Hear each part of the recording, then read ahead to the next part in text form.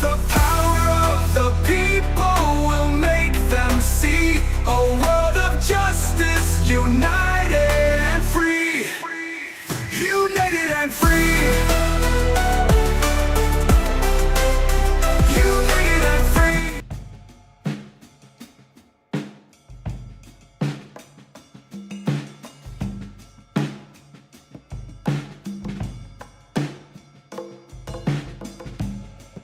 Of Court TV, I kind of like to know what we have going on here.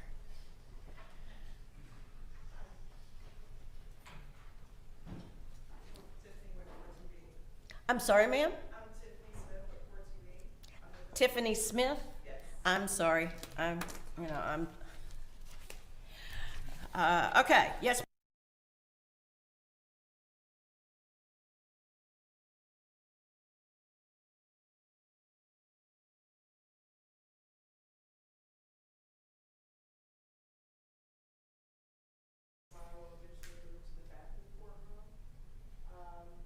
We are sending a private live stream link to the courthouse. I sent it to Ms. Jody over here, which she can provide a link, provide that link to anyone here in the courthouse who can monitor what we're doing. My team in our office in Atlanta is fully aware that we are not to broadcast until 1 hour.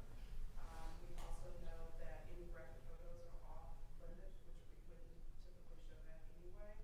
And I understand that the defense team has a list of witnesses that wish not to be shown on the witness stand, and he's going to get that list to me. All right. Thank you, ma'am. And I'm sorry. If you would tell me your name again, I got Tiffany Smith, right? Did I get it? Sonia King. Sonia King, okay. And Ms. King, there is an order in place that addresses, the way we have instructed Court TV to operate, and you're welcome to take a look at that. Court administrator can get that for you. And the only thing I would take up with y'all is the comments, live stream comments, and that's what we'll need to address. But right now, we don't have time to address it. So we're gonna go ahead and get started with the jury.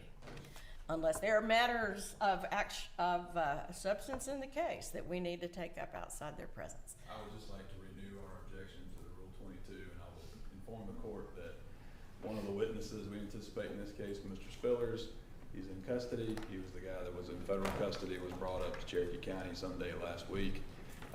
He has been talking to Mr. Ben Michael on the telephone from the jail, and they have been making references to the fact that this case is going to be broadcast, and that Mr. Spillers made a comment about he's been given a microphone and he's going to make an event of it.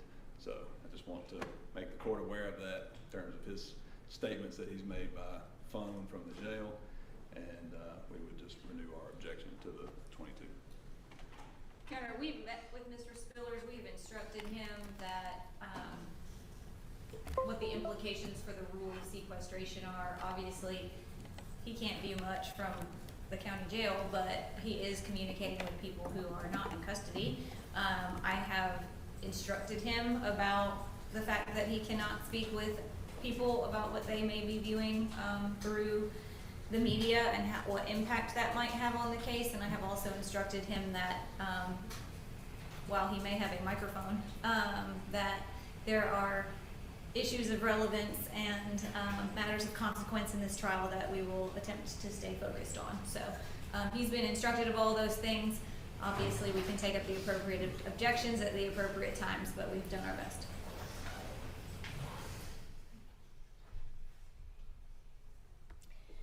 Anything else on that from the defense? Now, I know there was a motion or a proposed order submitted by the defense that I had reviewed, but I held off on executing it until I heard from the state about it. have you seen that order? That was just to join your order to keep for Mr. Spillers. Oh, I don't know that that motion to join satisfies the feds in terms of an appropriate writ, but the state really doesn't have any position in that regard. We had to make certifications to the federal government in order to obtain him, and I don't know that if they were going to require the same certifications from the defense, or that they go through a separate process. I did get it. I just, in terms of the enforceability or legal validity of it, the state really it takes no position. We did anticipate having him transported back at the end of this week. If that's something that needs to be taken up, we can do so, but I would likely have to communicate with the federal authorities that he is on loan from in order to give a more detailed assessment to the defense. I don't know how long the defense is requesting he be retained. If he testifies for the state, then it's not an issue. It's just reserving our right to keep him here, and we could probably accommodate it on Friday or within the federal timeline if we need to. Okay, well, I just executed the order. For whatever weight it may have with Mr. Spiller's custodians, and any other issues as far as how long he's held here with us, we can take up at the appropriate time. Judge, I guess we would just invoke the rule of sequestration, and we would just ask it to apply to any witness that's listed on the state's witness list for this case, period. And any witness that the defense has identified as well as our witnesses. Just to cover anybody's basis for people watching things online. Did you want to respond to that, Ms. Cropper? Your Honor, we have instructed our witnesses about the rule of sequestration, and we will alert the court if we have any concerns in that regard. But All right, well, I guess, I don't believe there are any witnesses currently in the courtroom. no, Your Honor. But to the extent they may be, listening, or otherwise at some point, available, obviously the rule's been invoked.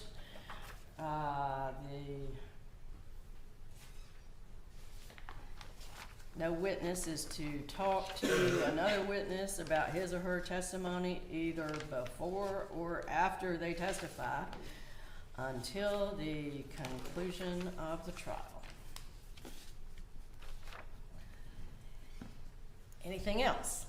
I think Your Honor might have to control this technology. I just wanted to make sure that it is in fact working before we get started.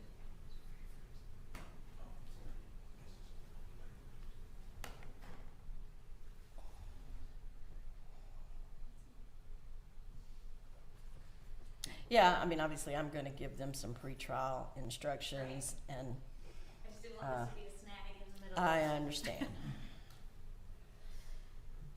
It is on, it says. Okay, that one's working, this one. There we go.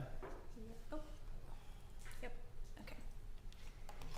It just takes a minute sometimes.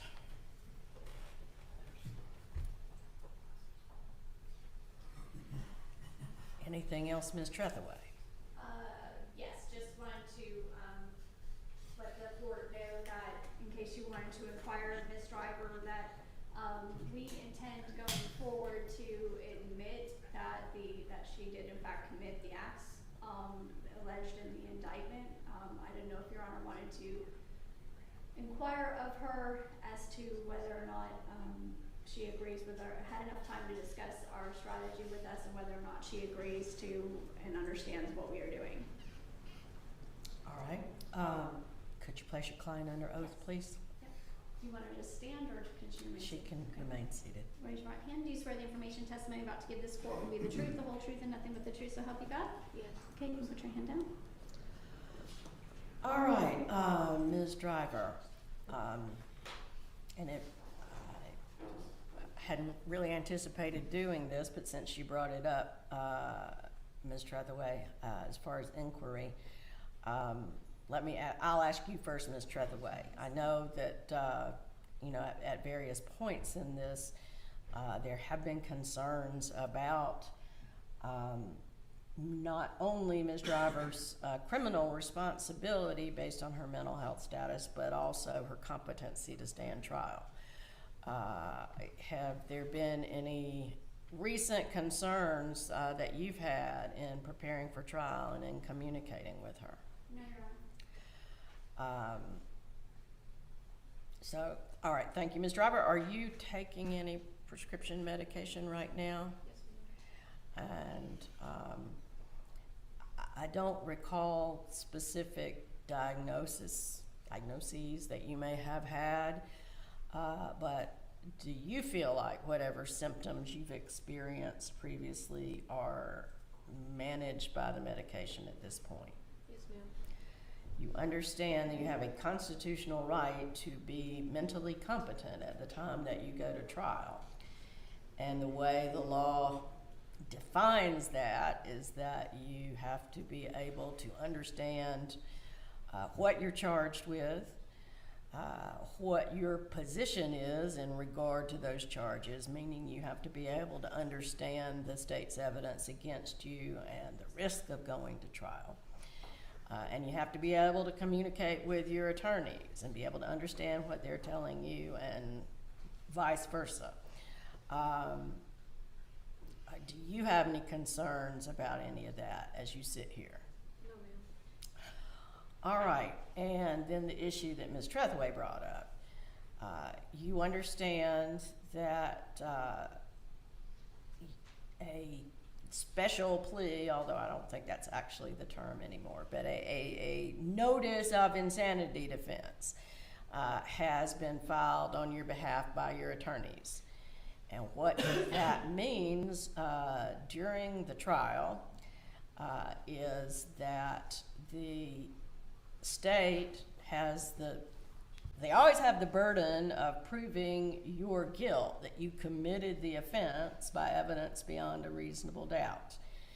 Now, the proof that you are not guilty by reason of insanity is something that is your burden, but the jury will be given a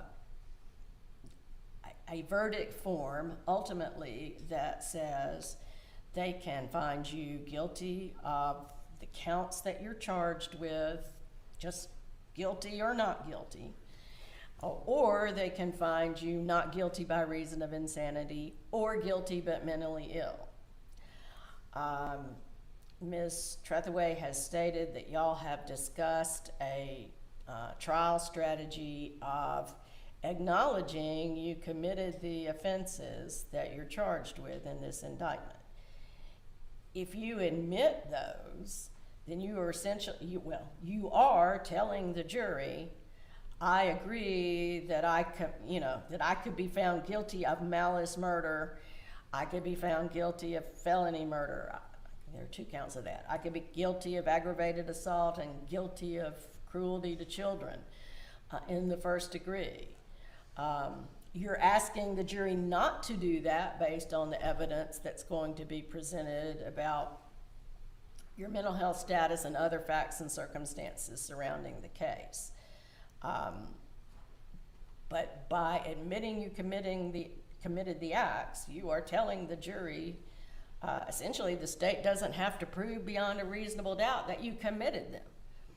I did want to just clarify that we're acknowledging, as part of our defense, the physical acts. We're not conceding mental state or any burden upon the state to prove the intent behind the crimes as well. We're the physical act, the actus reus involved in this case. Okay, so you're not admitting malice, you're not admitting intent. I guess the malice maliciously is another element of the offense of the cruelty to children in the first. All right, well, I hope I didn't confuse you then, ma'am. That's what I understood Ms. Trethewey to be saying, and I was incorrect.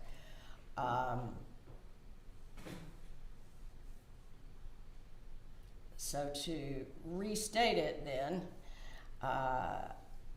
if your lawyers on your behalf admit that you committed the acts that you are charged with, then you are admitting to a number of the elements of the crimes that the state has to prove beyond a reasonable doubt.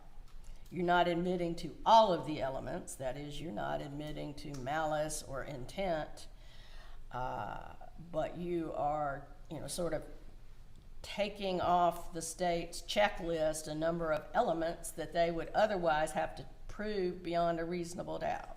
Do you understand that? Am I saying that in a way that makes sense to you? And if you have any questions, if I'm confusing you or not being clear, please let me know. And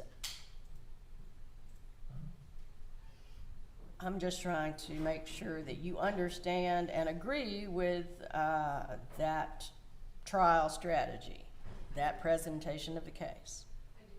Okay. Anything else before we bring the jury out this morning? Not from the state. No, thank you. Okay. So when did the cameras start? Or they already started? They're on? Okay. Just didn't know. All right. Let's bring the jury in.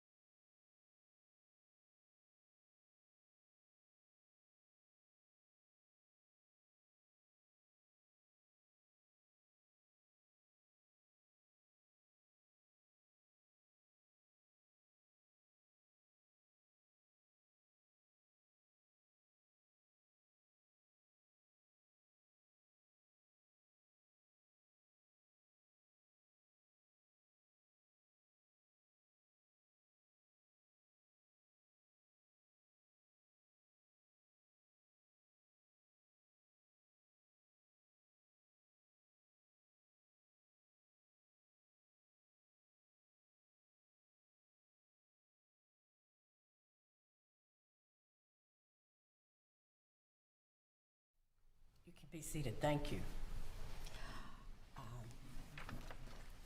Actually, as we get started here this morning, I'm going to ask that you please stand and raise your right hand so that I can administer your trial oath.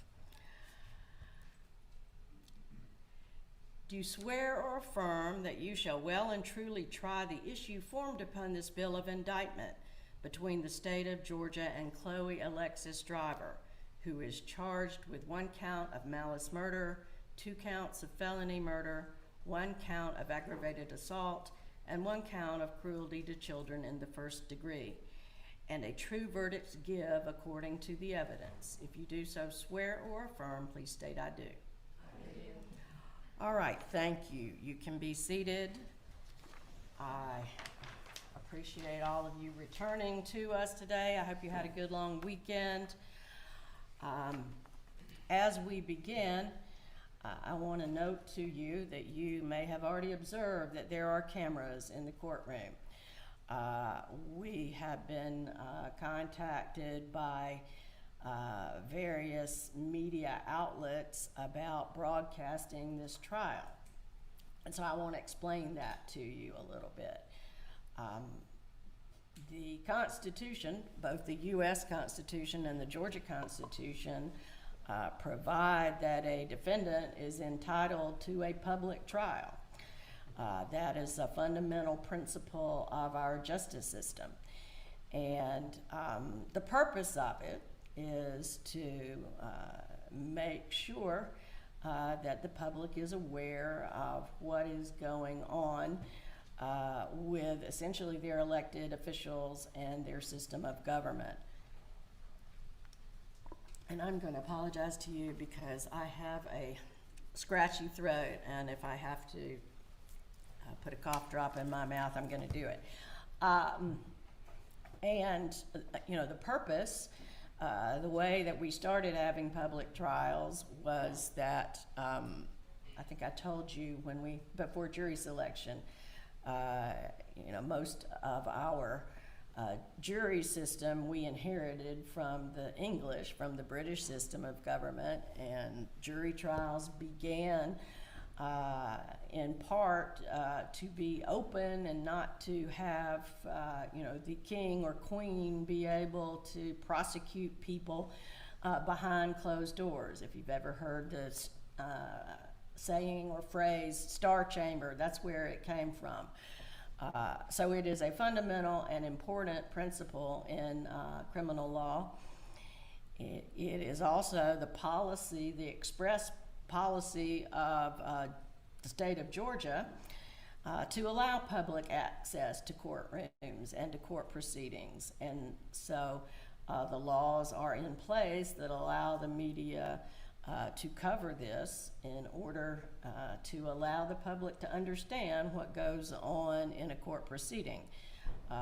There are open records requirements of other branches of government. You may have seen, you know, a county commission meeting on television, or perhaps if you're a real political nerd like me, you may have watched C-SPAN or the state legislature.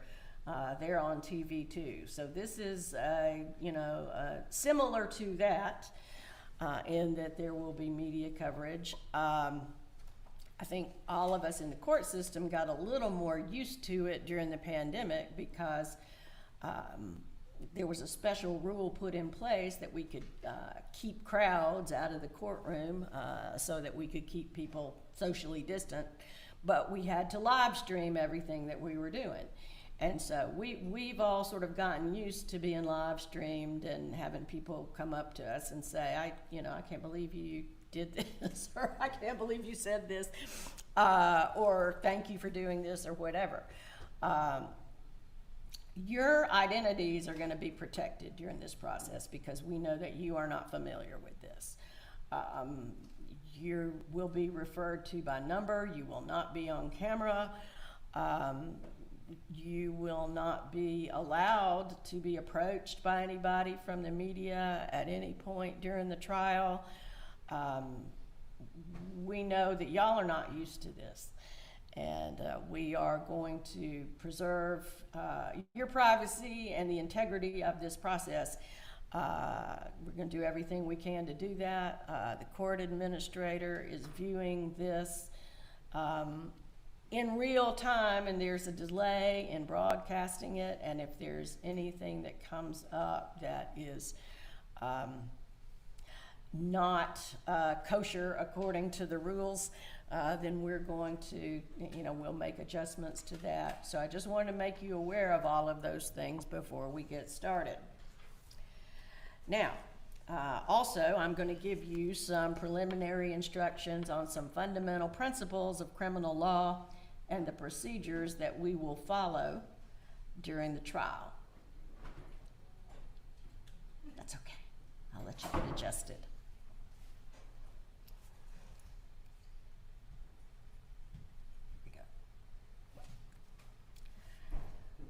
The defendant is charged in the indictment with crimes that are violations of certain laws of the state of Georgia. I want to emphasize to you that the indictment and the plea are the legal procedures by which the charges are brought, and they are not evidence. This defendant is presumed to be innocent until proven guilty. The defendant enters upon the case with a presumption of innocence in her favor, and this presumption remains with the defendant until it is overcome by the state with evidence that is sufficient to convince you beyond a reasonable doubt that the defendant is guilty of the crime charged. No person shall be convicted of any crime unless and until each element of the crime as charged is proven beyond a reasonable doubt. The burden of proof rests upon the state to prove every material allegation of the indictment and every essential element of the crime charged beyond a reasonable doubt. There is no burden of proof upon the defendant whatsoever, and the burden never shifts to the defendant to introduce evidence or to prove innocence. When a defense is raised by the evidence, the burden is on the state to negate or disprove it beyond a reasonable doubt. However, the state is not required to prove the guilt of the accused beyond all doubt or to a mathematical certainty. A reasonable doubt means just what it says. A reasonable doubt is the doubt of a fair-minded, impartial juror honestly seeking the truth. A reasonable doubt is a doubt based upon common sense and reason. It does not mean a vague or arbitrary doubt, but is a doubt for which a reason can be given, arising from a consideration of the evidence, a lack of evidence, or a conflict in the evidence. After giving consideration to all of the facts and circumstances of this case, if your minds are wavering, unsettled, or unsatisfied, then that is a doubt of the law and you should acquit the defendant. But if that doubt does not exist in your minds as to the guilt of the accused, then you will be authorized to convict the defendant. If the state fails to prove the defendant's guilt beyond a reasonable doubt, it would be your duty to acquit the defendant. Now, I mentioned that when a defense is raised by the evidence, the burden is on the state to negate or disprove it beyond a reasonable doubt. That is the general law. There may be some defenses raised in this case that does not apply to, and I'll give you further instructions on that as the course of the trial goes forward. Under our system, it is my duty as the trial judge to determine the law that applies to the case and to instruct you, the jury, on the specific rules of law that you must apply to the facts in arriving at a verdict. During the trial, I may be called upon to rule upon motions or objections.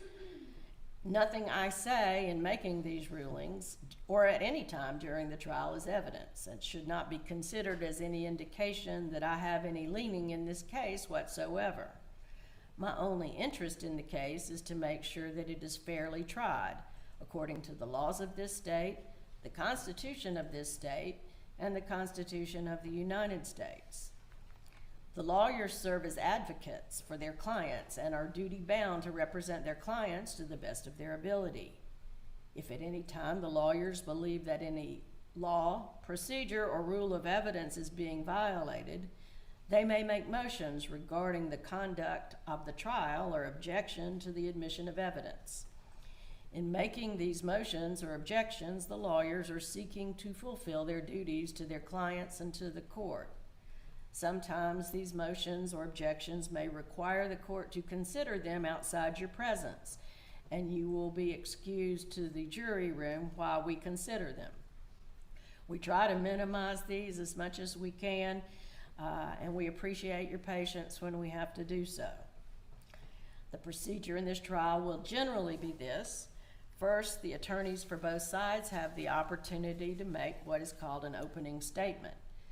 The opening statement is not evidence, but it is a preview of what the attorneys expect the evidence to be. Remember that what the lawyers say is not evidence. Nothing that they say during the course of the trial is evidence, nor is anything that I say to be considered as evidence. Evidence may be in the form of testimony given by witnesses from the witness stand, or physical evidence which is identified by exhibit number. During the trial, the admission of evidence will be governed by certain rules of evidence. The purpose of these rules is to assure that only the best and highest evidence is admitted for your consideration, so that you may determine the truth. During the trial, the attorneys have the right to object to the admission of evidence if they believe that its admission would violate a rule of evidence. I will admit or exclude the evidence according to those rules. If I overrule an objection, this means you are not allowed to consider the evidence being offered. On the other hand, if I sustain an objection, this means you may not consider the evidence being offered. You should consider only that testimony and only those exhibits that are admitted, and you should draw no inferences or make no assumption about the evidence objected to if the objection was sustained.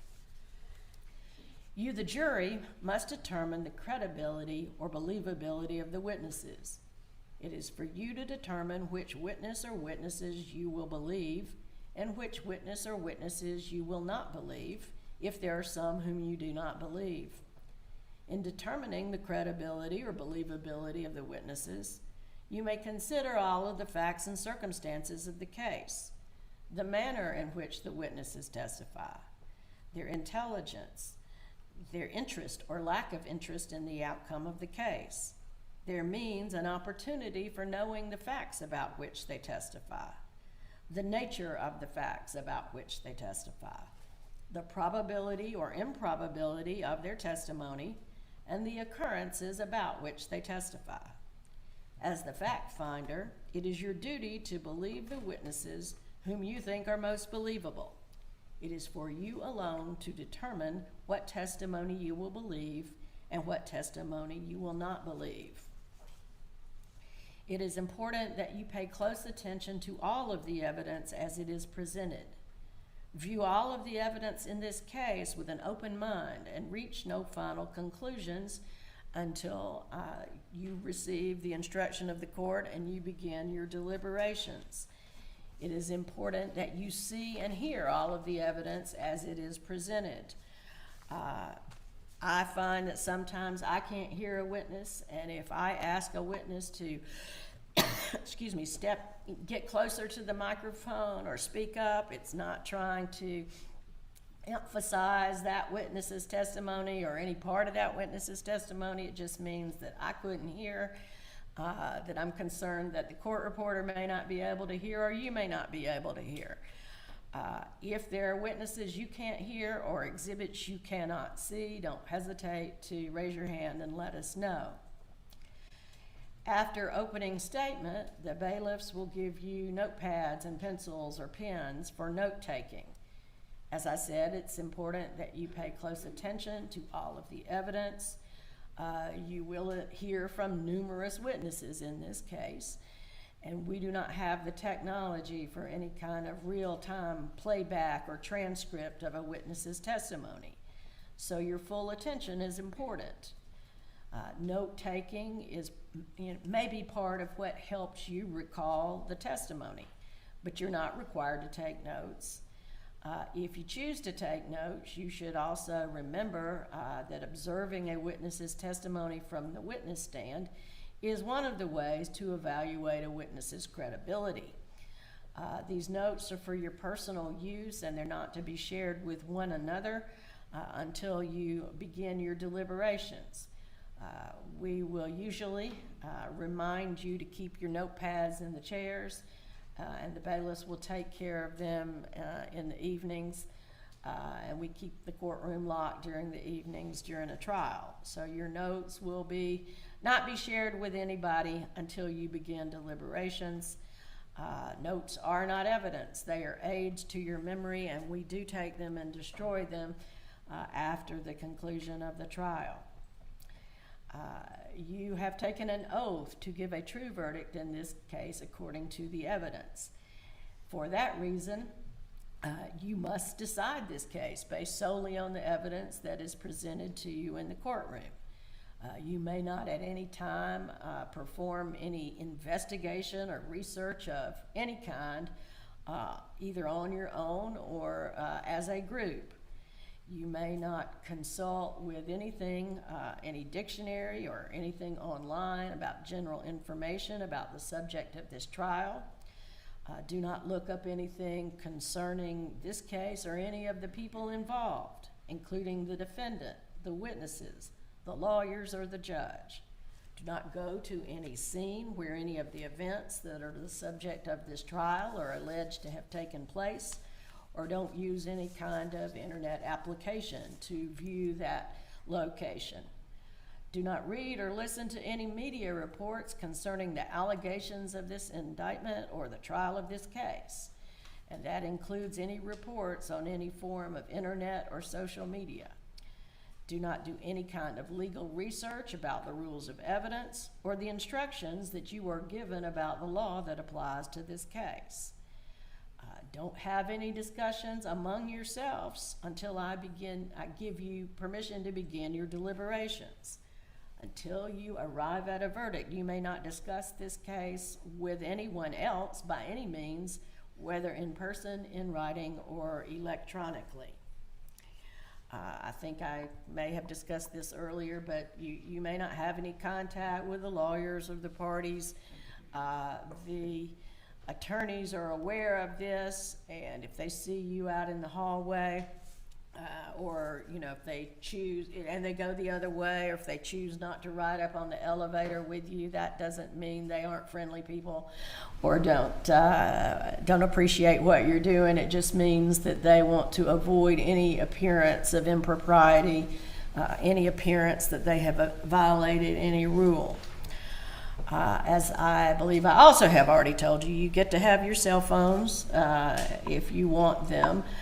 They must be turned off when you're in the courtroom, but you can use them during recesses, and make sure that you turn them off when you come back into the courtroom after a recess. The bailiffs are trained and experienced in assisting you in matters concerning your comfort and convenience, and they help us follow the procedures that we know will help the trial go more smoothly. They cannot answer legal questions for you, but if you need to take a break, for example, you can write that down on a notepad and send that note to the bailiffs, and they will let us know. We do take recesses on a fairly regular basis, but if you need to take a break before it looks like we're getting there, don't hesitate to let us know, and we will accommodate you as soon as we can. All right, counsel, anything else before we go to opening statement? Not for the statement. No, thank you. All right, Ms. Gropper, then whenever you are ready.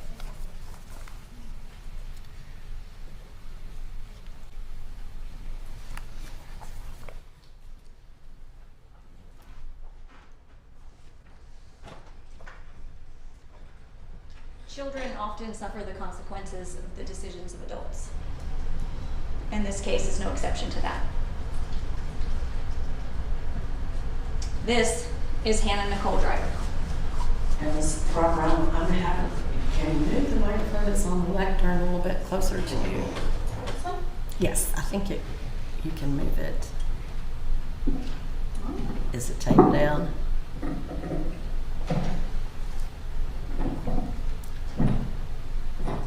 That'd be good. Thank you. This is Hannah Nicole Driver. On December 8th of 2020, she was 13 months old. This is not the way that you will see her in this trial. Instead, you will see her the way that first responding officers saw her, the way that the EMTs saw her, the way that the ER doctor saw her, and eventually the way that the medical examiner saw her. You will see this 13-month-old beautiful baby girl who had been brutally murdered by her mother, stabbed repeatedly until every bit of life drained out of her, and she died. But I wanted to start with a picture of what Hannah Nicole Driver was like before that happened. You are going to hear that Chloe Driver was her mother, and Chloe Driver was involved in an alternative lifestyle. you're going to hear, as the week goes on, a lot of distracting evidence. You are going to hear a lot of messy evidence about this group, about their belief systems. You are going to hear a lot of things that take the focus off of Hannah Nicole Driver.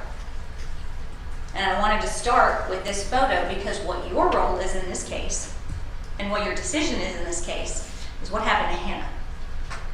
And what the laws are governing the death of Hannah.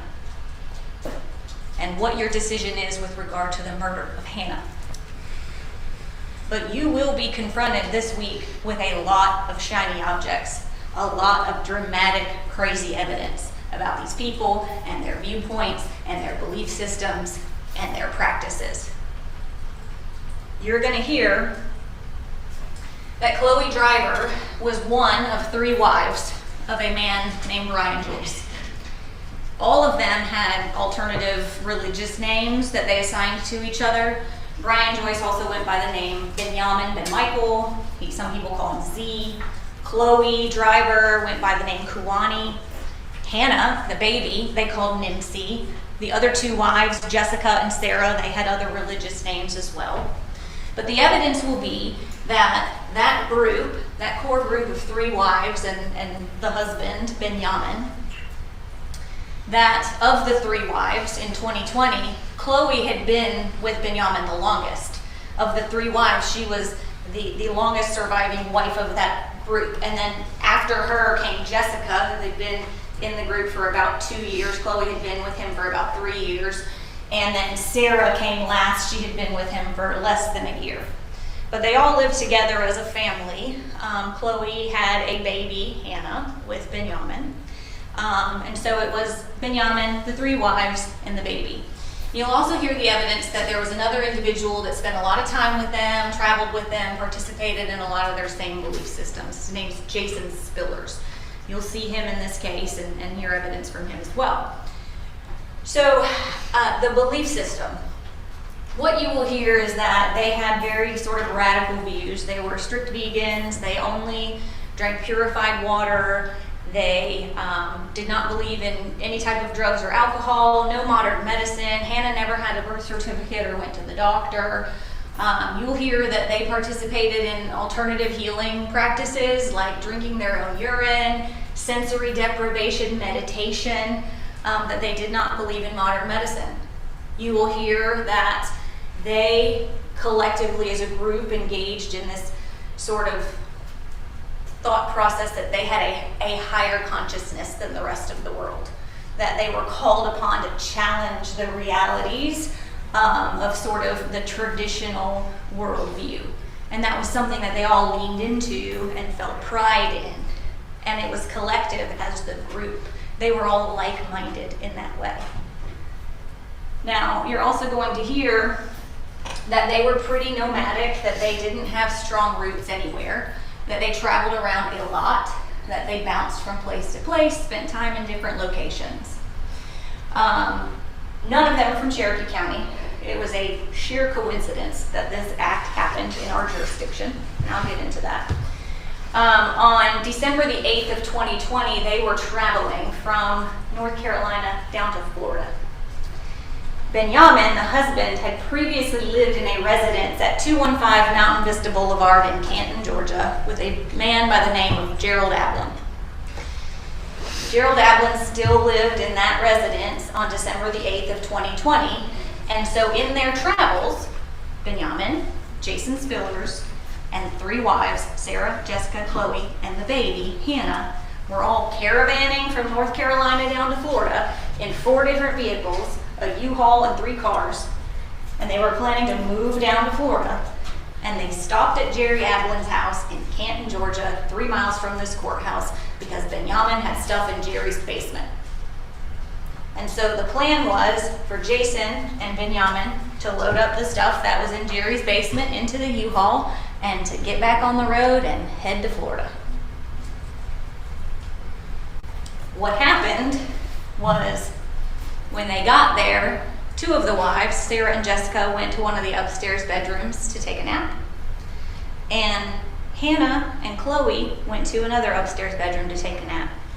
Gerald Adlin, the homeowner, worked from home. He's a software engineer. So he was on a Zoom call working, and the women and the baby went to the room so they didn't disturb him. And Jason Spillers and Benjamin went to work moving the things out of the basement into the U-Haul. It was supposed to be a seemingly short stopover, and then they would all get back on the road. And when they were done, and it was time to leave, something happened. This is the residence. You'll hear that when Jason and Benjamin were distracted moving things out of the basement, Chloe Driver at some point went down to the kitchen, got a knife out of the knife block, returned to the room with Hannah, locked the door behind her, and repeatedly stabbed Hannah to death with this knife. She then took the knife and stabbed herself in the neck. This is where Hannah Driver bled to death. You will hear that Jason and Benjamin were out in the driveway. They were getting ready to go. Sarah and Jessica had come down. They were in the driveway getting ready to go. And Benjamin went upstairs to get Chloe and the baby. And the door was locked. And he heard noises. And he panicked. And he kicked the door down. And he found the scene of his 13-month-old daughter bleeding to death on the bed, and Chloe on the ground with a knife wound to her neck as well. You'll see evidence of him kicking in the door. And you'll hear the witnesses who said they heard the most blood-curdling scream from him. What did you do? What did you do? You will see the body cam footage of the first responders on the scene who rushed in to try to save the baby and Chloe Driver. And what you will see is Benjamin with his hands on Hannah's neck trying to keep her from bleeding to death, and Jason Spillers, the other man that's a part of this group, with his hands on Chloe's neck trying to save her life. You will see these men were in shock. They were desperately trying to help. And you will see the response of first responders, EMTs, and everybody who did everything they could for Hannah and Chloe. You will hear that Hannah died, that she had 4 stab wounds. One of them was a 1.5-inch deep stab wound to her back. The other wounds were 3 stab wounds to the neck, one of which was so deep that it went all the way through her tiny neck, transected her carotid artery, and hit her vertebrae.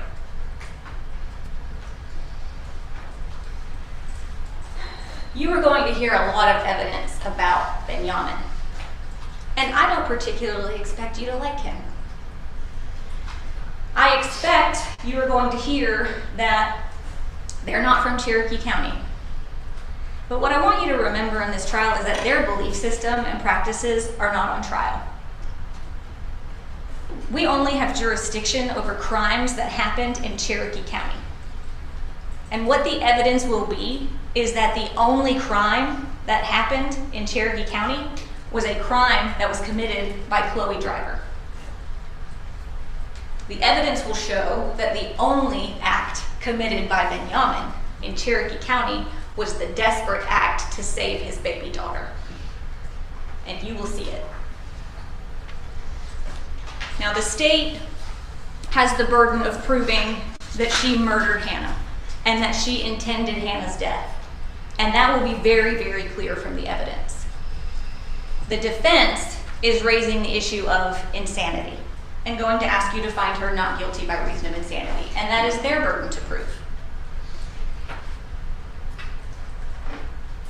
There is a legal definition of what insanity is, and opening statements are not necessarily the appropriate time for us to get into what the law is and how you apply the law. That will be something that comes at the end of this trial. But what opening statements are for is to give you a roadmap, to help you focus on the important issues and to help you know what to look for when the evidence is coming before you. And so in that regard, the things that I can appropriately tell you is you're going to hear a lot of things in this case about throwing witnesses and evidence, throwing around terms like crazy, mentally ill, insane. And you, as human beings that know the English language, probably use all of those terms kind of interchangeably. But the truth is the law has definitions for things, and they are not the same. So what I would like for you to pay attention to in the presentation of evidence in this case is the evidence that she understood the wrongfulness of her actions, that she understood the difference between wrong and right. And there will be plenty of evidence presented to you that she did. One of those pieces of evidence is when she was sitting in the hospital bed, one of the first things that she wrote to law enforcement, because she could not speak because she had a trach, was, "How long will my prison sentence be for killing her?" This is the evidence that will come before you that demonstrates that she understood the wrongfulness of her actions. Pay attention. She locked the door. She waited until she was isolated. Those are pieces of evidence that will come before you that are important. The next thing I would like you to pay attention to in the presentation of evidence is why she killed Hannah. There will be evidence about why she killed Hannah. Pay very, very close attention to what motivated her actions. He didn't do it, I did it. I was going insane and no longer wanted to be with his friends, but kept coming back for him. I only wanted my baby and husband, but he refused. The evidence will be she wanted him. She wanted to be with him. She was the first of this group of 3 wives, and the 2 others came after her. The evidence will be clear that she wanted to be with him, and he was never going to give up this polygamous cult lifestyle that they had adopted. This was one of the first writings that she made about why she killed Hannah.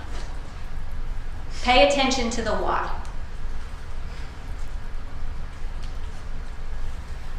Her cell phone was searched, and you'll see evidence of that. She searched killing somebody to save them. Also, a couple of weeks before she killed Hannah, she searched how to snap a neck. The evidence is going to be she was evaluated in the hospital by a psychiatrist shortly after she killed Hannah, and he indicated the patient felt the only way out was to kill her daughter and herself. I couldn't handle being with the group anymore, and you left no alternative with certain threats. This was her note that she wrote to Benjamin. She wanted him and the baby, and she wanted everybody else to go. And that wasn't an option, so she picked a different one. There is going to be evidence in this case that she believed some things that were pretty crazy. And there's that word again, crazy. It doesn't have a legal definition. You're going to be focused more on mental illness and insanity and making your determination. But just in the English language context, there's going to be evidence that comes before you that sounds insane. There is going to be evidence that she believed things that the rest of the group believed too. That the world is fake, that we're living in hell, that they have the ability to, with their minds, control the actions of other people around them. These things were not unique to Chloe Driver. The entire group believed that this higher level of consciousness was something that they were called upon to do, to serve the world. And so what I ask you to do when you are assessing these things is, there may be a question about whether these are delusions or whether these are just genuinely held religious views that maybe are untraditional that the rest of the world doesn't agree with. And that's something that you're going to have to parse out. But here's the thing that is very, very clear and will be very important to your determination in this case. None of these bizarre views had anything to do with Hannah. That is of critical importance. I started with a picture of Hannah, and I'm going back to it, because when we talk about the issue of insanity that will be raised in this case, you have to focus on how her belief system, her mind, her thoughts, how those things related to Hannah, her feelings about Hannah, the reason she committed the act against Hannah, You cannot just say she has crazy beliefs without considering Hannah. So in this case, what you will hear and what the evidence will show is not a single witness, not a single doctor that evaluated her, not a single statement Chloe Driver has ever made was that Hannah believed, or she believed Hannah was any kind of a threat to her. There will be no evidence of that. You will not hear that she was ever afraid of Hannah. You will not hear that she ever felt like she needed to defend herself against Hannah. And how she felt about Hannah in her mind and in her actions and informing her intent is something that you need to pay attention to in this case. It will help you solve the legal equation. Whether she had delusions or not is a teeny tiny part of the legal equation you will solve. The evidence that will come before you is none of that stuff related to the reasons why she committed this act against Hannah or her beliefs about Hannah, the baby, the victim in this case.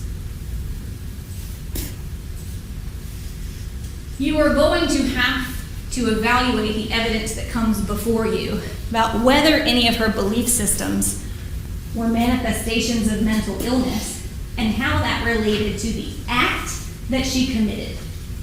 And what the evidence is going to be is that any manifestations of mental illness were completely separate from the motivations for why she killed Hannah. The evidence is going to be that her motivation for why she killed Hannah wasn't her delusions, it was her reality. The evidence is going to be that she couldn't decide if she wanted to stay or go, so she picked a third option. And the evidence is going to show that that wasn't delusional at all. That was very reasonable thinking based upon the situation she willfully put herself in. I suspect in this case there is going to be a lot of effort to paint Chloe Driver as the victim instead of this baby girl. You are going to hear that she was held against her will, she didn't feel like she was free to leave, but the evidence is going to demonstrate that that is not true. The evidence is going to demonstrate that as she sat there and stabbed Hannah to death, she had a diaper bag with her personal effects in it, and inside that diaper bag was a cell phone, $1,000 cash, blank checks in the name of Chloe Alexis Driver that connected to a bank account in the name of Chloe Alexis Driver that had $65,000 in it. She had the means to leave. The evidence is going to be she didn't want to. She wanted him. She had supportive parents who she had seen the day before she murdered Hannah. And instead, she chose to go with the group. That is what the evidence is going to be. The evidence will not be that she was held against her will. The evidence will be that she exercised her free will in wanting to be with Benjamin. The evidence will be that at every opportunity, she took the opportunity to maintain her relationship with him, even after she murdered Hannah. The evidence will be that she wanted to have her cake and eat it too. Even after she was arrested and charged with murder, the evidence that will come before you is that she was simultaneously talking to doctors, speaking to lawyers, evaluating her options for a defense in this case, telling them that she was an oppressed victim of this religious cult to shirk responsibility for her criminal actions and placing the blame on Benjamin, saying all those things to the doctors and professionals that were evaluating her, while simultaneously continuing to maintain conversations with him, continuing to maintain a relationship with him, making hundreds of phone calls to him and telling him how much she loved him. Phone calls that she placed out. He could not call her. The evidence will not be that she could not exercise free will. The evidence will be that she wanted to be with him. What you are going to hear is probably that this cult lifestyle wasn't great for her mental health. But that is not the issue before you in this case. The evidence is going to be that Chloe Driver was swimming in the pond she jumped in. And she did it willfully. It was the air that she breathed. And she chose that even after she took the life of Hannah Nicole Driver. You will not hear that she was deprived of free will. You will see that she exercised her free will. And the person that suffered the consequences of her choices was Hannah, not Chloe. The evidence will be clear that Chloe murdered Hannah. She did it willfully, she did it intentionally, and she wanted her to die. The evidence will also demonstrate, maybe, that Chloe was a weak-minded person who was particularly susceptible to the cult lifestyle. But that is not the issue before you. The evidence will not demonstrate that she meets the definition of criminal insanity to the extent that she cannot be held responsible for her actions. And once all of the evidence has come before you, and all of the witnesses have been questioned, I'm going to ask you to hold her responsible for the consequences that this child suffered from her choices and her decisions. And I'm going to ask you to find her guilty.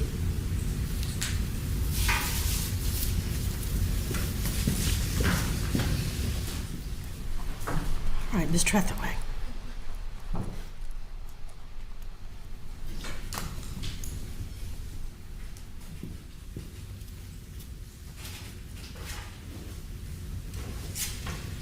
Good morning.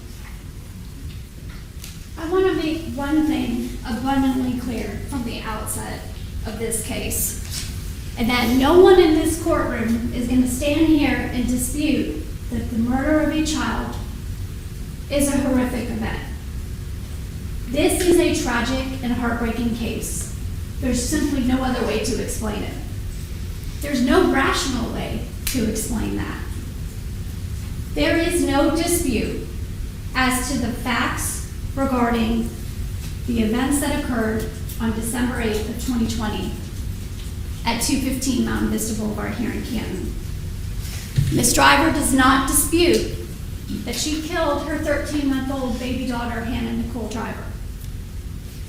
There is also no dispute that at the same time, Ms. Driver stabbed herself repeatedly in the neck, not once, not twice, not 3 times, 4 times, and then took the knife to her chest. There is no doubt that the evidence in this case and the testimony you're going to hear by the state of the defendant will not only be difficult to see and hear, but as we go through this trial, the only issue in this case that you need to decide is Ms. Driver's mental status and mental state at the time of the crime.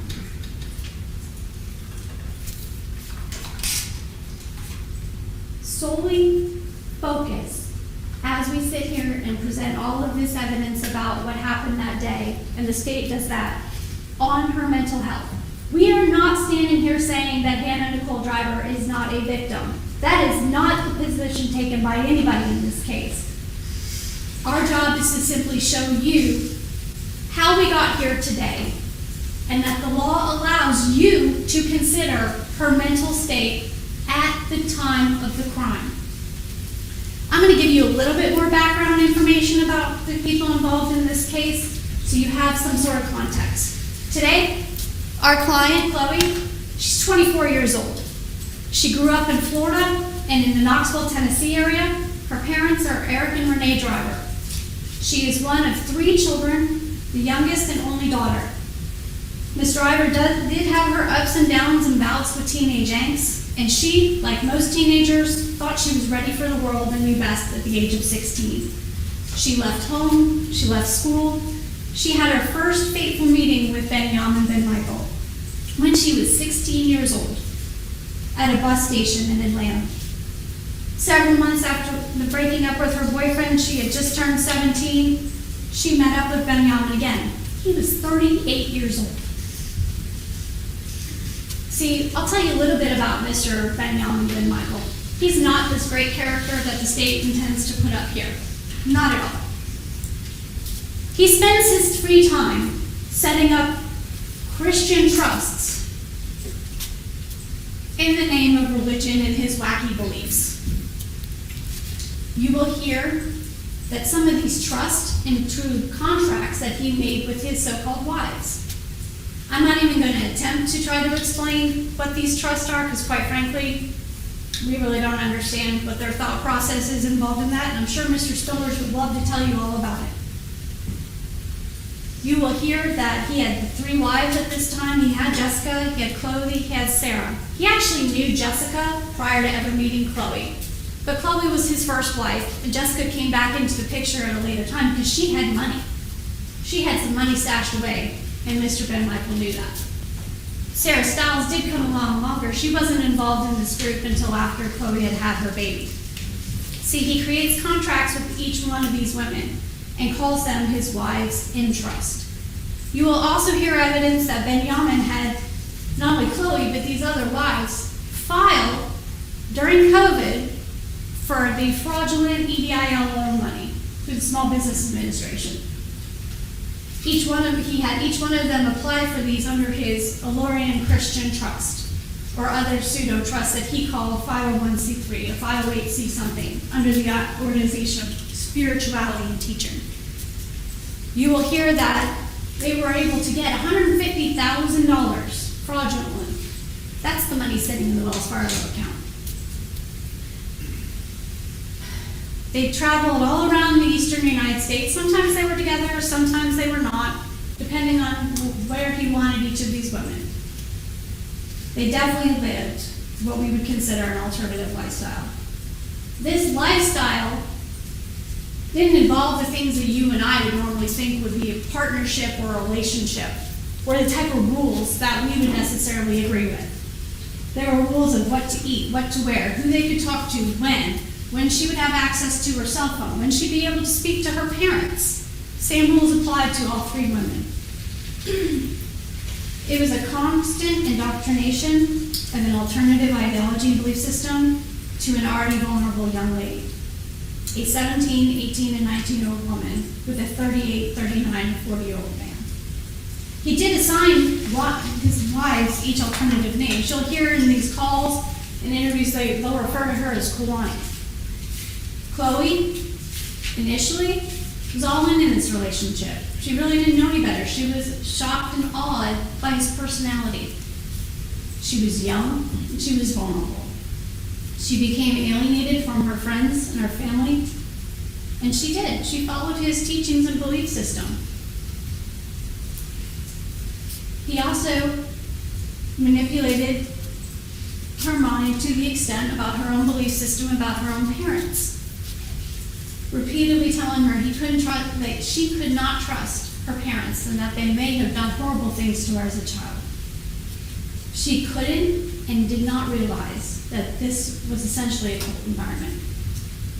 Around April of 2020, Benjamin met Jason Spillers, and they immediately became friends. He became fascinated with his trust system, the idea of having multiple women involved, quickly realized that they shared similar beliefs. To this day, they remain very close to each other.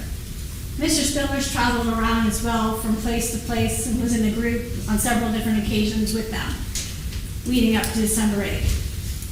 When he was not with Benjamin or this group, he remained in constant contact via phone, text, or other means. Mr. Spillers saw Chloe in May of 2020. Will describe her as a loving, caring mom. No issues, no signs of mental illness. In September of 2020, he noted that her mental state had deteriorated and became concerned. And he even spoke to Brian about it. There were discussions about her needing treatment and medication. But see, Mr. Ben Michael doesn't agree with pharmaceuticals. He doesn't believe with white coat intervention, as he calls it. He was not going to let her put any medication in her body because she was breastfeeding, and she needed to be pure.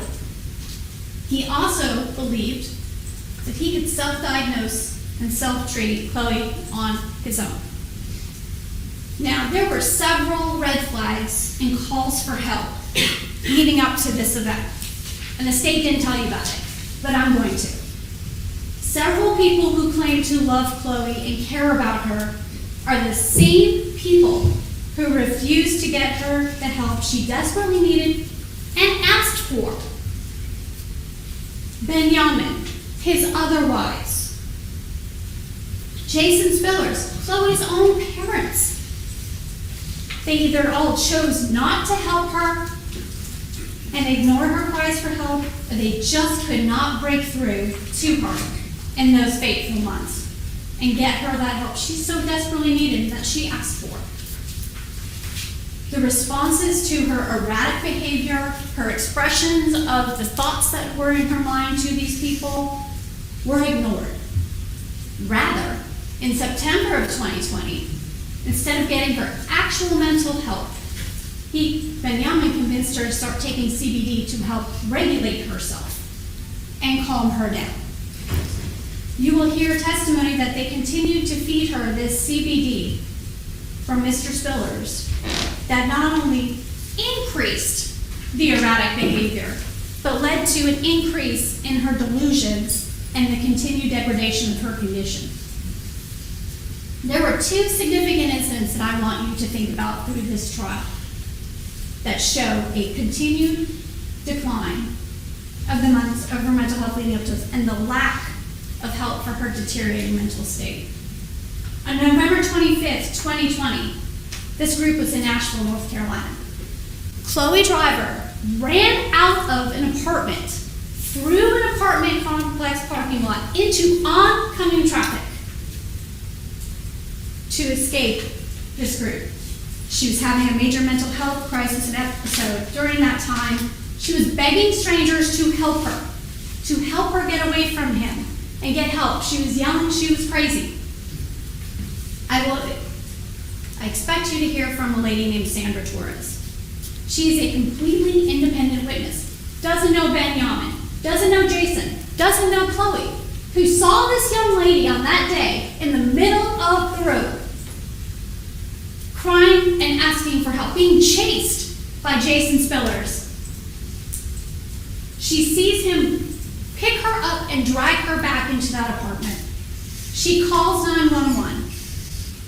And what is the result of her help? She was hit by a car that Benjamin was driving and punched in the eye by Jason Spillers. He broke her eye socket.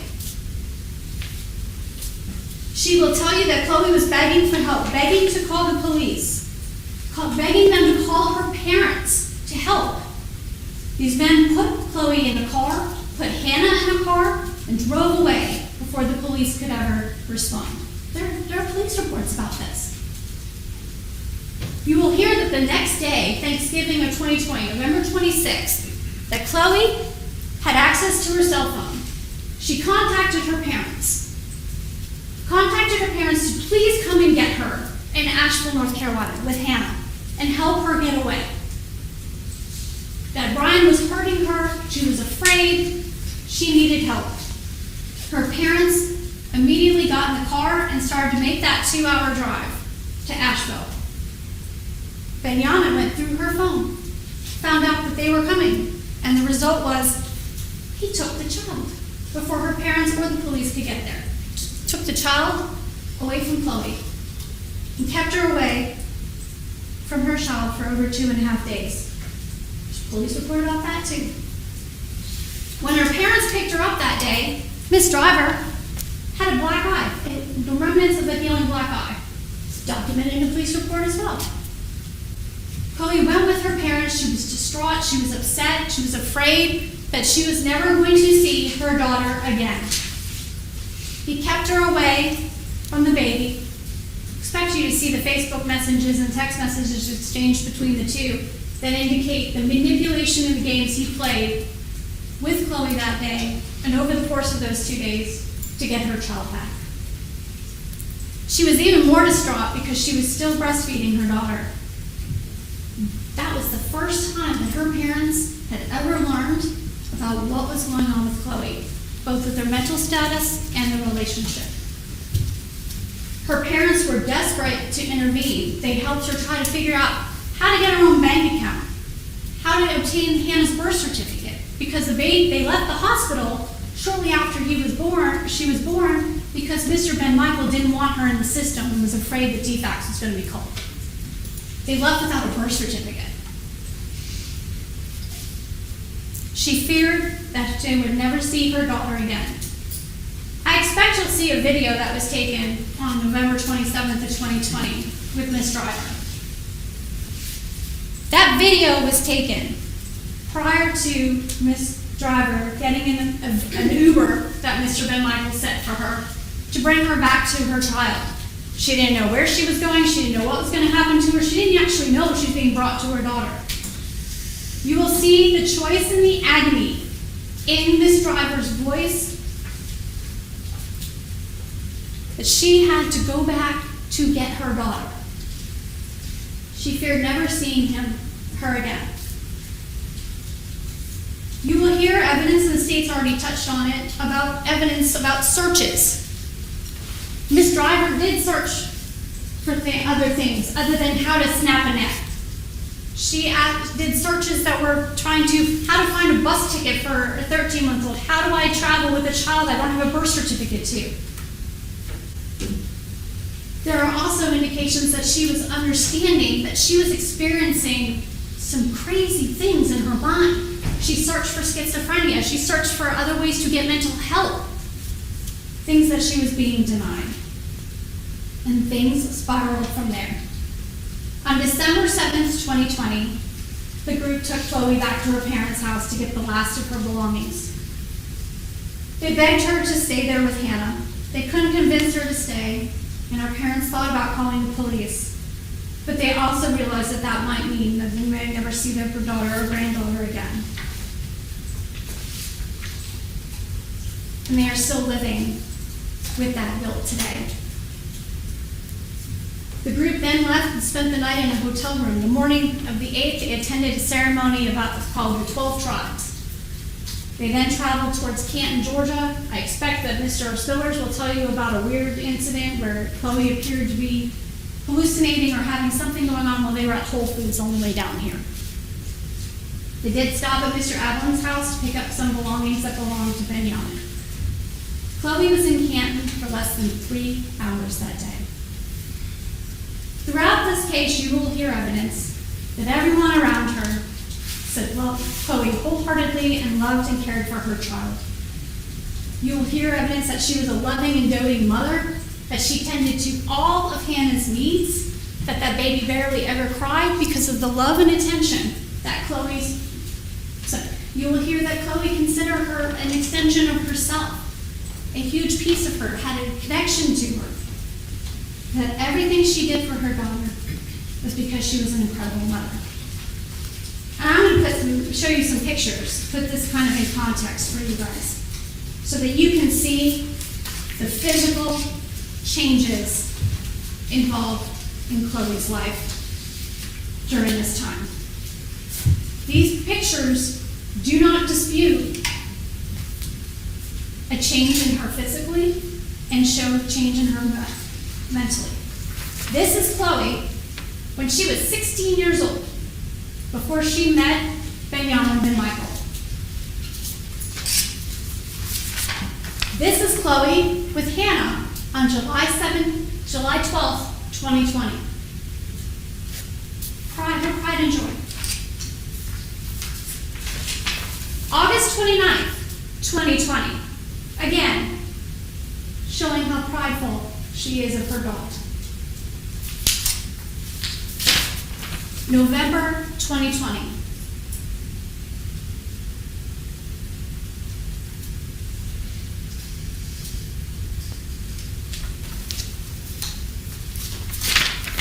November 27th, 2020.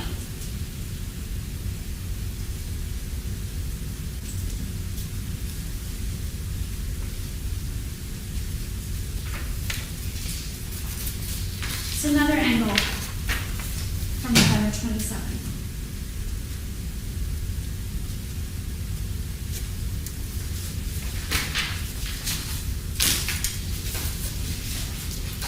Now, the state has charged Chloe with killing Hannah with malice and cruel intentions, and along with other counts set forth in the indictment.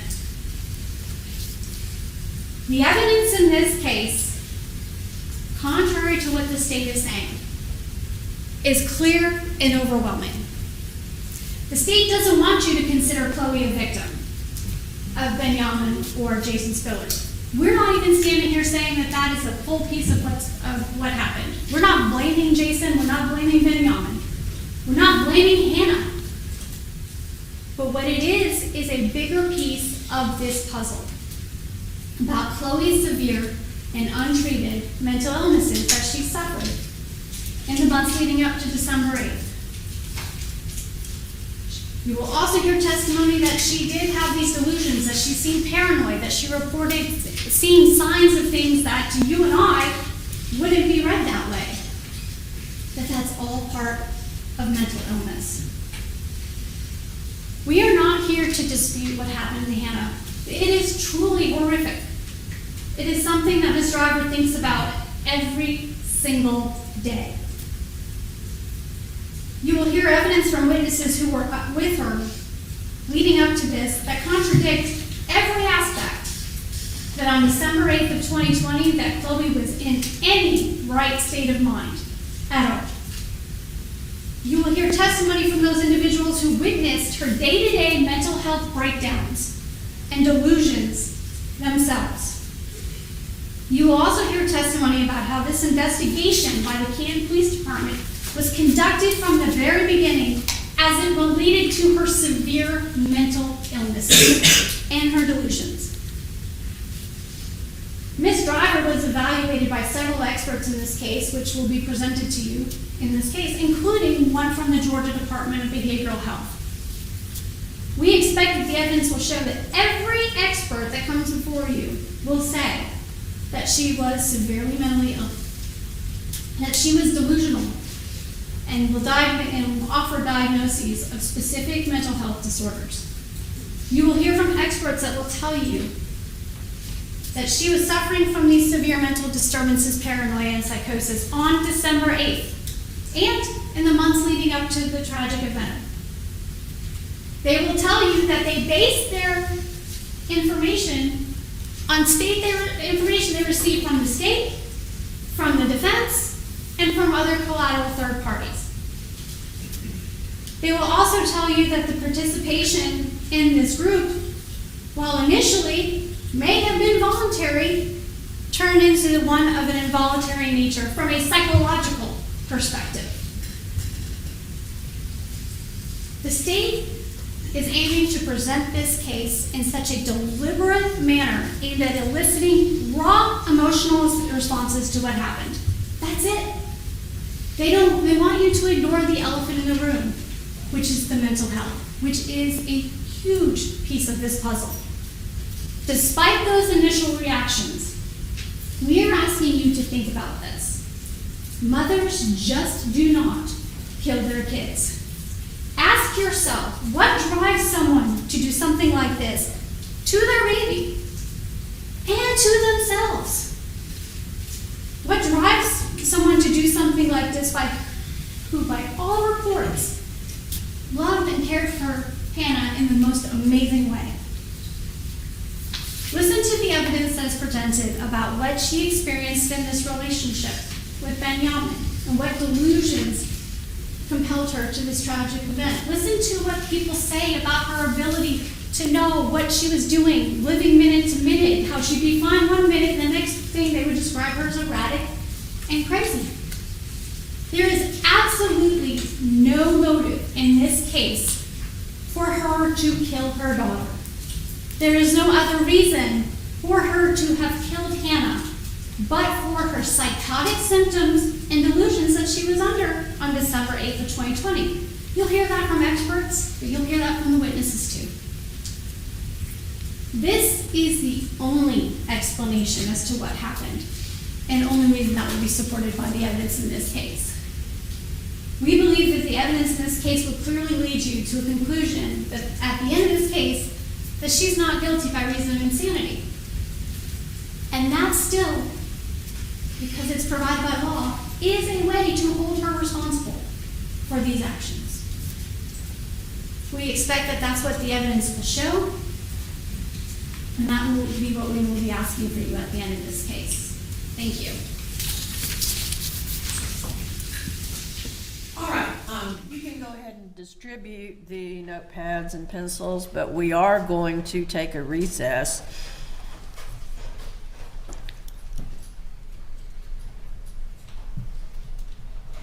We are going to take a recess until 11 o'clock. You can go downstairs if you would like to the jury assembly room. Don't talk to anybody about the case. Don't let anybody talk to you about the case. And be back up here in the jury room at 11 o'clock.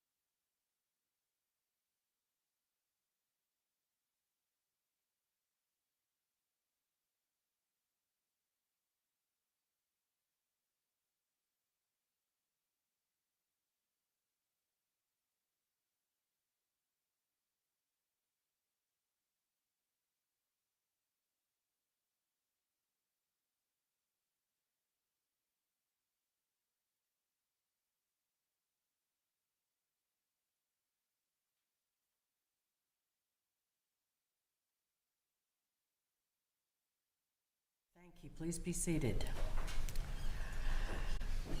Ms. Gropper, call your first witness, please. State calls Kayla McNeely. Ma'am, can you raise your right hand? Do you solemnly swear or affirm the testimony you shall give will be the truth, the whole truth, and nothing but the truth, so help you God? I do. All right, you can have a seat. Can you state your name? Scale McNeely. Okay. At the time, Scale Lindsay Harris. Okay. Your former name was different? Yes. Okay. And how are you employed? I'm currently with a marketing company. At the time, I was a 911 dispatcher. Okay. So when you say at the time, back in December of 2020, what was Correct. your employment? I was a communications officer at Cherokee County 911. Okay. And what was your primary responsibility in that role? In this role, I was a call taker and dispatcher working with the 7 agencies that Cherokee County dispatches for. Okay. And so if somebody in Cherokee County dialed 911, you're somebody that would respond to the call? Correct. All right. And we're going to get into the actual calls in question in this case, but I want to ask you a little bit about whether you had the opportunity to review sort of the records that relate to this case. I did. Okay. And are you familiar with how many 911 calls were placed? I believe there was 2. There might have been more, but I can't be sure on more than 2. Okay. And what was the, do you recall the incident location? I do. And what was that? I believe it was in Canton, 215, can't remember the street name, but Okay. it was in Canton. All right. And And you said that you know that there were two. What can you tell the jury about when multiple phone calls come in from the same location, how your system communicates with each other? Yeah, so we are all in the same room. There's about 8 of us, and we all have the opportunity to press answer. So anybody can be on a call at any given time. When this call came in, I was the second one, so we both pressed answer, and both of us picked up the call at the same time. Okay. And how does the system or your dispatchers, how do they know that two different calls are related to the same incident? So when the first dispatcher took the call, so I was the dispatcher and the call taker for this case. When the first call taker took the call, got the address, put in very little information and sent it to me, where I opened the call, I could see the address, the incident, and like the cross street, the caller, those kinds of things. Okay. And then when you took this particular call, did you become aware that there was a secondary call happening simultaneously? Yes. Okay. So it pops up and you can see information live as it comes in. Okay. And so while you were taking the call in question in this case, were you also receiving information that was being provided by a second caller? Yes. Okay. Are you familiar with who the other dispatcher was? Yes. And who was that? It's Paul McGinnett. All right.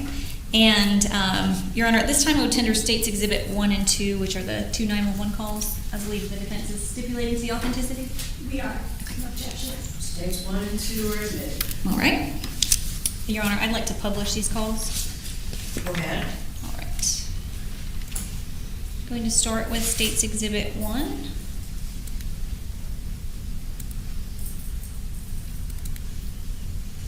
Cherokee County 911 on location of your emergency. What is it? It's 215 Mountain Vista Boulevard. 215 Mountain Vista Boulevard. 215 Mountain Vista Boulevard? Yes. What does that run off of? What does that run off of? Canton? Canton, Georgia. Okay. I know the city you're in. What's the closest intersection to you? What's the closest The main road that you take? 140? What's going on? Highway 140? I think there's a baby that just died, and I think there was a woman responsible for it, and can you please have any ambulance come here? You think a baby died? What? I believe so. Is it 215? Is it 215? Give me 1 second. 215.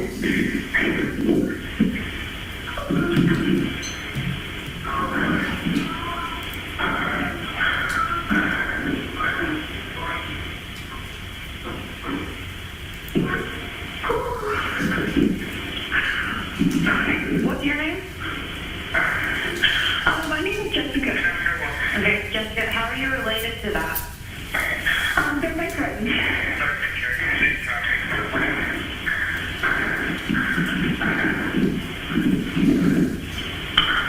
Where's the baby at? Upstairs. Upstairs in the I house. need to go see if the baby is breathing.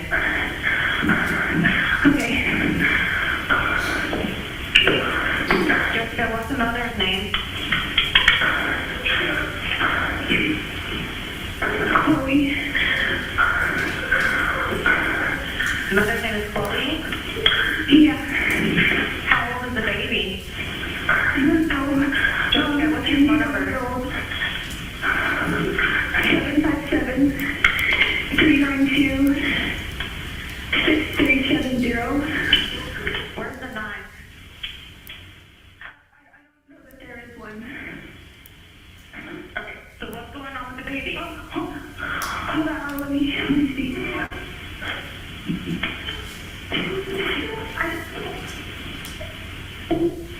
Jessica, I need you to tell me what's going on.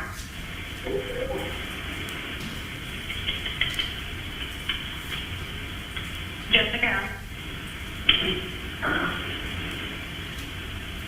Is she breathing? Is she breathing? I don't know that she's breathing. where is the knife? I don't know. I think it's upstairs. Okay, where is the mother at? I believe upstairs. Where's the baby? I believe upstairs as well. The mother is with the I'm baby? so sorry. Yes. Is there anybody else there with them? Yes, me what's going on, and if you're not giving me any information. Can you go tell me how the baby is doing? I don't believe she's breathing. You don't believe she's breathing? I don't believe she. You know what happened? I'm not sure. I think that she was slit across the throat. I believe. She was slit across the throat? I believe so. Do you know why? I do not know why.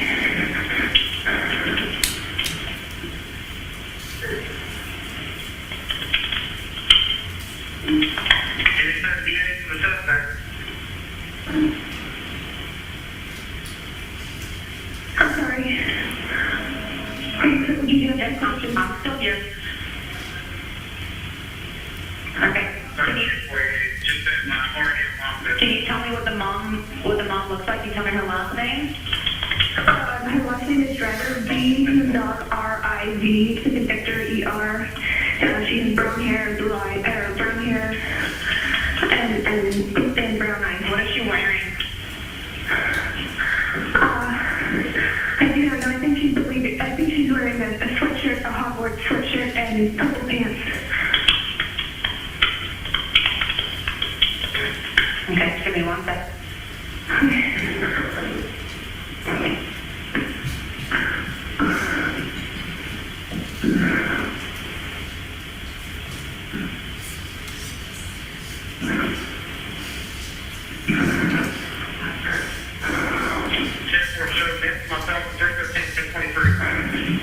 Okay, do you see an officer?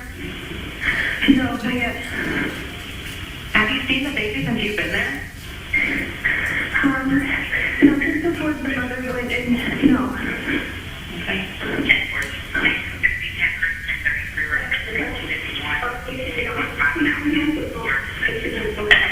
Are you outside, Jessica? The ambulance?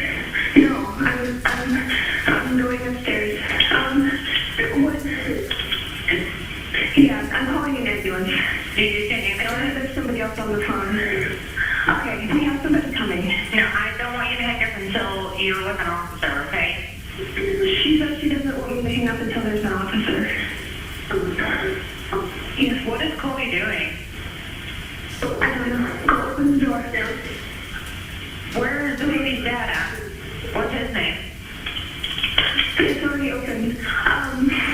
He's here. He's here. No, I'll let you know. Can I let him in? Yes, let him in the door.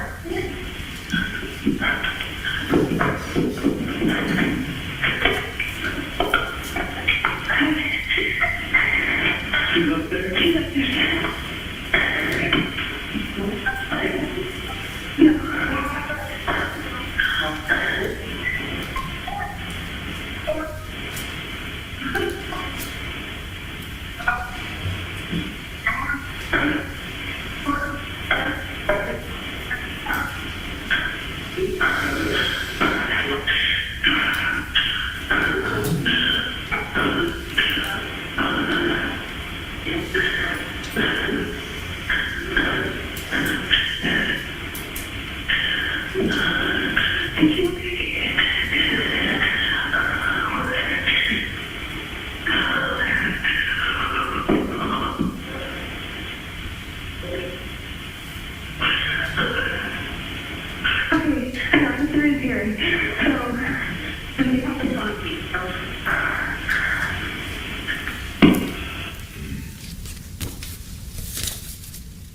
Ms. McNeely, at some point in that call, you said, where is the knife, before Yes. she had said anything about there being a knife. Can you explain that? Yes, so I remember correctly, the very first thing that was sent to me as a dispatcher was mother 48'd her baby with a knife. The 48 is a signal that we use to indicate death.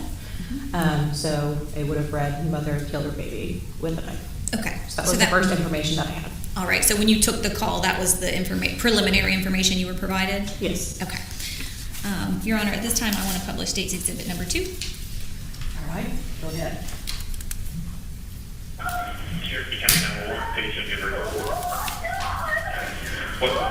What's the location? What's the address? On North 215.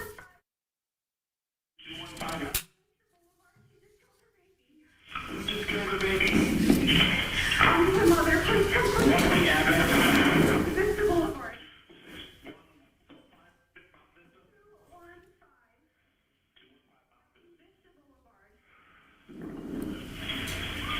How did she kill her baby? I don't know, a knife?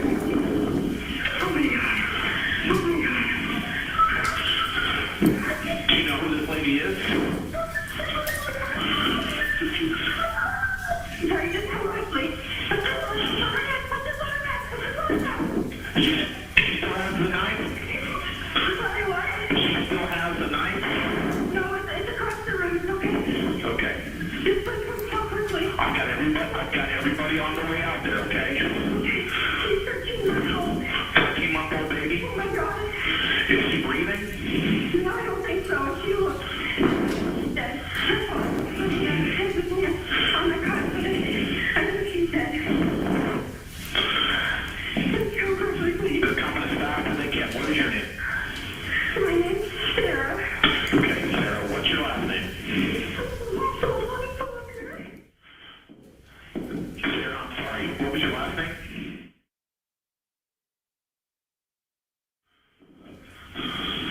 Sarah, what's your phone number in case you get disconnected?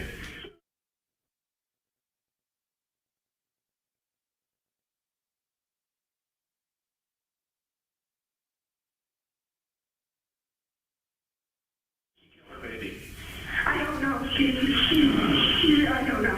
Okay, who is this lady? What is her name? Do you know? I don't want to give that to you right now. Please, just come quickly. They're coming as fast as they can. I'm just trying to get as much information from my officers before they get there.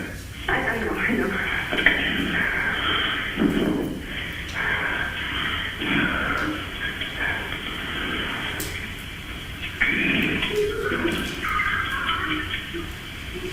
Is she making any noise? Oh. They're coming as fast as they can. Now, where was the baby stabbed at? In your bedroom. I'm on the Where at on the body? On the neck, right across the neck. Right across the neck, like she split the baby's neck? Yes.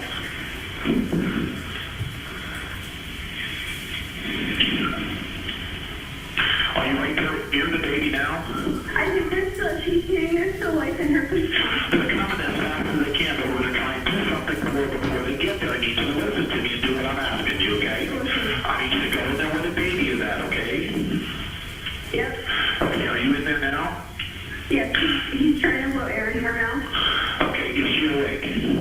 No, I don't believe so. Her eyes are opening. Okay, is she breathing? Her eyes are open. And she's still making little noises. Her heart keeps jumping. And she's making little noises. Yep, they're coming, see, they're coming. And they're... Okay, is there any serious bleeding? There's so much blood. Okay. I'll send the paramedics to help you now, then I'll tell you exactly what to do next, okay? We're going to have to try and stop this bleeding, okay? Okay. Yep, we're gonna stop the bleeding, please. Okay, do not, We're gonna stop the bleeding. okay, do not remove. I'm going to tell you how to stop the bleeding. Listen carefully to make sure we do it right. Get a clean, dry cloth or towel and tell me when you have it, okay? Yes, we've got a shirt. Okay, Sarah, place it directly on the wound and press down firmly. Okay, there's no blood coming out of the wound, but we're gonna put the towel on. Do not lift it up and look underneath it. And without lifting the clean cloth and towel, let me know if the bleeding has stopped.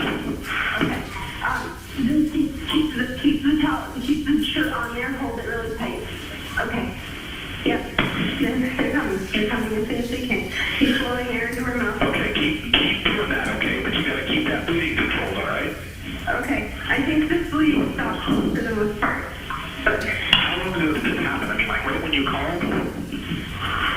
yeah, screaming and I was outside, I heard screaming, came up the stairs and this is what's happening. It's maybe, from as far as I know, I last heard her make noise like, maybe 10 minutes ago, if not sooner.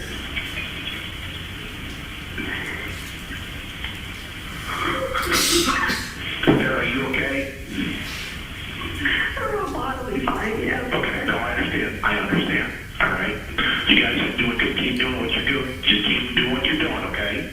You let me know when they're right there with you, all right? The police officer's going to get there first, and you should have a fire truck or an ambulance right after that. Okay. And she does it. Downstairs and get to the door? Yes, please make sure the door is unlocked. Just make sure you don't have anything in your hands for me, okay? Yes, I just have my phone. Okay. Make sure you don't have anything in your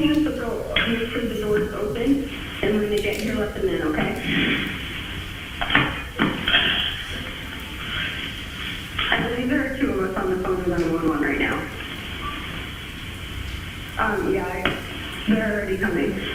It's okay. Yeah. Can you go make sure the door's open though, and let them in when they get here? Who's going down to the door now, Sarah? Connie. Can you go to the door, please? Just go open the door. No, downstairs. The garage door, open the garage door when the police get here, let them in. Maybe get Barry. We're at the house, yeah, we're at the house of the baby, Okay, Sarah. he's here. They're here, I believe. Okay, just let me know when they're right there with you, okay? Hurry, Yami, just let them in. I believe they're coming. Upstairs, come to the stairs here. No, I don't have anything in my hand. Okay, I'm gonna go ahead and let you go, Sarah, okay? No, it's okay, they're coming. Sarah, the officer's there with you? Yep. Sarah? No, the man on the floor beside them. Ms. McNeely, when these calls are happening, what information are you communicating to fire, EMS, and law enforcement? So at the time, I was only working for Canton PD's radio, Okay. and I'm relaying everything. Okay. From the time that the call is sent to me, to the time that they tell me to shut down the radio because they're on scene, which means no traffic unless it's pertaining to that incident. So I handled everything all the way through from beginning to end until shift change. Okay. So this would have been communicated to Canton PD Correct. officers to respond? Yes. Okay. Great. I don't have any further questions. Thank you. Cross-examination. Good morning. Good morning. In those calls, you were asking questions related to a knife. Was that because you had received that information from your fellow colleague about a knife? Yes, it was in the call. Okay. And the reasons you were doing that were to kind of, ascertain what the actual situation was that was going on, correct? For seeing safety of my officers, yes. Correct. So the next step of that process was you wanted to make sure you could advise the officers that were incoming as to what was going on in that house, correct? Yes. Okay. And after listening to both of those calls today, it's fair to say that neither one of you were not aware, nor your colleague was aware that there actually was a second victim at that house, correct? We didn't know. Okay, so no one at any point during those calls had indicated to you that Ms. Driver had also stabbed herself and needed assistance, correct? No. Thank you. All right, you can step down. Any reason to keep the witness? No, Your Honor. She can be excused. All right, you can be excused. Call your next witness, please. Gerald Ablin.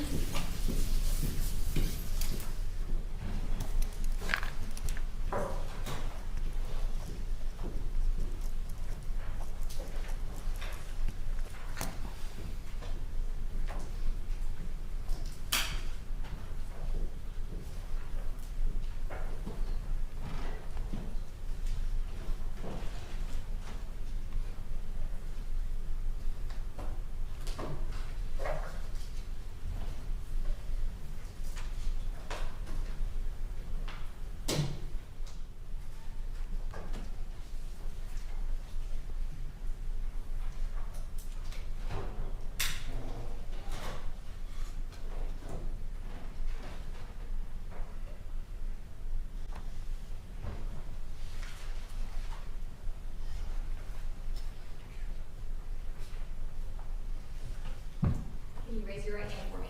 Do you solemnly swear or affirm the testimony you shall give will be the truth, the whole truth, and nothing but the truth, so help you God? You can have a seat. Can you state your name and spell it? Gerald Adlin, A-B-L-A-N. Okay. And where do you reside? Not my address, Just city and state. Venice, Florida. Venice, Florida? Okay. How old are you, Mr. Allen? 59, All right. And where did you reside prior to living in Venice, in Florida? Canton, Georgia. All right. And for what period of time did you live in Canton? 2009 to 2022. Okay, 2009 to 2022. And where did you reside? 215 Mountain Vista Boulevard. Okay. Is that here in Cherokee County? Yes. All right. And where's that in relation to where we are now? About how far away? 5 miles. Okay. And that residence, what can you tell me about who lived there, the size of it? I lived there alone until 2015 when a friend of mine offered, or a friend of mine had another friend who needed help, and I offered them to stay, and they stayed for a couple months and then left. Okay. Let me start with 2020, and then we'll go back a little bit more historically. Who lived in your house on December 8th of 2020? Me, Just you, okay. And what was your employment at that time? I work for a company called Sharp Spring. Did you work from home? Yes, All right. And on that day, did anybody come to your residence? yes. And who came to your residence? Brian and another guy, they were picking up some stuff that they left in my basement. Okay. All right. Let's talk about that. Who is Brian? He's the friend of a friend who I let stay with me in All right. 2015. Do you know his full name? No. All right. Does he go by anything other than Brian? Z? Okay. What do you call him? Z. Z. All right. And so on December 8th of 2020, Brian or Z came to your residence, you said with another guy. Do you know who that was? Jason, I think. Jason? Yeah. Okay. And was anybody else with them? There were some girls, and there might have been another guy. I don't really remember. Okay. I didn't really pay attention to it. All right. What were you doing when they came? I was working. I was actually on a Zoom call with work. Okay. So you weren't paying a whole lot of attention to who was with them? Not at all. And prior to them coming to your house, who had you communicated with about the fact that they were coming? Just Z. Just Z, okay. And you mentioned that he was coming to pick up some stuff. Can you tell me a little bit about that? Like what? Okay, why did he have things at your home? They were transitioning to a new place to live when they left, and they had a lot of stuff that they couldn't bring, so I let them keep it in my basement. Okay. I had an unfinished basement with lots of space. It didn't affect me to be there. All right, It's clothes and stuff. It wasn't. okay. So prior to 2020, how much time had you spent with Z or Brian? 2-3 months. Okay, and how did you meet him? Like I said, it was a friend of mine. I saw him on a video, and that's a friend of mine had him on a video, and that's how I got involved or met him. Okay, when was that? 2015. 2015, okay. So in 2015, a friend of yours had him on a video, and that's how you became familiar with Brian/Z? Yes. Okay, and what was the nature of that video? I don't really remember, to be honest. I could Okay. find it if you need it, but What, do you recall what sort of forged the connection between you and him? it was spiritual stuff, Okay, consciousness related. Nothing, weird. okay. Spiritual and consciousness type video. Yeah. Was it something on like YouTube or on Yeah, the it internet? was on YouTube. Okay. It's probably still there. All right, so you saw that video and then you connected with Brian? The interviewer, who I knew. Okay, so he was being interviewed by somebody else? Correct. Okay. So you connected with him through that interviewer who you knew? Correct. Understood. And you believe that was in 2015? Yes. Okay. And so after you connected with him in 2015, how did your relationship with him develop? I had invited them to come, they needed a place to stay. I offered them my house, Okay. or And, a room, all right, and do you know when that was? sometime in 2015. Okay. And when you say them, who are you referring to? Z and his girlfriend. Okay. And do you know who that was? I think it was Chloe. Okay. And, But I didn't know her name then. okay. So how long did he reside in your home? I think it was around 3 months. Okay. I don't really know. All right. And was that intended to be a temporary situation? Yes, ma'am. Okay. And how much interaction or observation did you have with them while they lived with you? Not much. Not much. Okay. Did you ever see anything that concerned you? Not at all. Okay. And what happened that caused them to move out? I was just sick of having people in my house. Okay. It was supposed to be temporary. Mm-hmm. Let's make it temporary. All right. And so was it your decision to have them leave? Yes. Okay. And was there any issue or dispute about that? Not at all. Okay. So how much communication did you have with Z, after he moved out of your residence in 2015? Get some water? Okay. Could you get him some water, please? Do we need to take a break, or you want me to keep going? Do you, if you need to do you need to take a break, sir? I just want to step outside to clear my throat. Okay. Then we will be in recess in place for a few minutes, but you can step back.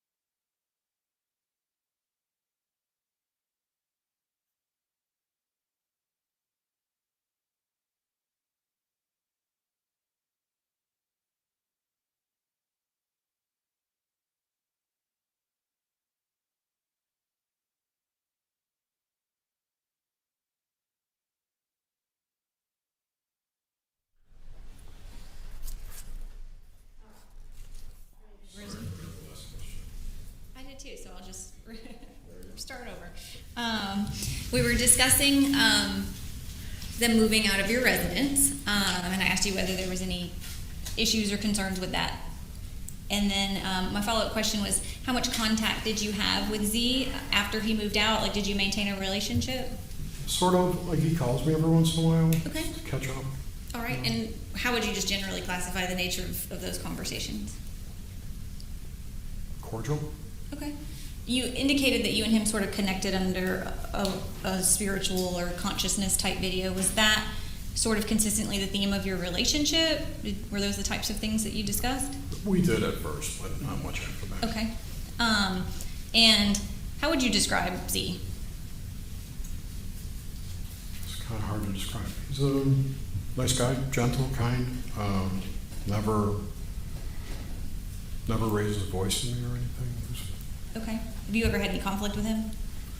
I did, but it was over stupid stuff. You know, Okay. nothing earth-shattering. Okay. He left something out, or he's cooking leaks that stink up the house. Got it. Nothing, Okay. you know. So after he moved out of your residence in 2015, is that when he left things at your house? Yes, Okay. And you indicated you had an unfinished basement and you just correct. allowed those things to stay in your basement? How often did you see him between 2015 and 2020? Once or twice. Okay. And would those have been times when he came to your home? Yeah, I think, I don't remember the timelines exactly. There was a couple times he was passing through and needed a place to sleep at one night as he traveling from A to B. So Okay. I let him sleep over. All right. And you indicated when they came to your home in December 8th of 2020 that it was Z and Jason, and you said some girls. How many? I have no idea. Okay. Like I said, I was on a Zoom call. I didn't really pay attention. They showed up. I opened the door and I went back to my call. Okay. And when you say girls, are you talking about minors or women? Women. Women. Okay. Sorry. Were you aware that there was a child there? Yes. Okay. And you observed the child as well? I don't recall. Okay. So when they got there, were you already working? Yes. Okay. And how much interaction did you have with them when they got there? Very little. All right. I told them to leave me alone and shut up. You know, I'm on a work call. Okay, so that was expressly stated? Yes. All right. And was it surprising to you that he had multiple women with him? Surprising? Yes.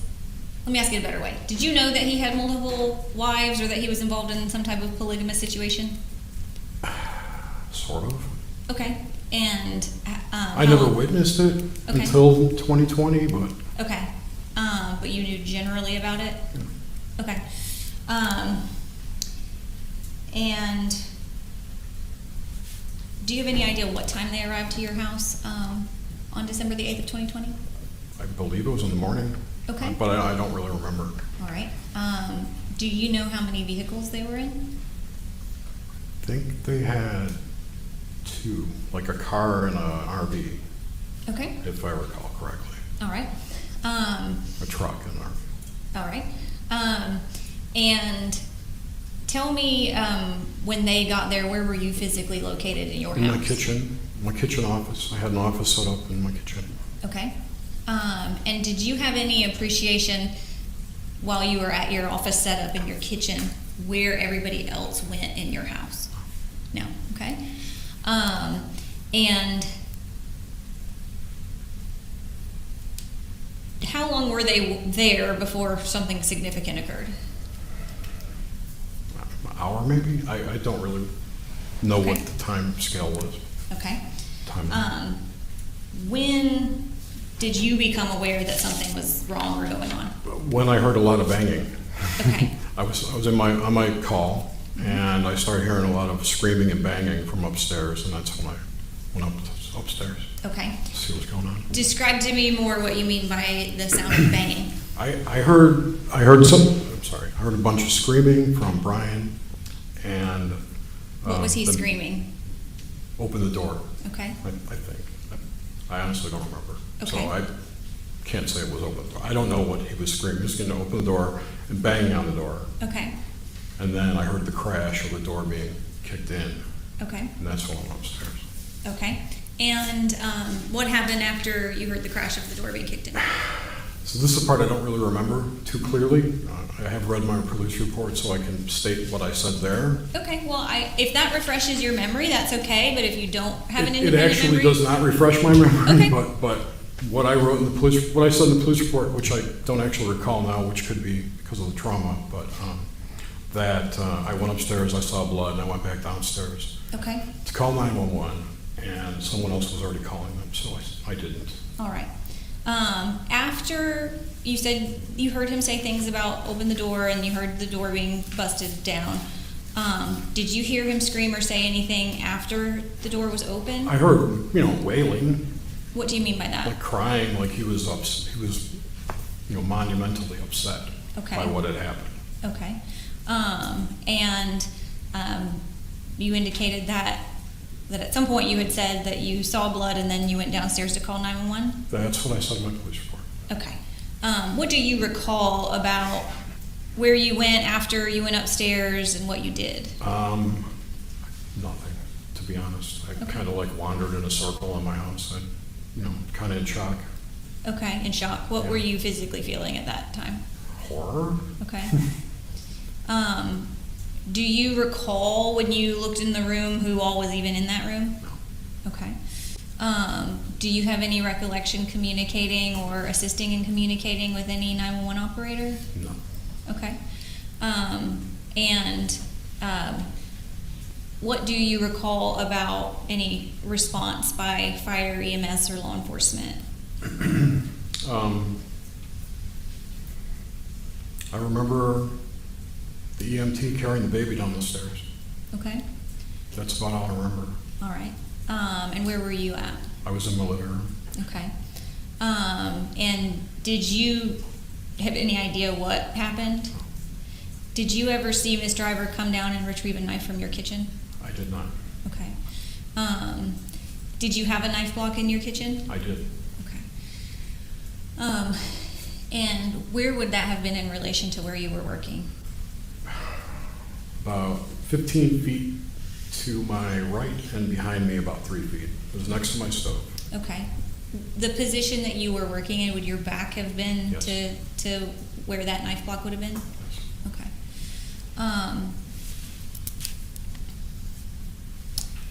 You said that you recalled them EMS carrying the baby down. What do you recall next in terms of what you did? Police showed up, it just kind of spiraled out of, police were there. That's about all I remember, it was just kind of, like All right. running around. Did you have to go anywhere after that? I had to go to the police station to give a statement, Okay. talk to Detective Cruz, I think was her Okay. name, very nice lady.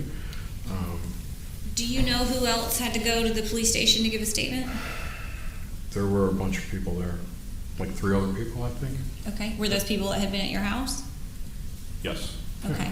And who were those people? I don't remember, I know Jason was there, the Mhm. Jason guy, I don't remember. Okay, was he there? I don't remember seeing him there, Okay. What about the other women? I don't remember. Okay.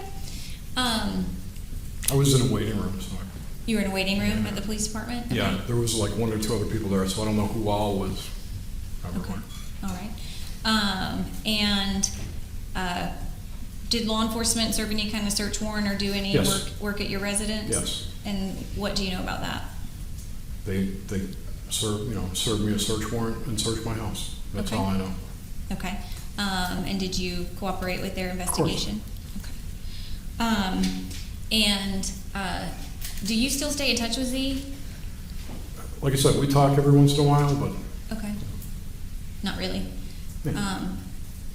When you say we talk every once in a while, like how, does he call you or do you call him? He calls me. Okay. And is the nature just like seeing what you've been up to? Yes. Okay. How do you classify you and his relationship? Acquaintances, friends, Okay. not close friends, but friends. Yeah. Okay.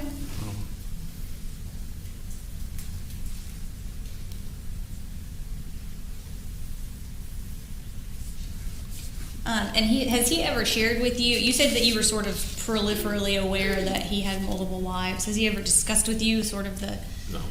none of that? Okay. Have you ever inquired? No. Okay. One moment, Your Honor. I have nothing further this time. Cross-examination.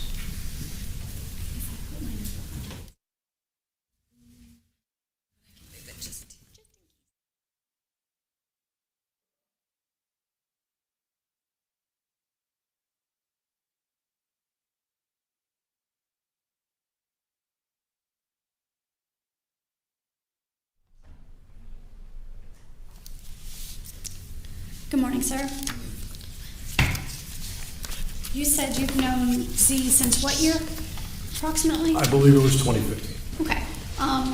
You're also aware that there was another female involved with Z prior to Ms. Driver, correct? The prior, Girlfriend that lived at your house in 2015. was there? I don't remember. Well, let's talk about that. You recall talking to the police, correct? Mm-hmm. All right, and you told the police that in your interview that in 2015 that Z came to live with you with a woman named Gabriella. Do you remember Gabriella? Yes. Yeah. Okay. Yeah. And that at some point she was pregnant, correct? Yes. And that you actually had them leave because you were a single man living there on your own and didn't want a baby at the house. That's not true. Well, if you told law enforcement that, you're disputing that now? I just didn't want people in my house. Baby would be included in that. All right, well, I can show you that. I believe it. Okay. And so actually in 2015, it was not Ms. Driver then, it was Ms. Kuykendall, correct? Okay. Yes. Okay. And then subsequently, you said you've met Ms. Driver prior to December the 8th of 2020, correct? Yes. All right, and you told Ms. Gropper that you didn't recall anything odd about any of your previous interactions with her and Z, correct? Correct. All right, and on December 8th of 2020, you had very limited interactions with anybody other than Z, correct? Correct. You were sitting in your kitchen at your computer desk. Yes. On what I believe is there's multiple screens on your computer Two desk. screens, yes. Okay. Did you have headphones on? Yes. Okay. And did you have any idea of where the women were in the house? No. Oh, okay.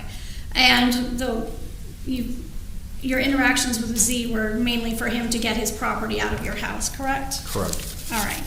And I know you said today that you didn't have any idea of anything else that was weird or going on that day, correct? Correct. But you didn't have any specific interactions with Ms. Driver, correct? Correct. Or the baby? Correct. Or Jessica, one of the other two women? Yeah, no. None of them. Did you have Other interaction? than maybe a hi, hello kind. Okay, but nothing that stands out in your mind here Nothing at today? all. Okay.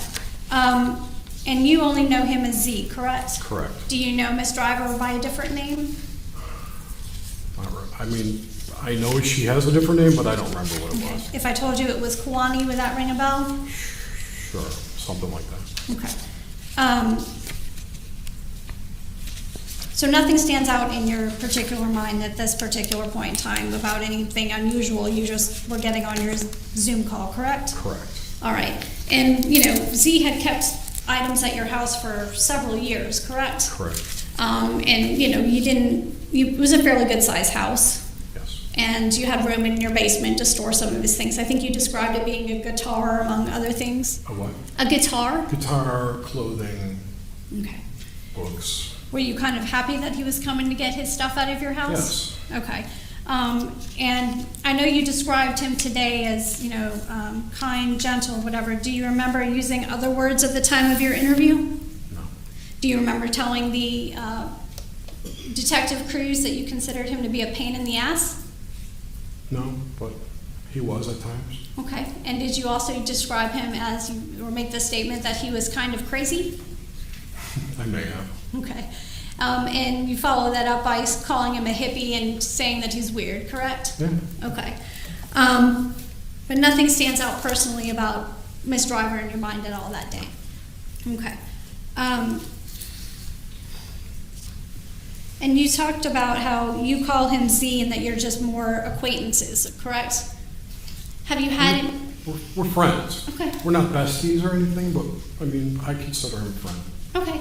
And nature of your relationship is what? Just talking on the phone or the internet, that kind of thing? Phone. Okay.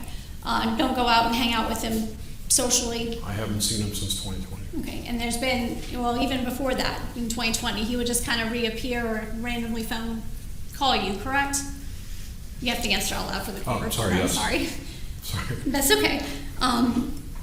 And there would be long periods of time where you wouldn't hear from him at all, correct? Correct. And then he'd kind of pop back up and say he was coming to stop by? Yeah. Okay. And that's kind of what happened in this particular instance, correct? Yes. You didn't know the day or two before anything that he was coming, he called you the day of? He may have called me the day or two before and said, we're coming through, I'll pick up my stuff. I don't know when exactly it was, but it was in close proximity to But the day that he showed up, you were in contact with him and he was kind of giving you updates about when he thought he was gonna arrive? He may have texted me, I don't really remember. Okay. Since 2020, what kind of contact have you had? Phone calls, like we've spoken a few times, maybe a dozen times since then. I'm sorry, a dozen? A dozen, half Okay. dozen, in between there. Since you found out when this case was scheduled for trial, correct? Have you had any phone calls with him? I have About how many? 2. And what were the nature of those phone calls? Just, he called me, I asked if he was coming to the trial, because I had to go, and that was it. You didn't talk about what testimony was or any type of defense information? No, not really. Okay. If there was a recorded phone call with Z indicating that he's talked to you about the case, you would dispute that? I did actually talk to him about something that the prosecution told me. Okay, and what was that? The part of the defense. Okay, so you told that to Z directly? Yes. And that was based on a conversation you had with? Yes. Okay, and you were aware that Z is a witness either for the state or I the was not defense? aware of that. Okay, he didn't tell you that? He did not tell me that. Okay, but you did give him that information, correct? Well, he said he'd been talking to you. In the state? Both, the defense and the state. Thank you. No further questions. Any redirect? Just briefly. Mr. Ablin, you indicated you talked to Z about something that you and I had discussed. Did you want to come to this trial? Not really? Okay. And did I explain to you why your presence at this Yes, trial was necessary which is and why I'm important? here. Okay. And are those the things that you discussed with Z? Yes, Okay.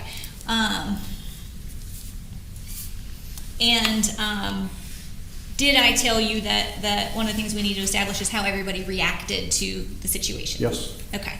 And you had information about that his reaction, right? Okay. He was mortified. A minute ago, you said that you had told law enforcement that you kind of described him as like a crazy hippie. What do you mean by that? Just, ultra hippie, love of the earth kind of guy. Okay. Religious. Okay. You indicated that you had discussions with him or connected with him over like higher consciousness and things Yes. like that. Do you share all of his belief systems? No. Okay.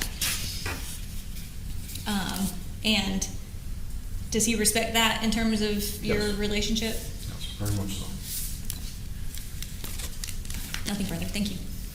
I don't have any other questions, thank you. All right, then the witness may be excused. Yes. All right, you are free to go, sir. Thank you.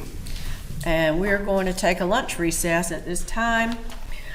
We are going to be in recess until 1:15, so please be back in the jury room at 1:15. Leave us your notepads. Don't talk to each other about the case or let anybody talk to you. Don't do any research.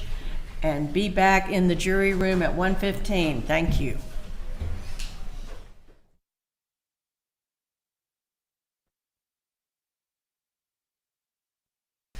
Gary Pruitt.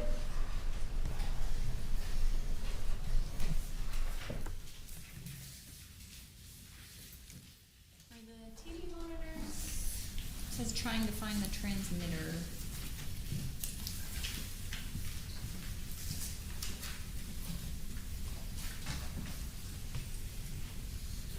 Can you raise your right hand? Do you solemnly swear or affirm the testimony you shall give will be the truth, the whole truth, and nothing but the truth, so help you God? I do. All right, you can have a seat.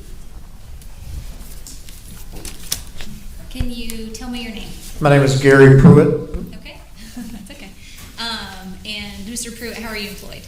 I'm employed with Allied Universal Security Services, and I'm assigned to Lockheed Martin in physical security. Okay, and prior to that role, how were you employed? I was employed with the City of Somerville Police Department. Prior to that, I was employed with the City of Canton Police Department, and my first department that I worked for was, again, the City of Somerville. Okay, how long have you been in law enforcement? I was in law enforcement on and off from November of 2017 until June of 2023. Okay, and for what period of time were you employed with the City of Canton? Police I was Department? employed with the City of Canton from February of 2019 until March of 2021. Okay, and so I want to draw your attention to December 8th of 2020. What was your role with the department at that time? On December 8th, 2020, I was assigned to the Uniform Patrol Division, and I was doing things such as enforcing municipal and state laws and ensuring the safety of the public in the City of Canton. Okay, and on patrol, in that role you were in at that time, how would you receive calls to respond? I would receive calls from the Cherokee County Communications Dispatch Center over my police car radio.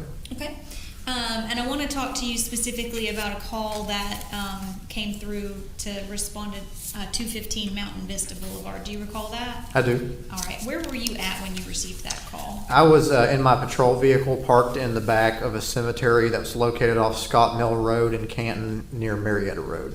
Okay, and do you recall what time you got that call? Approximately 2:27 p.m. 2:27 p.m.? Okay. And what was the information that you had when you were responding? Well, the call came out, it was that a mother had killed her baby with a knife. Okay. And when that's being transmitted, is it being transmitted to you over radio or? It was over the radio in my patrol vehicle. All right.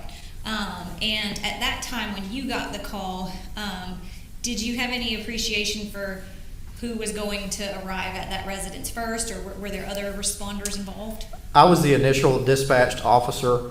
Sergeant Jose Soto also responded to the scene. It could have been whatever officer decided to respond as well, but due to the priority of the call, as many officers that were available would have decided to respond. Sergeant Soto and I arrived on the scene at pretty much the exact same time. Okay. And how far was that 215 Mountain Vista Boulevard from where you were at? From the cemetery, I would estimate it was anywhere from about 1.5 miles to 2.5 miles. Okay. And what do you recall about the timing of your arrival compared to other officers?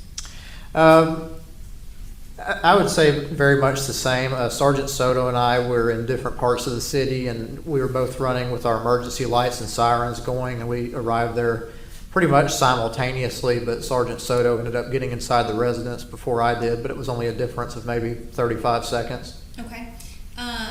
And were both yourself and Sergeant Soto equipped with body-worn cameras? Yes, Okay. Was that part of your agency's policy? it was. Okay. Is that something that you have to turn them on, or do they automatically come on? You have to physically press the button to record with the body cameras as well as stopping the recording. Okay. And so tell me about your response when you got there. What did you do and how did you proceed? Well, when I arrived on scene, I had not initially realized that Sergeant Soto had already entered the residence.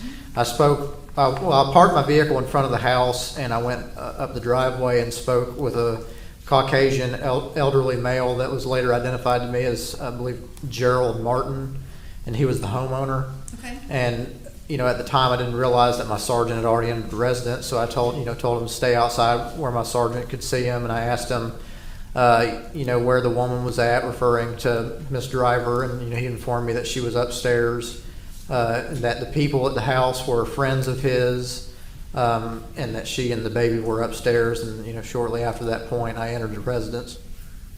Okay. And did you proceed directly upstairs? Yes, to the best of my recollection, I started out in the downstairs living room.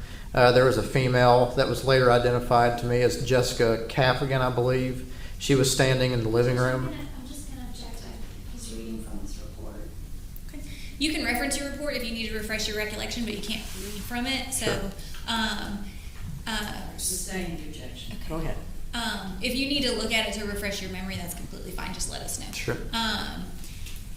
So you said you initially encountered the homeowner, Gerald, where was he located? He was outside the residence in the driveway. Okay. And then you said you went into the living room and observed someone later identified you as Jessica Caffigan? Yes, she was standing in the living room, and I believe she was on the phone. She was on the phone. Do you know who she was on the phone with? No. Okay. And what other people did you encounter at that house? After seeing Jessica, I proceeded up a staircase that led to the second floor, and there was another female, I believe her name was Sarah Stiles, and after I saw her, I told her to go downstairs. I didn't believe that she was the suspect. She didn't have, to my recollection, she didn't have any blood or anything on her. I told her to go downstairs, and that's when I began to proceed toward where the bedroom where the incident had taken place was at. Okay.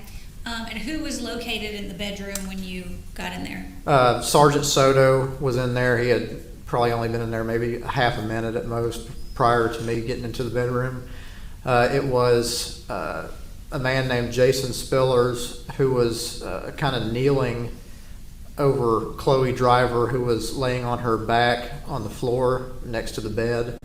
It was Ben Yaman, Ben Michael. He was standing over the mattress and had his hands near the neck area of Hannah Driver, an infant who was bleeding profusely and covered in blood, as well as the mattress.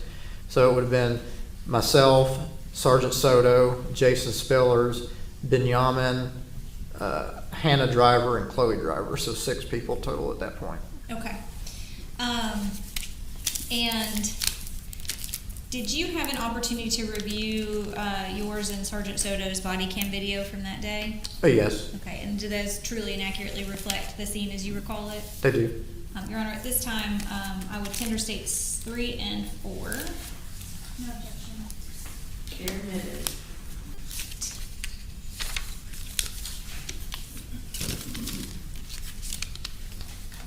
Your Honor, at this time, I would like to publish the first 7.5 minutes of State's Exhibit 3. No objection.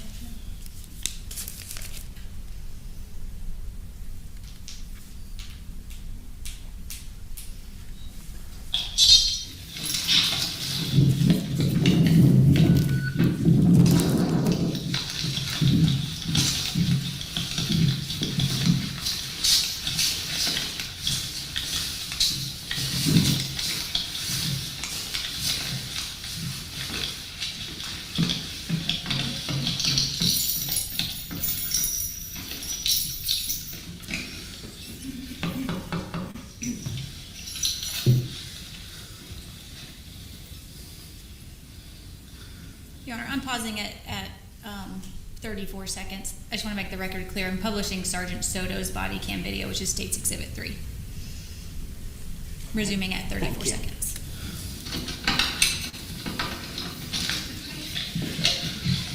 She's upstairs? Where you at? Is it her? No. All right. Where's the weapon? Please help her, please. I got you. We're gonna help her, but is she armed? No, the knife is on the floor outside them. It's okay. Further enough away. He's holding the baby. All right. Where's she at? She's right here. Okay. Who stabbed her? She stabbed the baby while the door is locked. She's in the house. Who's the suspect? She's Right there. She's like, Go ahead and go. Going for it too. Please, I don't think you should move without doing the keys. Break your neck. I got you. Sorry, Charity. Go ahead and send me in, man. It's just been not gonna be. Did she stab herself? She's like, move my hand. Okay. Don't move your hand. Don't move your hand. Just keep pressure on her, okay? I need gloves. You got gloves?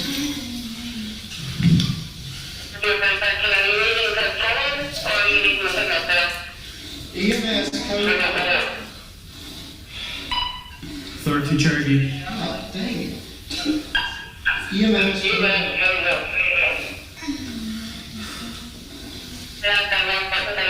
Who else did it? Hey, get a towel. What? Hey, Please come. You can. It's okay. I need hey, tell somebody to get me a towel.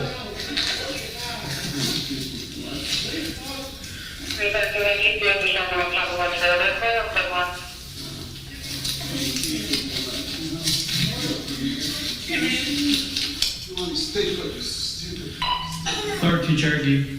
Fire stand 23.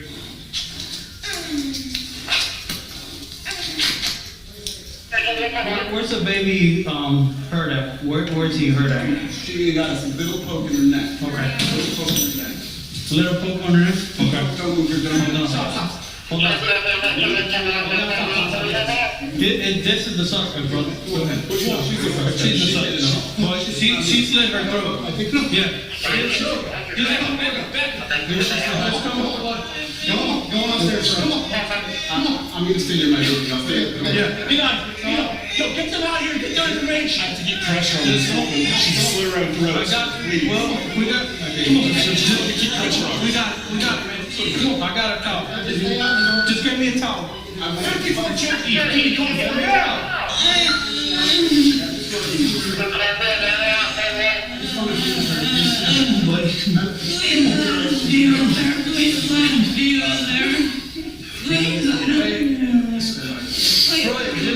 Just get there 39, bro. Just get there 39.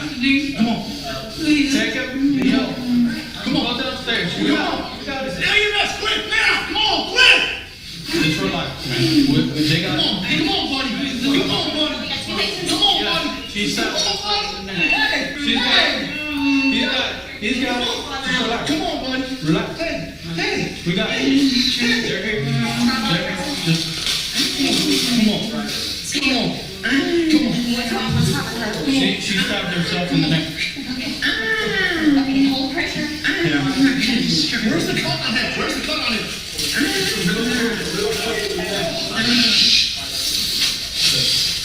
Calm down. Hold that again. Yeah. Where's the mother? She's right here.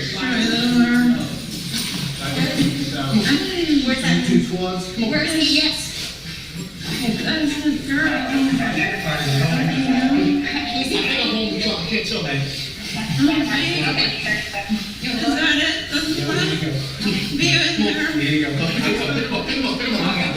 Sir, back up out the door now. Get out of the way. Get out the door now. Get out of the way. Go, get out the door. Get out the door. Hey.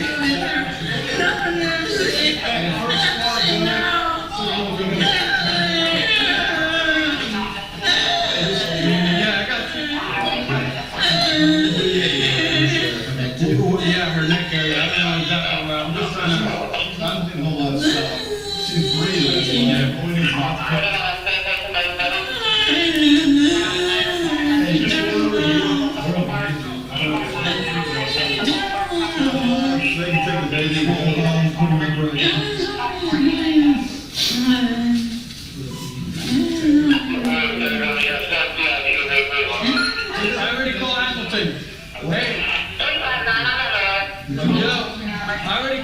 person. We used two of them. Yurovsky, Hamilton already knows they're out. Hamilton already knows they're out. That's the first thing I did, call him. Hey, how you doing? That's a knife right there. Yeah, no, we're good. Okay. Hey, listen, we're just gonna hold you. Are you breathing okay? Yes, sounds like you breathe fine, okay?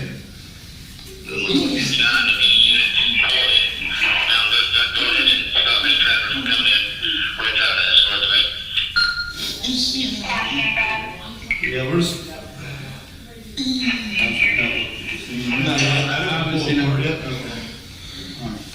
Anything else anywhere? Hey, listen, let's get that be going. Let's get that be started.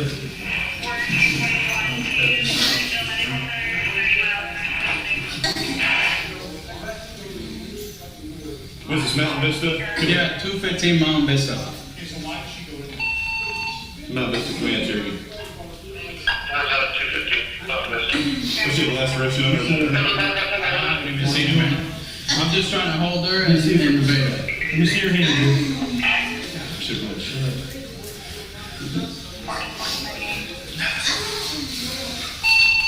Mountain Vista Command Cherokee.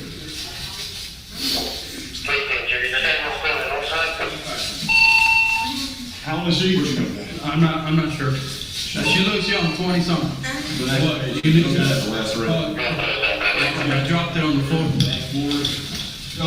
Yeah, that's a knife. So just keep it. Just stay there for a second with the knife. And I'm stopping the video at 7 minutes and 34 seconds.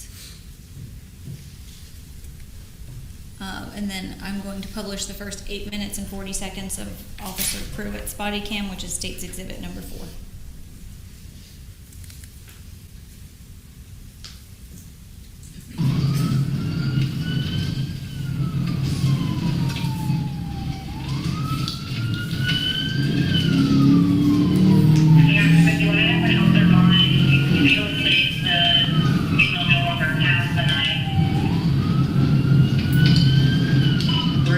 Cherokee's the caller, the one that 51, the child.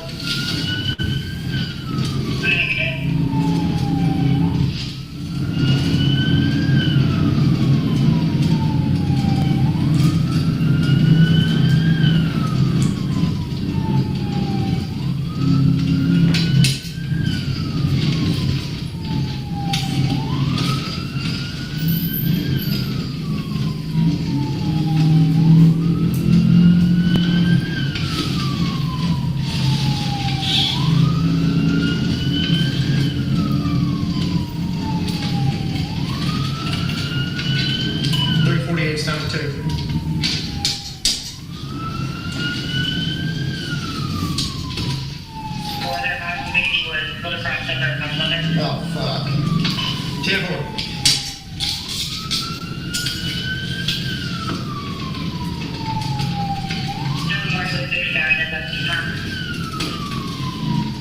Give me 78 for the suspect.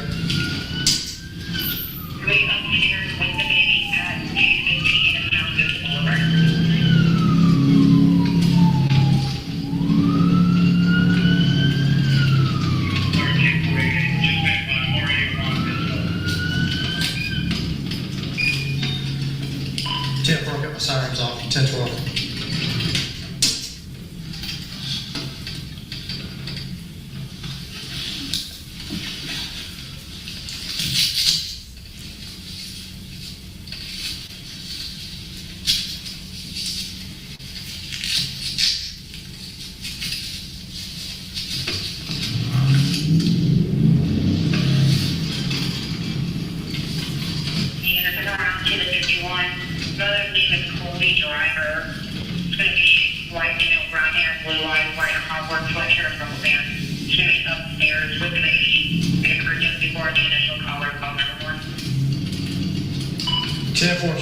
Myself in 313, 1023.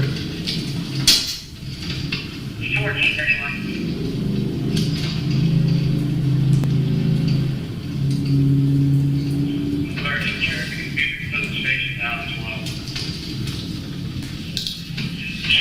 Station's gonna be 10-3, 10-33, reference signal 51, 215 now, visible alert at 1431.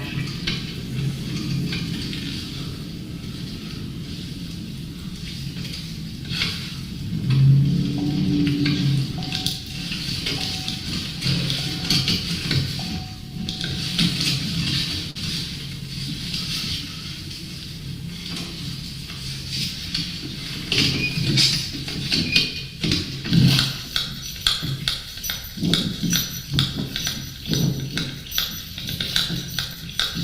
she at? Is it the same time? Who else is here? Just step behind and pick up some stuff.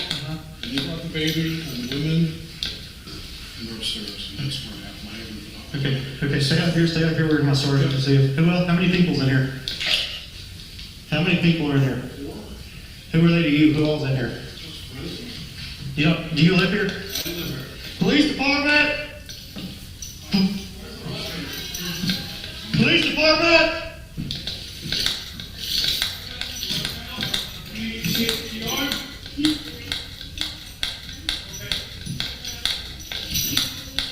Go downstairs. Go downstairs right now.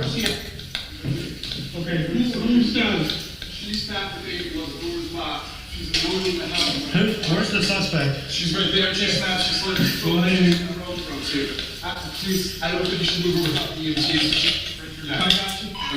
Sergeant Mary. Go ahead. She's not going to do it. Did she stab herself? She's like, Where's the? with my hand. Don't move your hand. Don't move your hand. Don't move your hand. Keep pressure on her, okay? I need blood. You have little.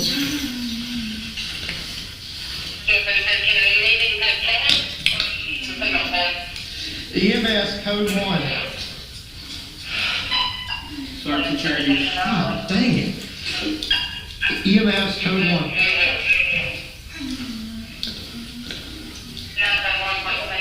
Who else is in this house? Get a towel.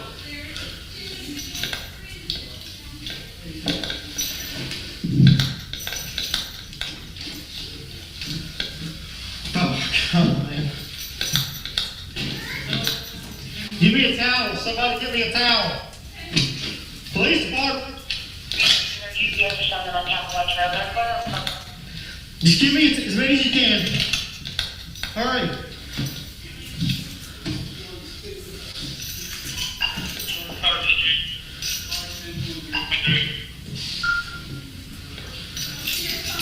Hurry. Here.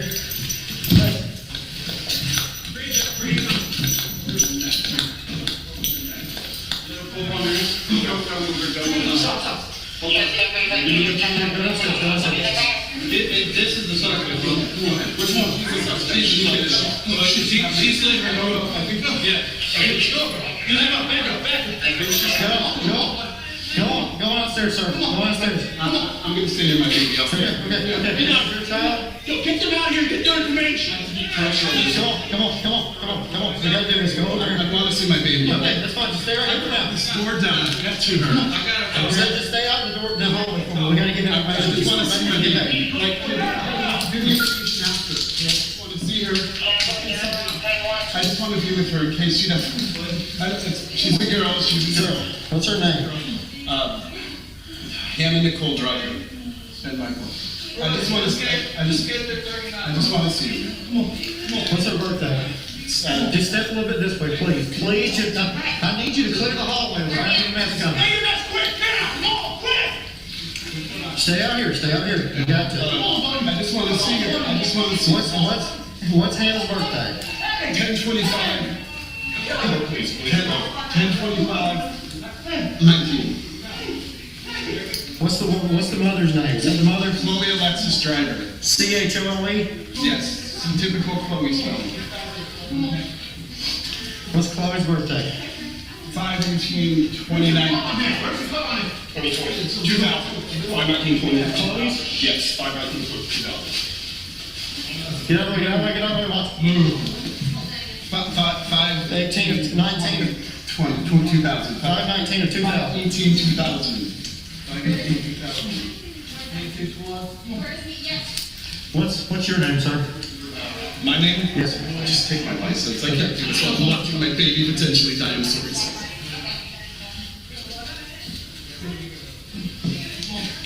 You're gonna spend your life in this house. Sir, back up out the door now. Get out the door. Get out. Let's go downstairs, please. Can I please get by? Go. Get out the door. Get out the door. Back up. Over there. Come on. Stay in here.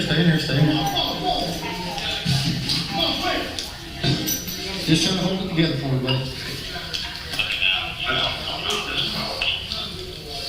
We're gonna do everything in our ability to help y'all, okay? It's okay, I understand. Just try to breathe, keep slowly breathing, okay?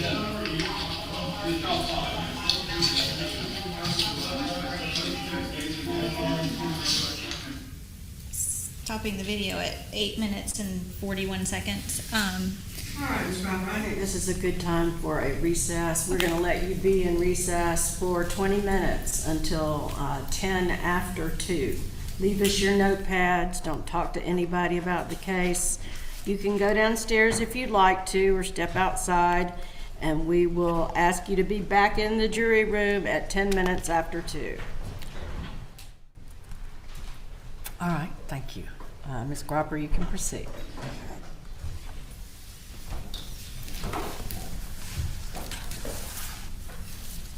Officer Pruitt, at the end of that last body cam, your body cam that we watched, there was a individual that sort of sat down against the wall and you were talking to him. Who was that? That was Jason Spillers. Okay. And what did you observe about his physical demeanor when you were there interacting with him? Once Jason went to the bedroom that was across the hallway from where the bedroom where the infant had been stabbed was, he went toward the wall, and I began talking to him and observed that he appeared to be frightened, in a state of shock. You know, he had a very shocked look on his face, and shortly after that point, he fell onto his bottom, onto the floor, and he started crying shortly thereafter, at which point I began to gather information from him about, what his role was in the incident and, what had happened. So I began to conduct an interview with him. Okay. And did you interact with anybody else on scene? Any other of the parties that were at the house when you got there? I don't recall. Okay. And after that, sort of the portion of the body cam where you and Sergeant Soto and the EMTs were dealing with the immediate urgent needs, what happened after the baby and Miss Driver were taken by EMTs? What was your role at that point? Once Chloe and Hannah were transported from the scene by EMS, I took more of a administrative role in keeping a crime scene log and, timing in when people got there, whether it was investigators, other officers, what time they arrived at the scene, what time they left, and I also stood by with detectives and eventually left. I believe I was at the residence for just a little over 4 hours. Okay. What does it mean to keep a crime scene log? It's a form that you keep in your patrol vehicle. Once something of a high priority happens, you take this log and you fill out like things like the address, and then you have an area where you can put the times people arrive on a scene and the times they leave, as well as their name and what title they have in law enforcement. And it's just a records keeping form to see, to tell when somebody got somewhere versus when they left. Okay. You said you were there about approximately 4 hours. Did you learn while you were on scene that Hannah had died? I believe so, but I don't recall specifically if I did hear that while I was there. Okay. And in keeping your crime scene log, are you aware at any point whether search warrants were obtained or there were any plans to process the crime scene by anyone? The Cherokee County Sheriff's Office, along with the Canton's Criminal Investigations Division, did conduct a search of the residence. I wasn't involved in the warrant filing process, but I would imagine they did obtain a warrant to search the property. Okay. And if you're not the right witness to ask about this, you just tell me, but what is the reason for the Sheriff's Office getting involved with the processing a scene for Canton Police Department? Potentially better resources, more personnel, maybe more specialized training to conduct a more thorough and in-depth investigation into the crime scene. Was it common for Canton Police Department to partner with the Cherokee County Sheriff's Office to process crime scenes? Yes. Okay.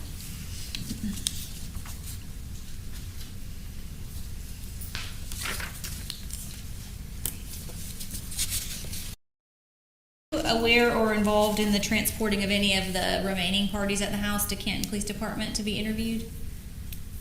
No. Okay. One moment, Your Honor. questions. All right, cross-examination. Good afternoon. Okay.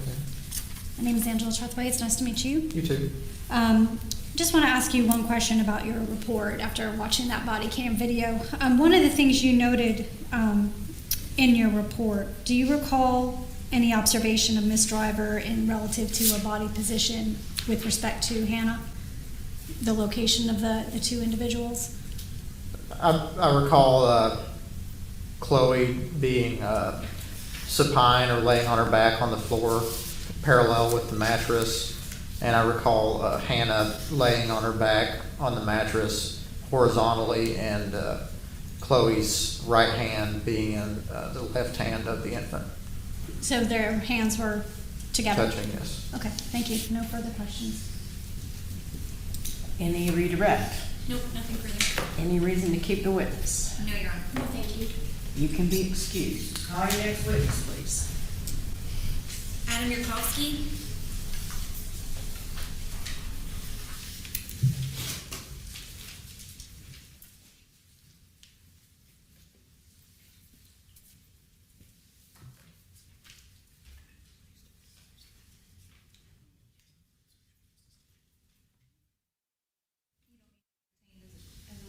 No, I'm sorry. You've been released and you can stay.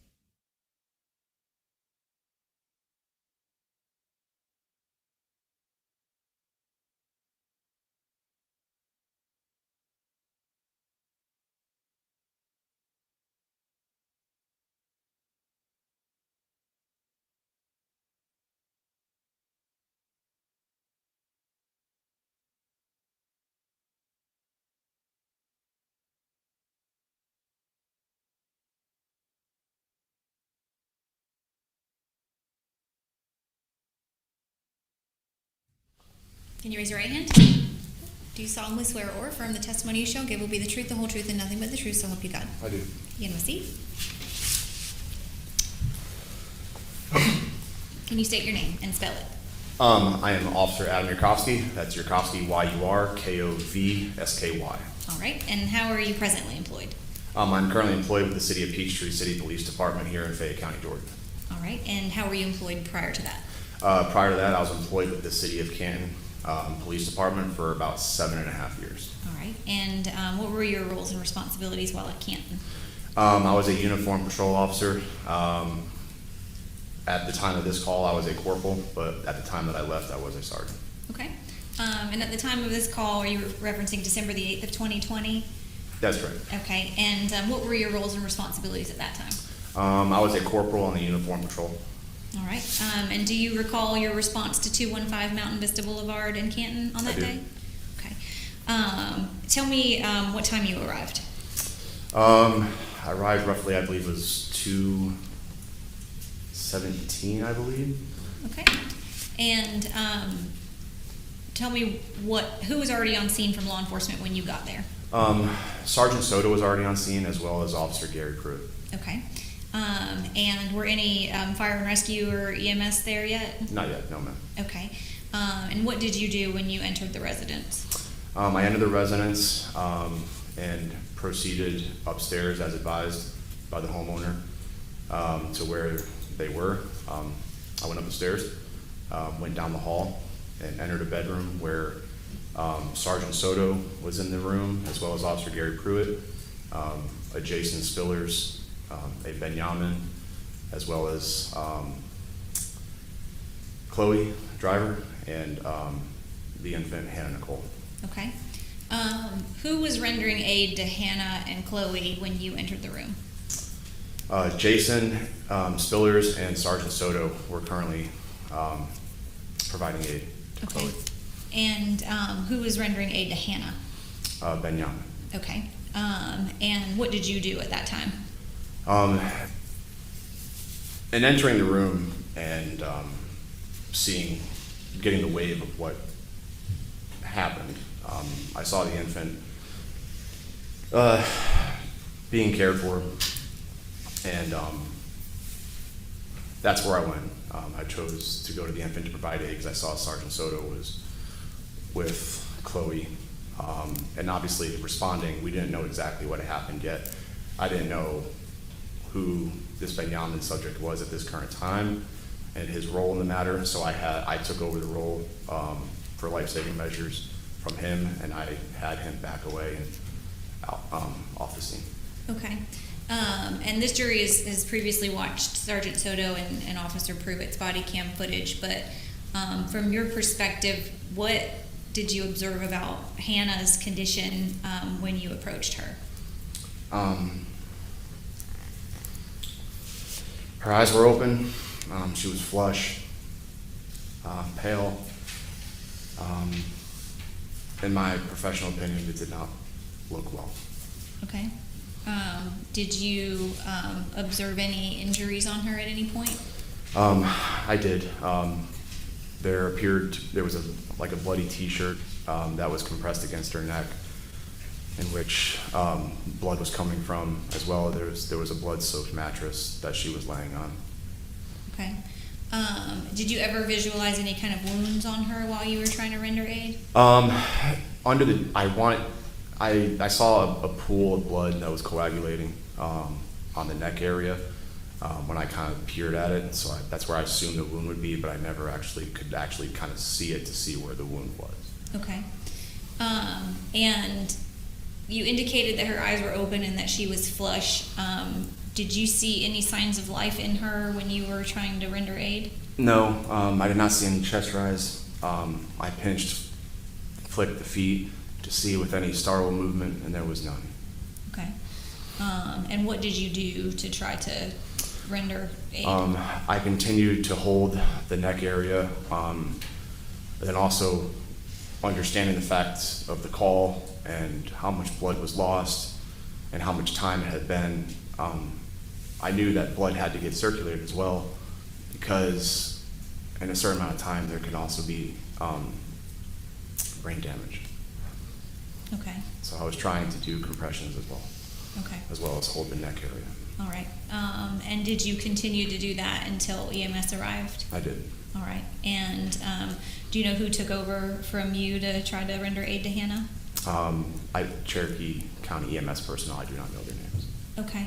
And after Hannah was taken by Cherokee EMS, what was your remaining role? So when Cherokee County got there, they took over aid. From there, we tried to clear back people to make a clear path for Hannah and Chloe to get out of the residence for EMS personnel.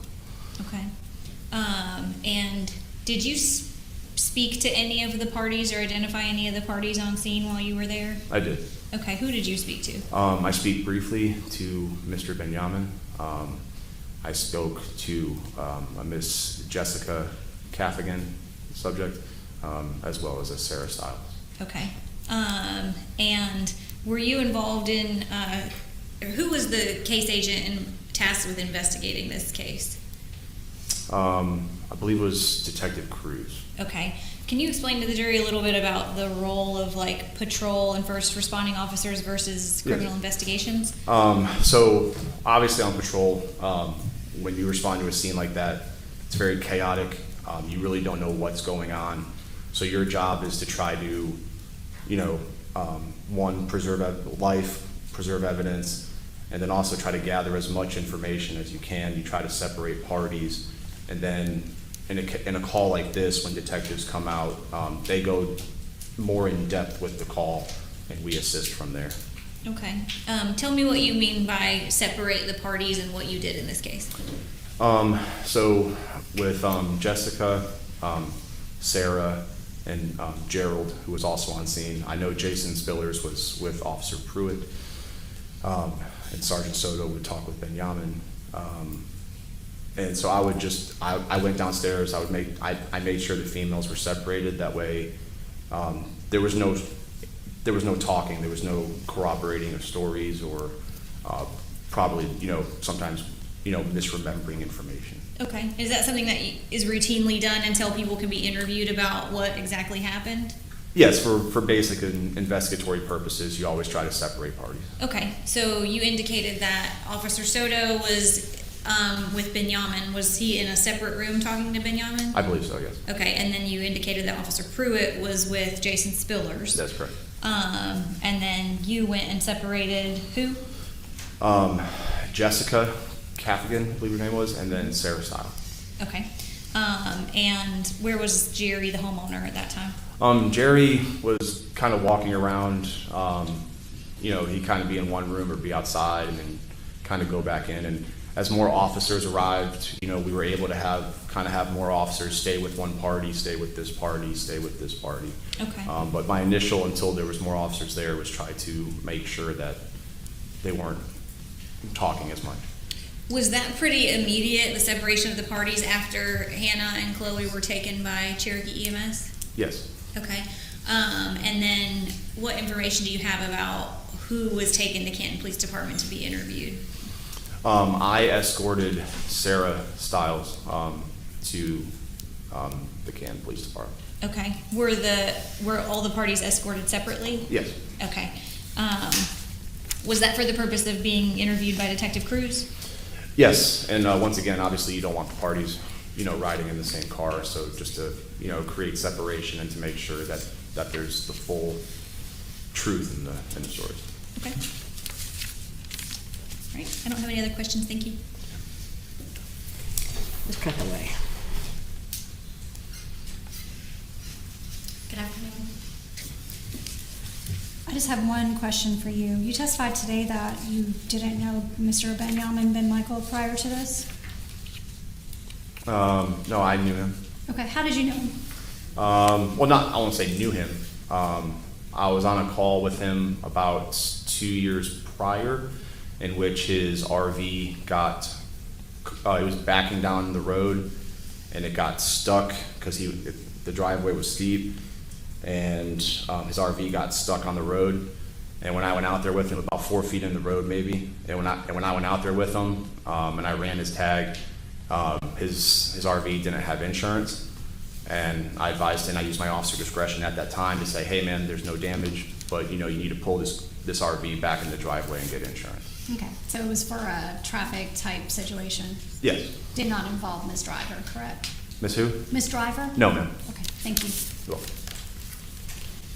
Any redirect? No, Your Honor. Any reason to keep the witness? No, Your Honor. You can be excused, thank you. Call your next witness, please. Brooke Ice.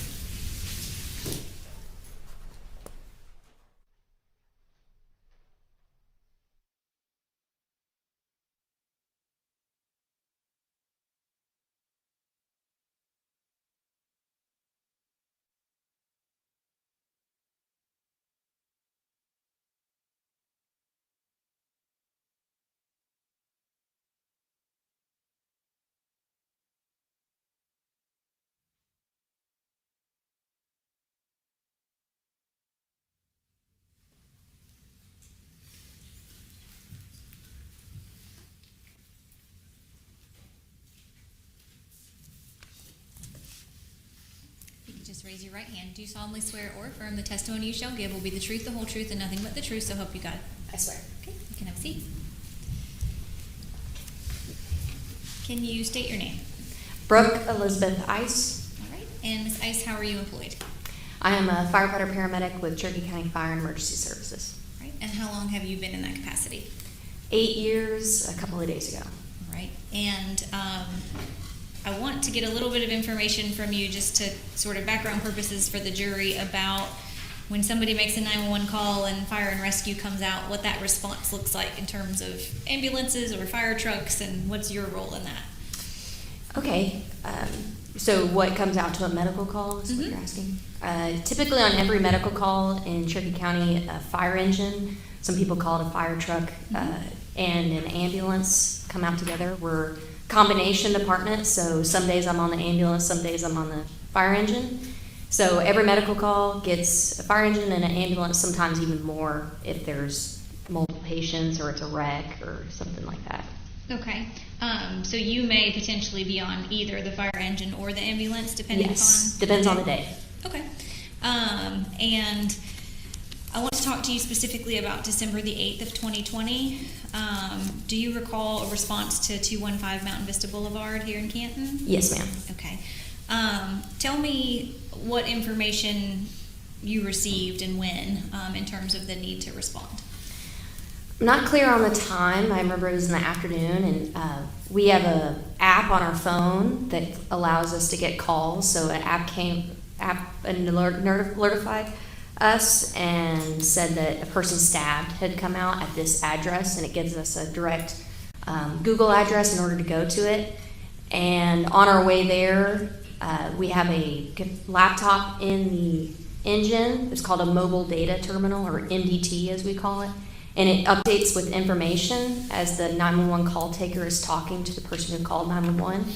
And I distinctly remember my officer turning back and telling us that a female had left the scene, an adult female had left the scene. So he turned around and told all of us that, and that Canton PD was asking for us to come in immediately. Sometimes we stage, depends on the call, but if a cop determines that it's unsafe for us to be on the scene, they will ask for us to what's called stage. And that just means we stage a mile away from the scene. But on this call, we didn't stage at all. They asked for us to come in. Okay. And if they ask for you to come in and not stage, is that sort of an indicator that's more Usually emergent? means there's a life-threatening, like something that they can't handle, and that's why they need medical assistance, Okay. typically. All right. So on this particular day, were you on an engine or in an ambulance? I was riding backwards. I was the third person on an engine, engine Okay. 3. All right. And who was with you on your engine? Max Post was driving that day, and then Sergeant Morgan at the time was riding in the front, and I was in the back. Okay.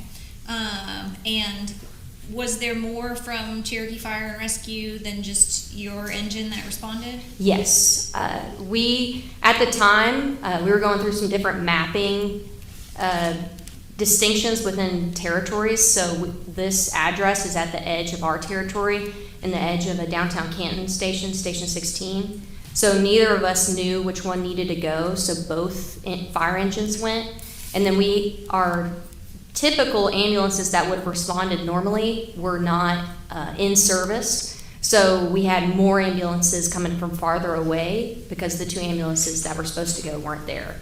So ended up being 2 engines on this scene and 2 ambulances eventually. Okay. But initially it was just 1 ambulance. All right.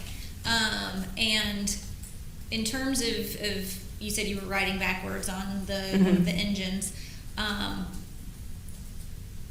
How did you, in responding to this call, assign each person a role, or what was your role?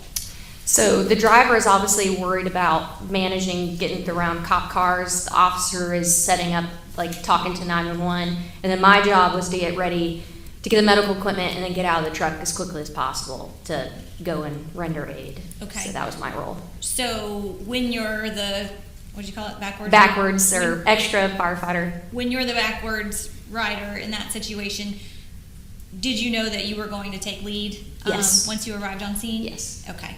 And what did you do when you got there? Were you the first engine to arrive? Yes, we were. Okay. And what happened when you got there?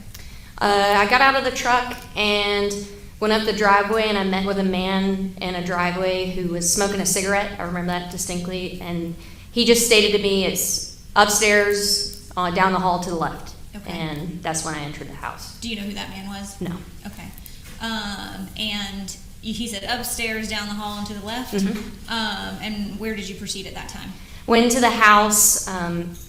The stairwell to the hallway was in the living room. Went upstairs. There was another man in the hallway, and I pushed past him to get to the end of on the left in the hallway, and then that's when I went in, and there were 2 officers in there that I could see, and then the infant.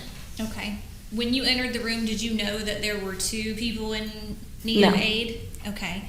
And when you learned that, how did that impact the needs? So we only had 1 ambulance going at that time because between dispatch and us, there was must have been a miscommunication of we didn't know of how many patients there were on scene. So until going into the room, we only had 1 ambulance coming, And so how that changed is I clearly realized that we were needing more resources, so we needed another ambulance. So we had to call for another ambulance, which was even further away, to come and help us with this second patient.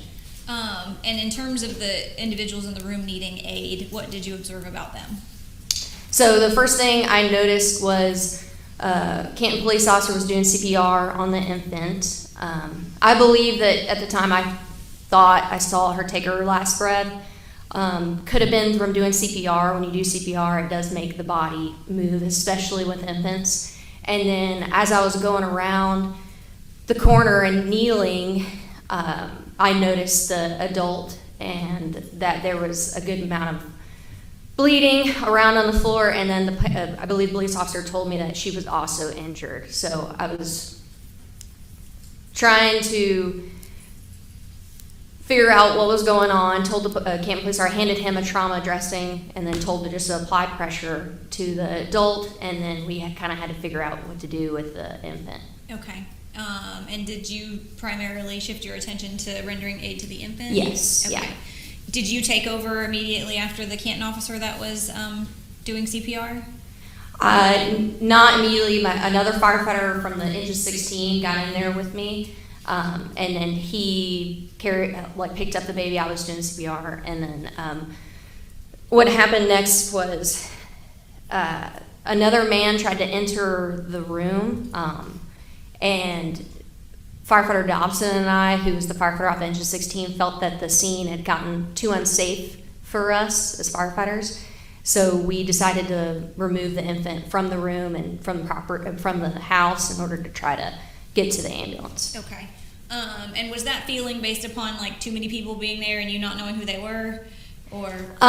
We didn't know the full extent of who was who, so to me it felt like we were in danger. Okay.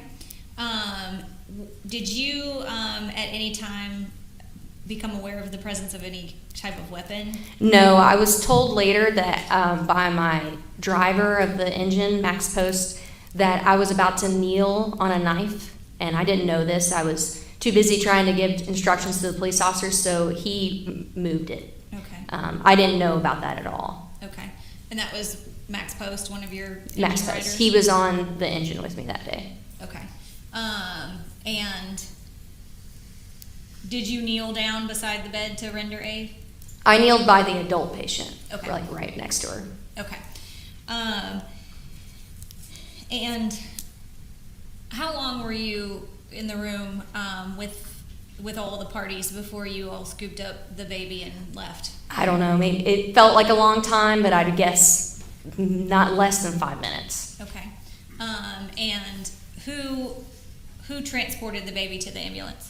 Myself, firefighter Dobson, and then we met an ambulance called Squad 5, and they barely got out of the truck. The driver never got out of his seat, and then the paramedic got out, and he got into the ambulance with us. We carried the baby down to the end of the driveway. Okay.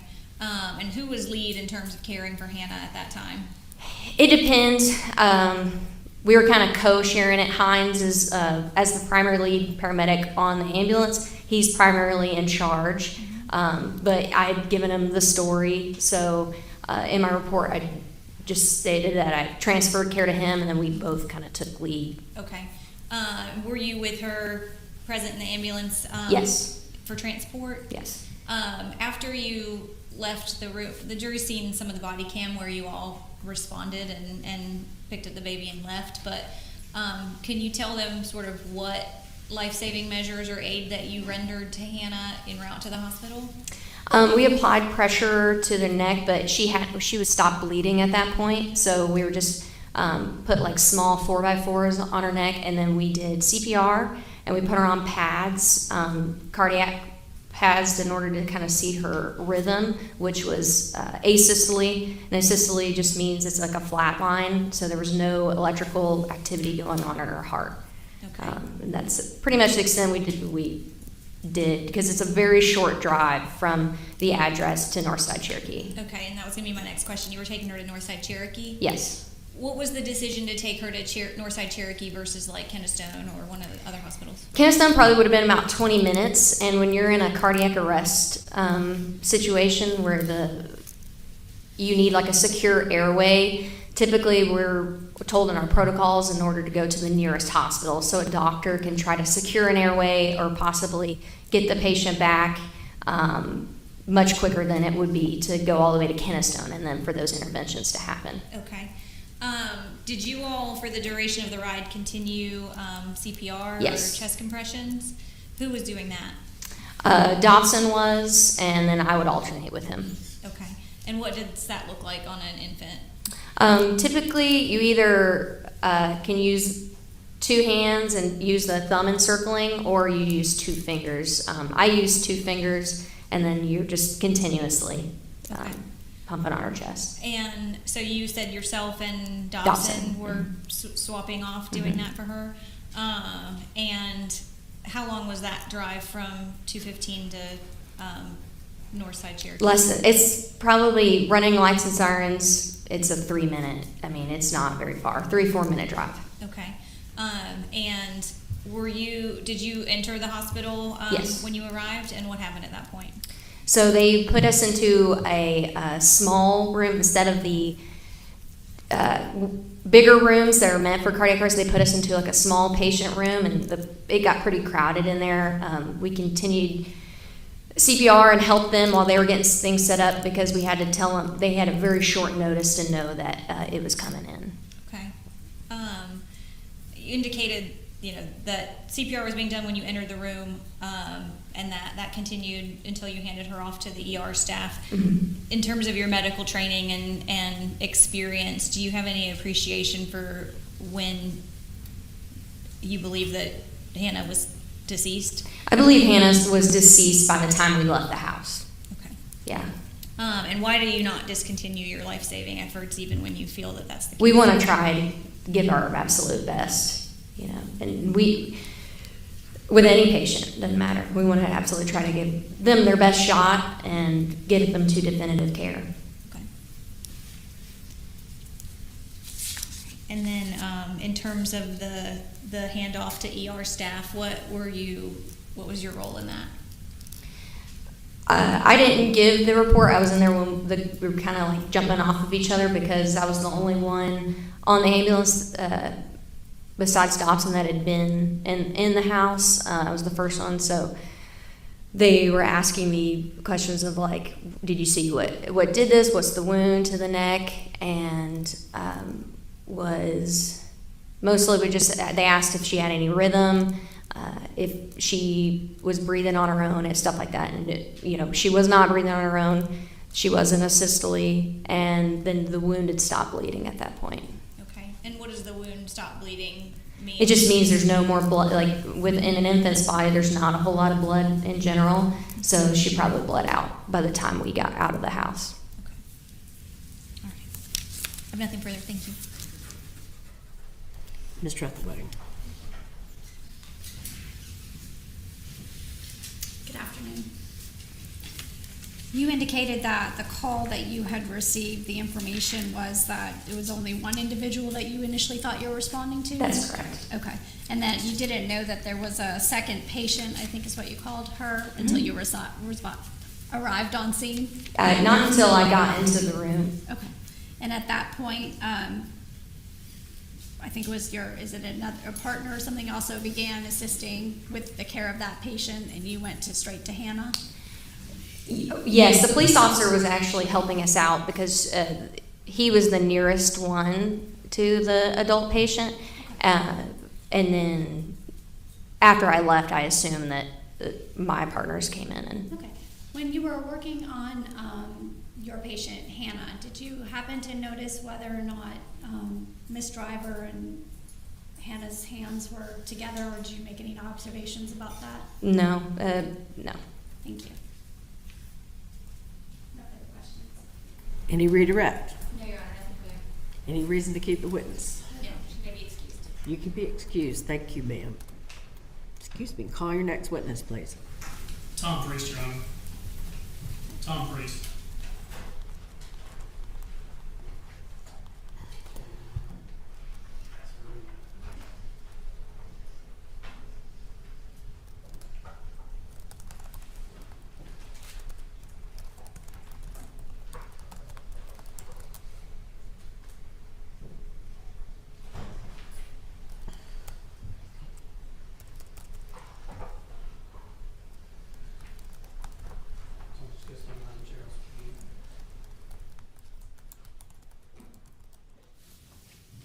Raise your right hand.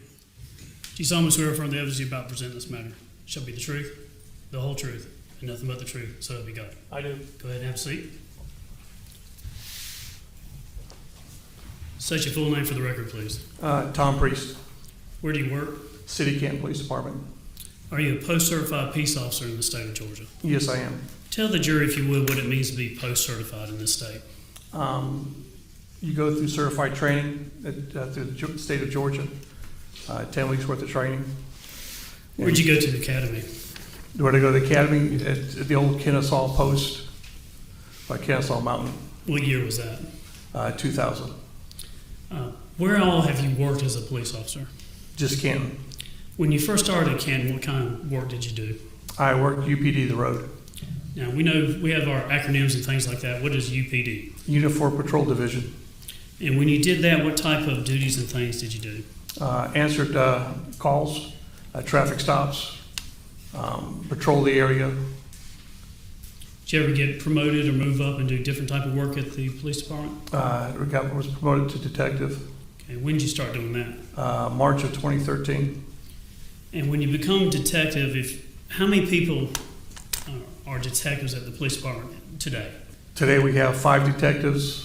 If you can just kind of tell the jury, the Canton Police Department, tell them how big it is, how many people we have, how many active like investigators or detectives that we have working cases now. Canton Police Department, we have, I believe, is about 55 sworn officers. We've got 5 detectives in our unit, 2 sergeants, a lieutenant, and a captain. And where do you rank in the supervisory capacity at the police department? I'm not a supervisor. Do you work with other people that, besides just investigators, you work with the patrol and other people at the police department? Yes. Now, does the PD's office have actually like a crime scene unit like the sheriff's office does? No, we do not.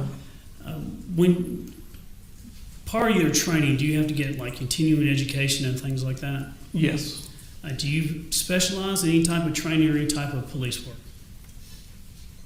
As far as Do you have any specialties that you focus on, or is it pretty much whatever? You're more of a general police officer. we in detectives in Canton, we try to specialize, but we don't have specialized units. One week you might have a shoplifting case, or you might have a homicide case or a child molestation case. You just never know what's going to come up. And part of your duties that you're there, if you have crime scene stuff, you have to take photographs or process a scene. Do you do that sometimes? Yes. If you tell the jury what it means when I say to process a scene like crime scene, what does that involve? It involves looking at the scene, seeing what you can visually see, photographing the scene, collecting evidence, looking for witnesses. Do you have any specialized training to process a crime scene? Other than basic crime scene processing, no. So you had training on taking photographs? Yes. Training on lifting fingerprints? Yes. And training on kind of just drawing diagrams or just this marking what the scene looks like? Yes. Now, does the sheriff's office have more people that are more dedicated to processing crime scenes? Yes. When you get called to a scene and the police department responds, like a major scene like this, how many people typically respond? Depends on the incident. Let me turn your attention now to, I believe, Tuesday, December the 8th of 2020. I believe the 911 call was around 2:26 p.m. Did you get called out to 215 Mountain Vista Boulevard in Canton? Yes, I was one of responding. What county was this residence in? Cherokee County. Tell the jury, when you got called in, where did you come from and what did you see when you first got there? Came from the Canton Police Department, which is right across the street, 151 Elizabeth Street. Drove to the scene. By the time I got there, I spoke with Sergeant Soto, who gave me a rundown on what was going on. When you arrived on the scene, had the child and Hannah been transported to the hospital? Yes. Who was there when you were there, as it regards to the scene, lay persons, not law enforcement? There was 2 or 3 males and 1 female, I believe, were still there. Did you see the defendant, Chloe Driver? Was she there when you arrived? No. When you got to the scene, at some point, did you go inside the residence? Yes, I did. And did you have an opportunity to view the residence and see what was going on? Yes. Tell the jury what you remember seeing when you first arrived. I was led upstairs to the room where the incident occurred and saw large amounts of blood on the bed and on the floor, and I also observed a knife on the floor. Did you have an opportunity to look at some photographs in this case? Yes, I took some photographs of it. Did you have an opportunity to look at some photographs that were taken, aerial photographs from Google Maps and things like that? Yes. May I approach the witness? Yes. I'm handing you what's been marked State's Exhibits 5, 6, 7, 8, and 9. These are Google photographs of the residence. Look at those and see if they're fair enough photographs.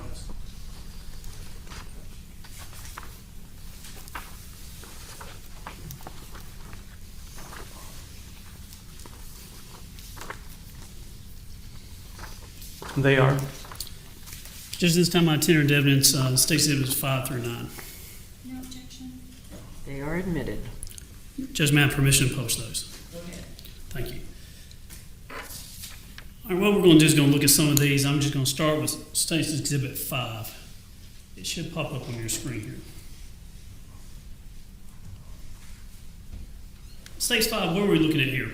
That's like a Google map showing a direct route from the courthouse here to the incident residence. Okay, as you look at State's 5 up on the left, is that indicating where the courthouse is? Yes. And then down towards the bottom, there's a little red mark or circle indicating where the scene was. Is that right? Yes. About how far is that from the courthouse as we stand today? 3.3 miles. Now, this is State 6. The scene itself, what type of residential area is this in the city? Is it a suburb or It's subdivision? a single home residential area. All right, State 6, what do we have here? That's an aerial view of the whole subdivision. Now I'm going to take my marker. You see my hand down here? Yes. The indicator. Yes. Is this the residence, the scene that we're talking about? Yes, it is. And then a closer view, State 7. Is this the scene here? Yes, that's an aerial view of the residence. State 8, what are we looking at here? The front of the residence. How would you describe this neighborhood? Quiet. Y'all get many calls there? No. States 9, what are we looking at here? That's the side driveway up to the residence.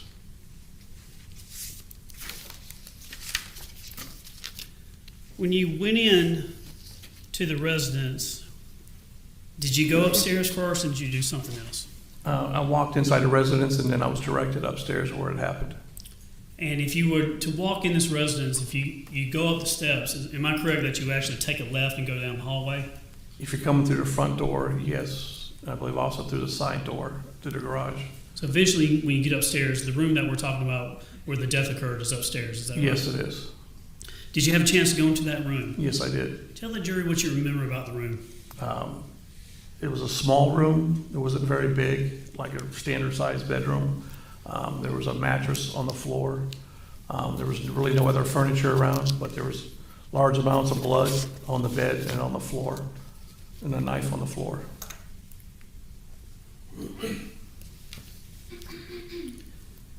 Were you asked to take any photographs of the scene? Yes. And did you do that? Yes, I did.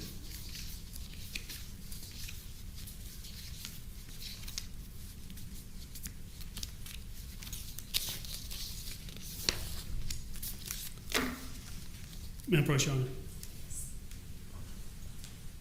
These are State's Exhibits 10 through 19. See if these are fair and accurate photographs of the photos you took of the scene on December 8th, 2020.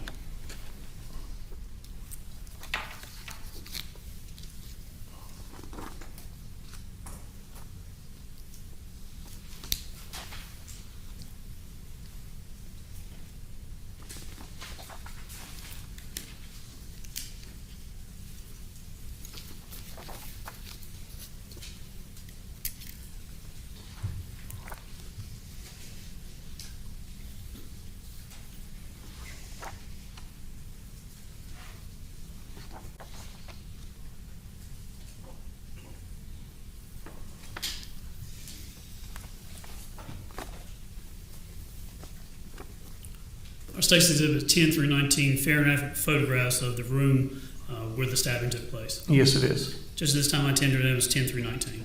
10 through 19 are admitted. May I publish them, Your Honor?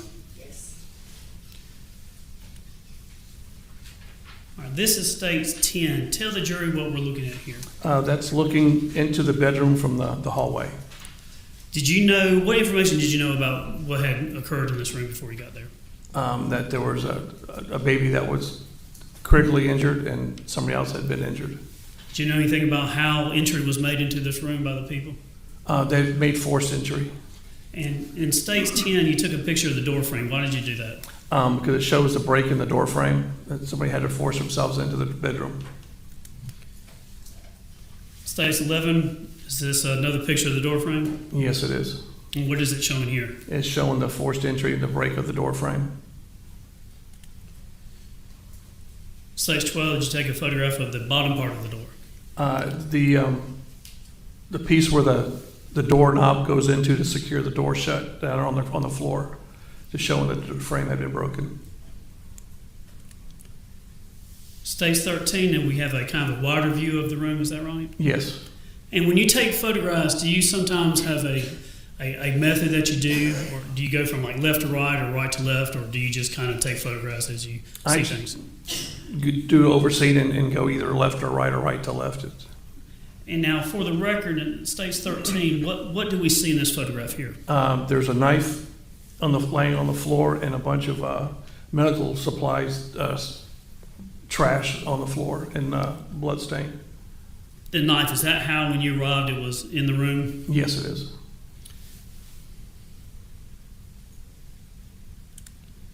State's 14 kind of moving to the right, is that correct? Yes. What do we have here?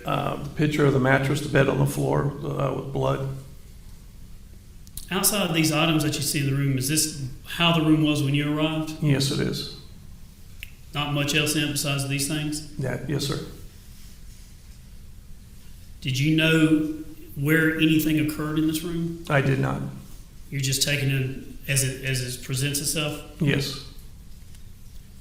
All right, State's 15, what do we have here? Large amounts of blood, towel, and a set of keys.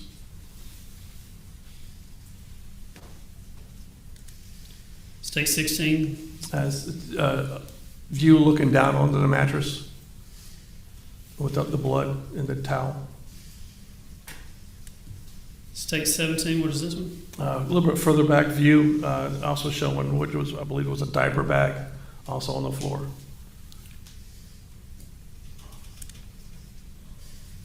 State's 18, what do we have here?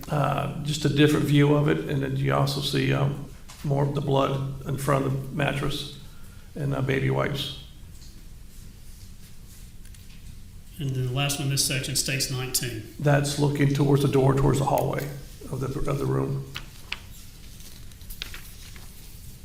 Young man approach. Yes.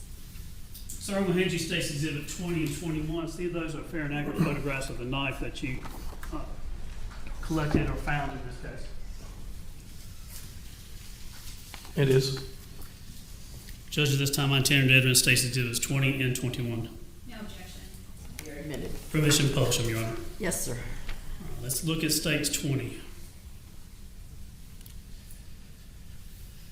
When you found the knife, do you do anything? Do you touch it, move it, do anything like that, or what's your procedure when finding evidence? We don't touch it until it's photographed and collected properly. Again, at this point, you didn't know who used the knife or how it was used or anything basic beyond just what your general information was? I did not. Stage 21. What do we have in this picture? The knife with a ruler to show the length of the knife. And this knife that was collected, at some point were you asked to, I guess, stop what you were doing and the scene was going to be turned over to the sheriff's office? Yes. Who was it turned over to, do you know? The Cherokee County Sheriff's Office Crime Scene Unit. Do you know which investigator or crime scene technician came and processed it? Officer Shaw, our Deputy Shaw. Yeah. Did you work with him before? Yes, I have. Have y'all worked together for years, I guess? Yes. Now, what was the reason for the sheriff's office being called in? Do you know? It's just they have more equipment and their training is more detailed than the training we have for processing a crime scene like that. Now, we're looking at this case many years after the fact, but at the time that you're at the scene, is it fair to say that you didn't know whether or not there's going to have to be a lot of special processing by a crime scene unit? Is that why they're brought in, basically? Yes. So you know fingerprints or any other type of specialty knowledge or training was going to be needed? Yes. And when you were there, though, before that happened, did all the evidence that was collected by crime scene technician Shaw, was all that evidence, including the knife and everything else, was that turned over to you? Yes. And did y'all then take that back and secure it at the police department? Yes. Did you follow your proper procedures for maintaining the chain of custody, maintaining the security and integrity of evidence when you did that? Yes. To your knowledge, was there any issues of tampering with evidence or the mishandling of evidence or anything like that? No. Just you followed all the procedures and then documented that, including any evidence that was taken to the crime lab? Yes. Now, when you're there at some point, obviously you talk to two men, is that right? Yes. And when you talk to the gentleman, do you remember meeting with Jason Spillers? Yes. And do you remember meeting with Brian Joyce or Benjamin Ben Michael? Yes. And tell the jury kind of where they were at when you talked to them. They had been separated. Mr. Ben Michael was in another room being interviewed by Sergeant Soto. I want to start with Jason Spillers, if that's all right. You're on, may I approach again? State's Exhibit 22, 23, and 24. See if you recognize those photographs as some that you've taken in this case.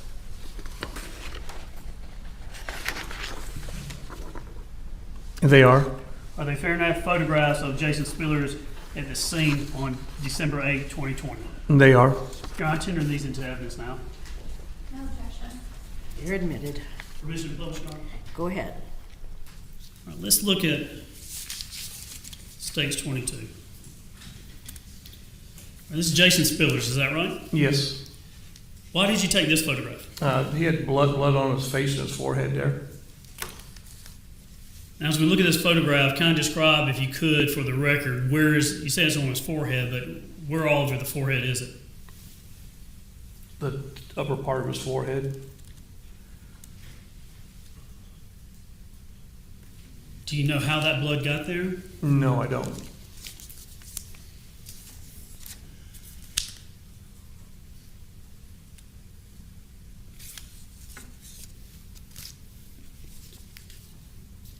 Stage 23, what are we looking at here?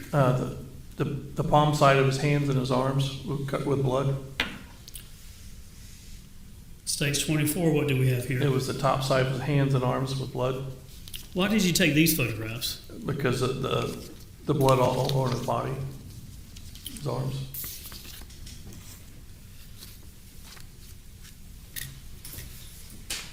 And finally, did you have an opportunity to meet with Brian Joyce and Benjamin Ben Michael and take photographs of how he appeared after the stabbing? Yes. Your may I approach. This is State's Exhibit 25 through 28. Just hold on to those and see if those are fair and accurate photographs of Brian Joyce.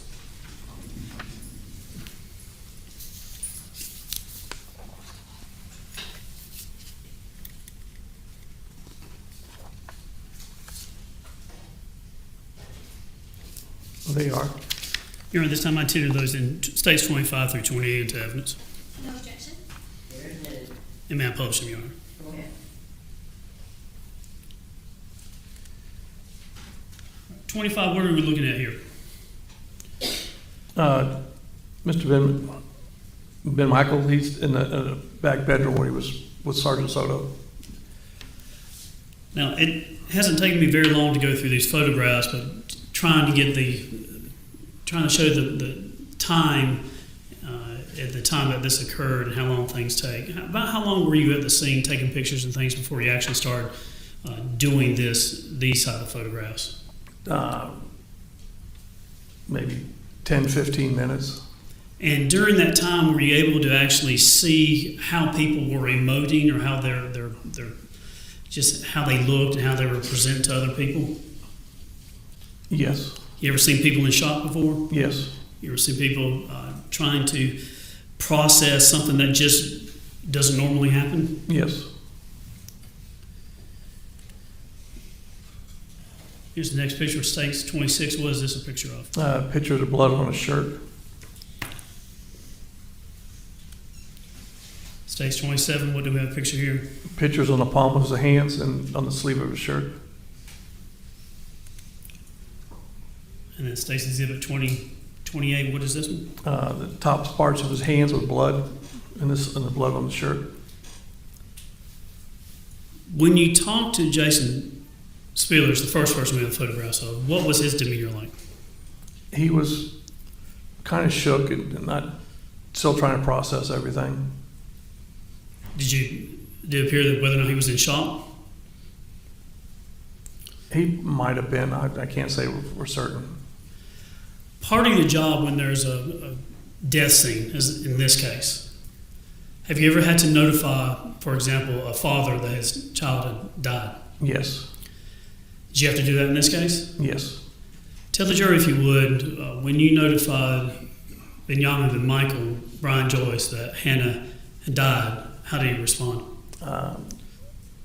He was extremely emotional, crying.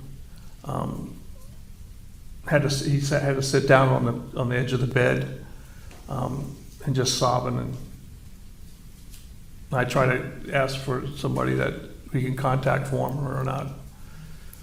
Did it appear he was just undone, overcome? Yes.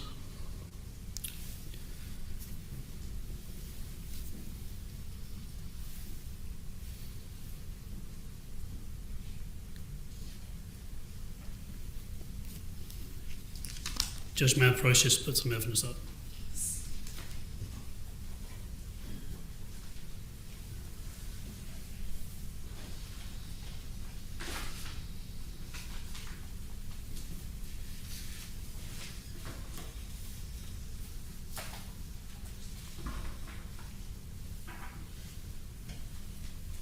May I have one moment, please, Your Honor?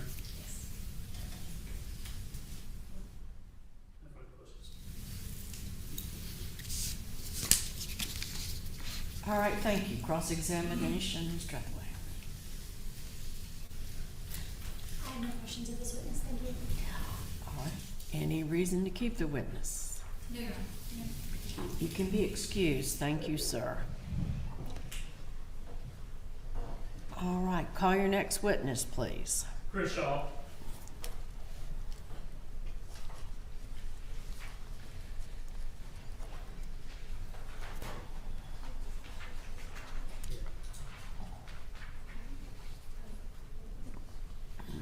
Yeah, we'll share our pictures.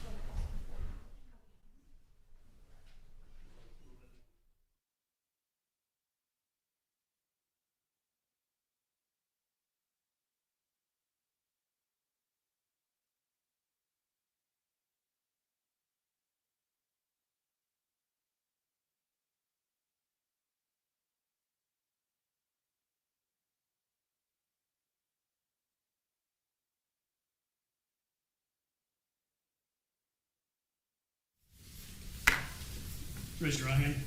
You solemnly swear affirm the evidence you're about to present in this matter shall be the truth, the whole truth, and nothing but the truth. So help you God. I do. Go ahead and have a seat.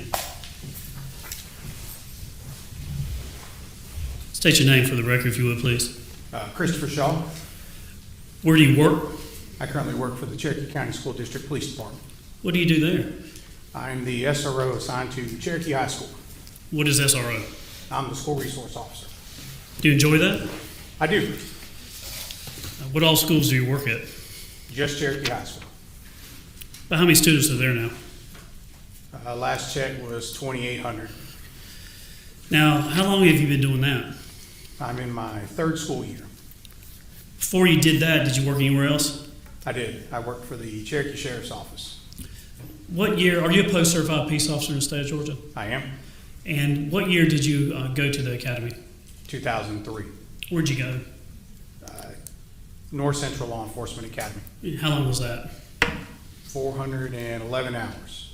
What I'd like to do is just very quickly kind of your resume. Where did you start? What did you do? And when did you end up moving before you left the sheriff's office?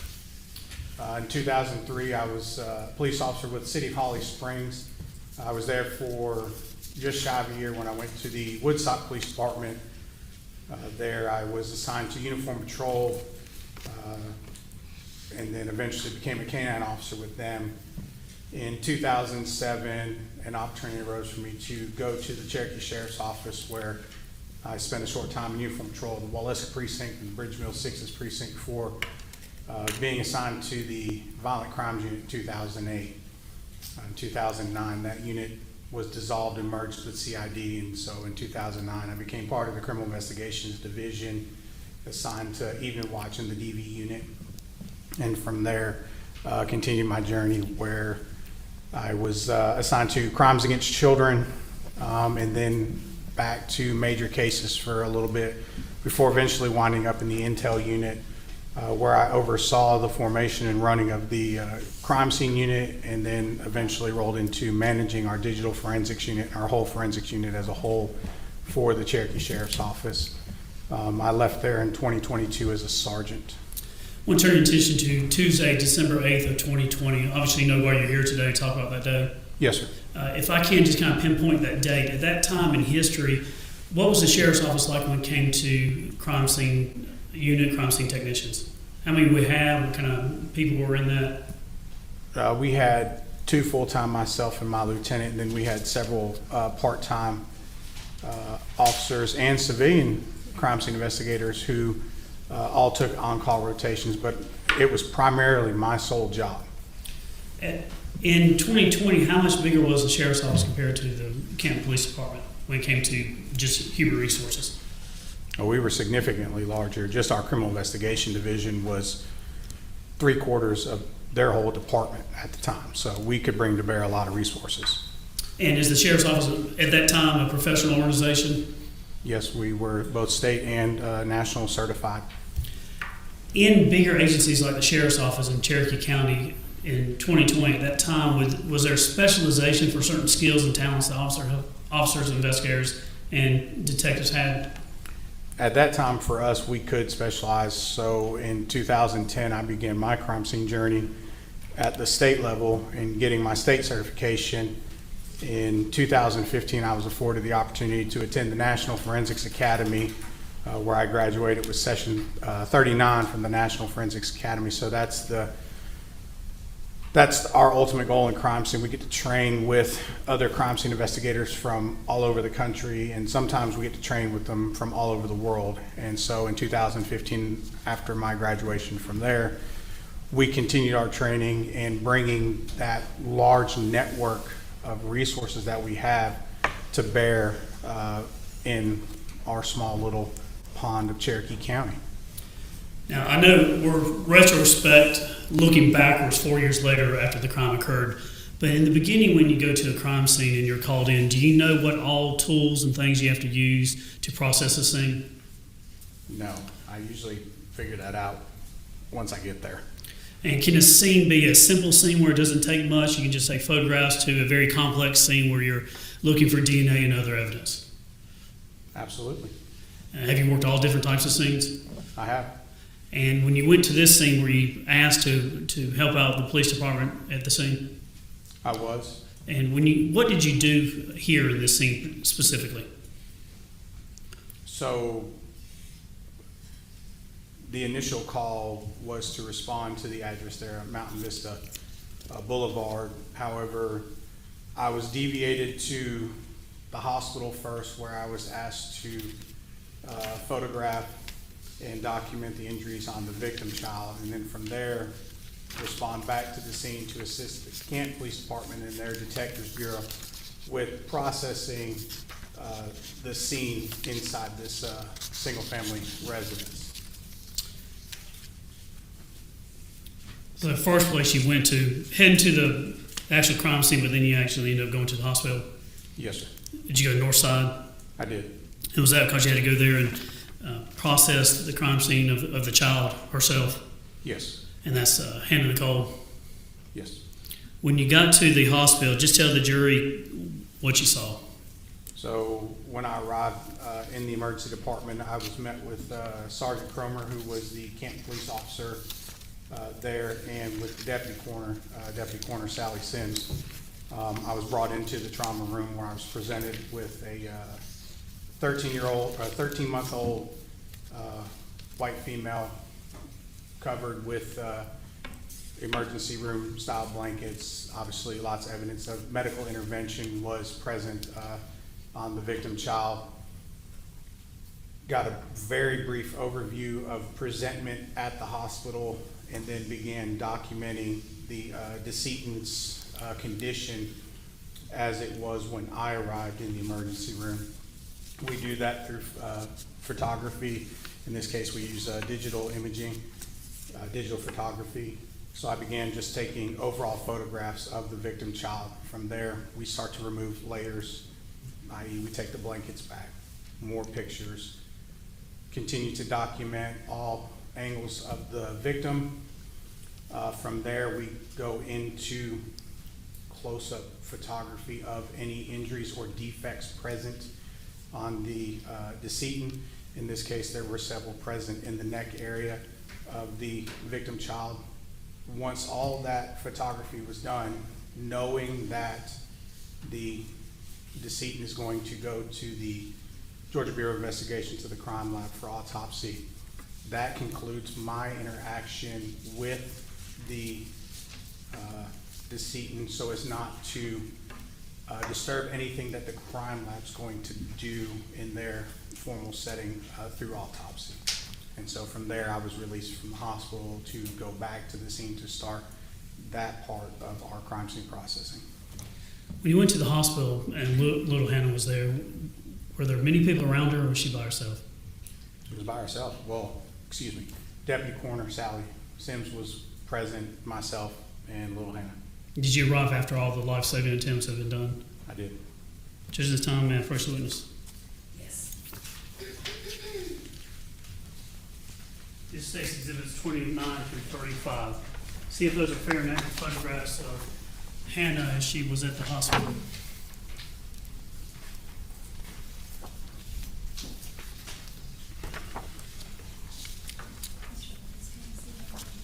Yes.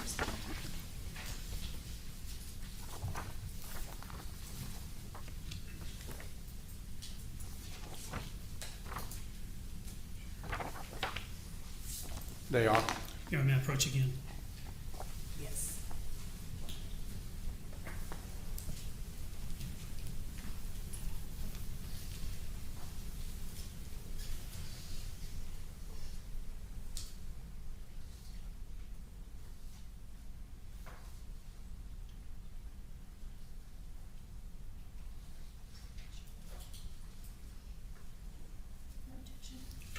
Judge, I tender to evidence now states exhibits 29 through 35.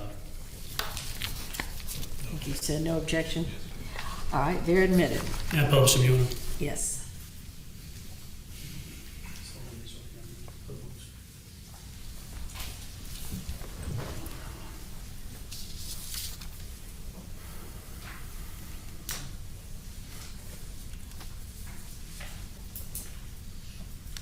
Charlotte, what do we have here in State's Exhibit 29? So this is just an overall top-down of the victim child as she was when I arrived at Northside Cherokee Hospital. And where is this room in the emergency room? I believe their trauma room in the emergency department is right off the ambulance entrance. I don't remember if I was the first or second room, but it's right there off the emergency, where the ambulances pull up. When you first walked in, was anybody with her? Just the deputy coroner. States 30, what do we have? So after initial photographs, I removed the hospital and ambulance blankets to reflect the presentment of the decedent in the hospital, and so that's what we have here, documenting all of the medical intervention, but also documenting the significant volume of blood. If you could for us in this photograph, Stacy Exhibit 30, is this the condition that you found, Hannah? This was when I arrived. When you arrived at the hospital, right? Yes, sir. Can you, for the record, describe what is on her left foot? On the left foot is the sock. States 31. We do document from the head down, full documentation with pictures. So I asked the deputy coroner to position, and what I'm looking for is not only evidence on the top, but any evidence of any injury or anything that may have been missed at the scene. And so I want to make sure I get a full documentation of the decedent's face. States 32. Which hand are we looking at here? This is going to be the left hand. I'm going to zoom in. And what do we notice in this photograph? And so my documentation of the whole was the arm, but that is a significant pooling and clotting artifact of blood.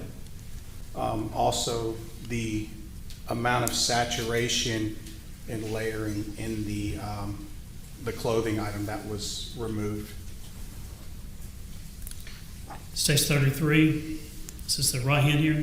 This is going to be the right hand, and again, we're just documenting the volume of blood and then the transfer throughout the body, different areas where blood was deposited on the baby's skin.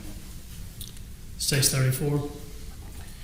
These are the injuries that I noted on the child's neck, the two linear puncture wounds going down, and then the linear laceration below those two puncture wounds on the neck.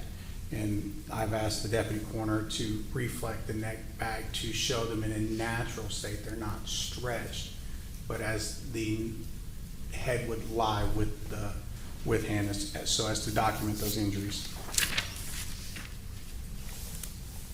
In States 35, what did you do here? I needed to give scale, to give size and angle, if you will, of that large injury present on the child's neck.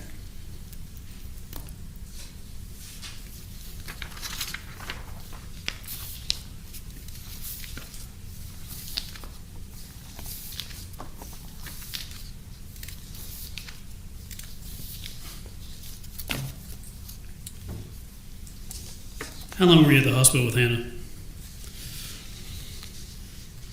I think an hour and a half to do everything, plus to consult with the deputy coroner and make sure that I had done a thorough documentation of the child's injuries. Your man approach. Yes. Leading States exhibits 36 through 43, another set. See if those are fair and accurate photographs of the residents in this case.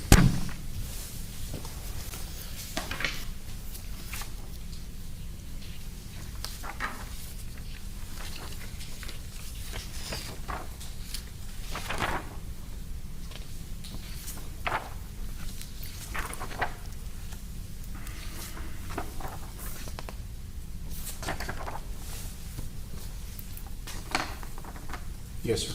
Are those fair and accurate photographs of the location in this case at 215 Mountain Vista? Yes, sir. Judge, at this time, I tend to add in States exhibit 36 through 43.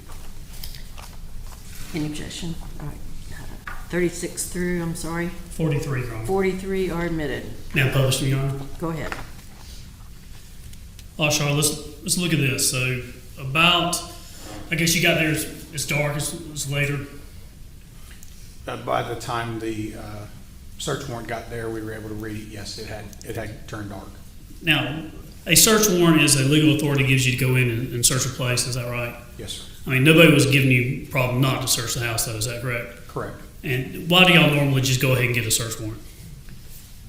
Is it just something you routinely do to?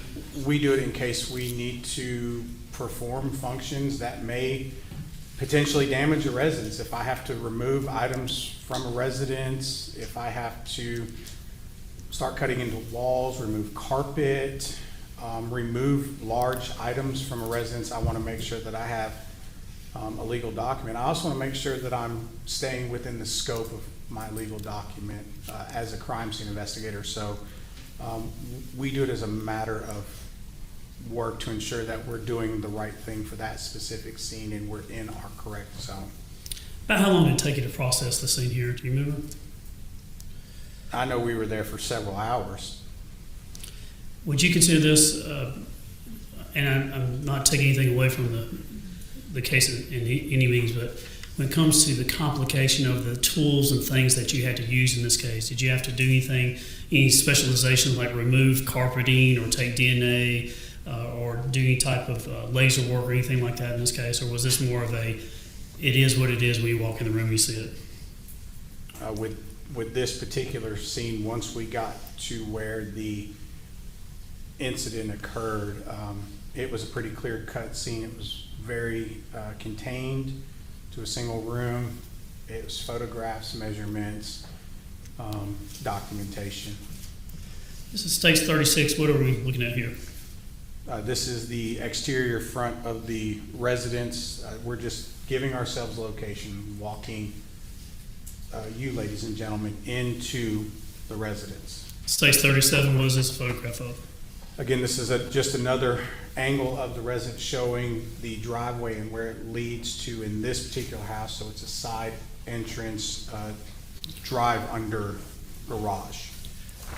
The jury has seen body-worn camera video and they've seen the entry, but if you go into this garage and you're looking here at stage 38, this door, tell us about this door. Where does that lead to? So this door leads into the, it was a kitchen, foyer.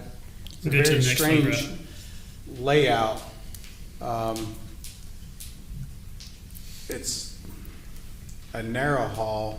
There's lots of stuff. How's it, stage 40? Is that a picture where you come in that door, you're looking down the hallway? Yes. And I think, am I correct that if you walk straight and kind of go left, it's going to go towards the stairs? Is that right? I believe so. So that's stage 40. Stage 41, if you walked into this room and if you kind of orientate yourself by this door, the fireplace, and this drape or curtain thing here. Now I'm going to stage 42. You see linking them up here? So you come through, come in that door, walk straight ahead, turn left, and I think you end up here. Is that right? Correct. And then that will take you upstairs. Is upstairs where the stabbing occurred? Upstairs is where the incident occurred, yes, sir. What do we have here in stage 43? We're just showing pathway upstairs, walking whoever into the house up the stairs.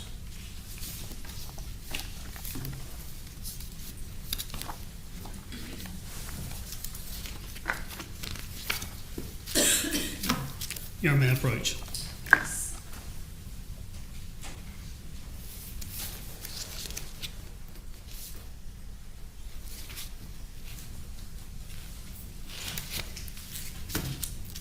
Mandy states exhibits 44 through 82.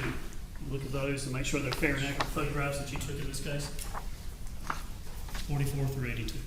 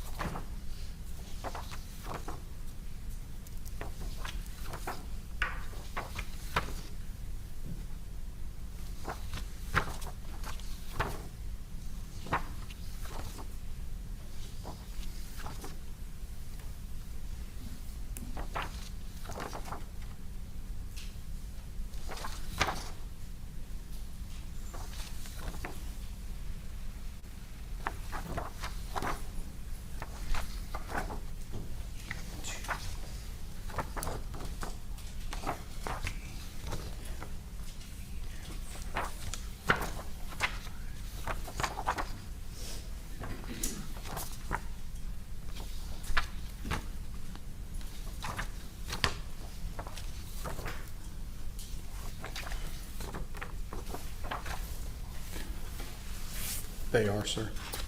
Judge, at this time, I intend to evidence states exhibit 44 through 82. States 44 through 82 are admitted. And may I post those, Your Honor? Yes.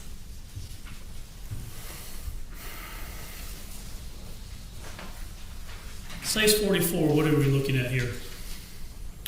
We're looking at the entryway into the bedroom, but more importantly, I was documenting the forced entry into the bedroom. And how do you know that's forced? The frame has been split down the middle where the latch would go, and it's pushed in. Did you have any knowledge of who forced the door? I don't. You were just processing the scene? Correct. You don't normally interview witnesses or anything like that? You're just dealing with the loci or the actual location? Yes, when we're asked to assist an agency in process, the detective in charge of the investigation, I just document what is there, what is not there for those detectives. Shaw, do you remember how much furniture or things like that were in the room? In that particular room? Yeah. It was just a mattress Were and there some other items that you noted? a couple small items. Next picture, states 45. This is just a picture of the busted door frame. So what I've done is I've gone closer in, so I'm gonna go from bottom up, just documenting the forced entry. 46, same thing, just going up in the middle of the door frame. The middle of the door frame, but that is where the catch would be, 47, top of the door frame. 48, what do we have here? And so now I'm walking into the scene, and so I want to look down. So we think about a camera sees like our eyes do, but it doesn't move. It doesn't have peripheral per se. So it's my job to make sure that I show you everything, so that I move from bottom to top and keep it center. So that's all I'm doing, is documenting that there's nothing right there at that door jam. When you're processing a scene initially, do you know what evidence or items and articles or things like that are significant or relevant, or you just make sure you document the entire scene? We do two ways. When we're assisting an agency, I stay within the scope of the search warrant that is given to me. In this particular case, it was read before I went in. I knew the parameters of the search warrant, and so I stayed within those scopes. But as far as knowing what's relevant and not, I would generally get that through my walkthrough, confer with the detective and go, hey, you need to maybe think about X, Y, and Z. But at the end of the day, whatever's in that search warrant, whatever the detective is asking us to collect, process, document, is what we're gonna do. But in the documentation, when I wanna make sure that I get all of the scene, I may take some liberties in that. I'm gonna take more pictures, try to get as much as I can while staying within the parameters and scope of the search warrant.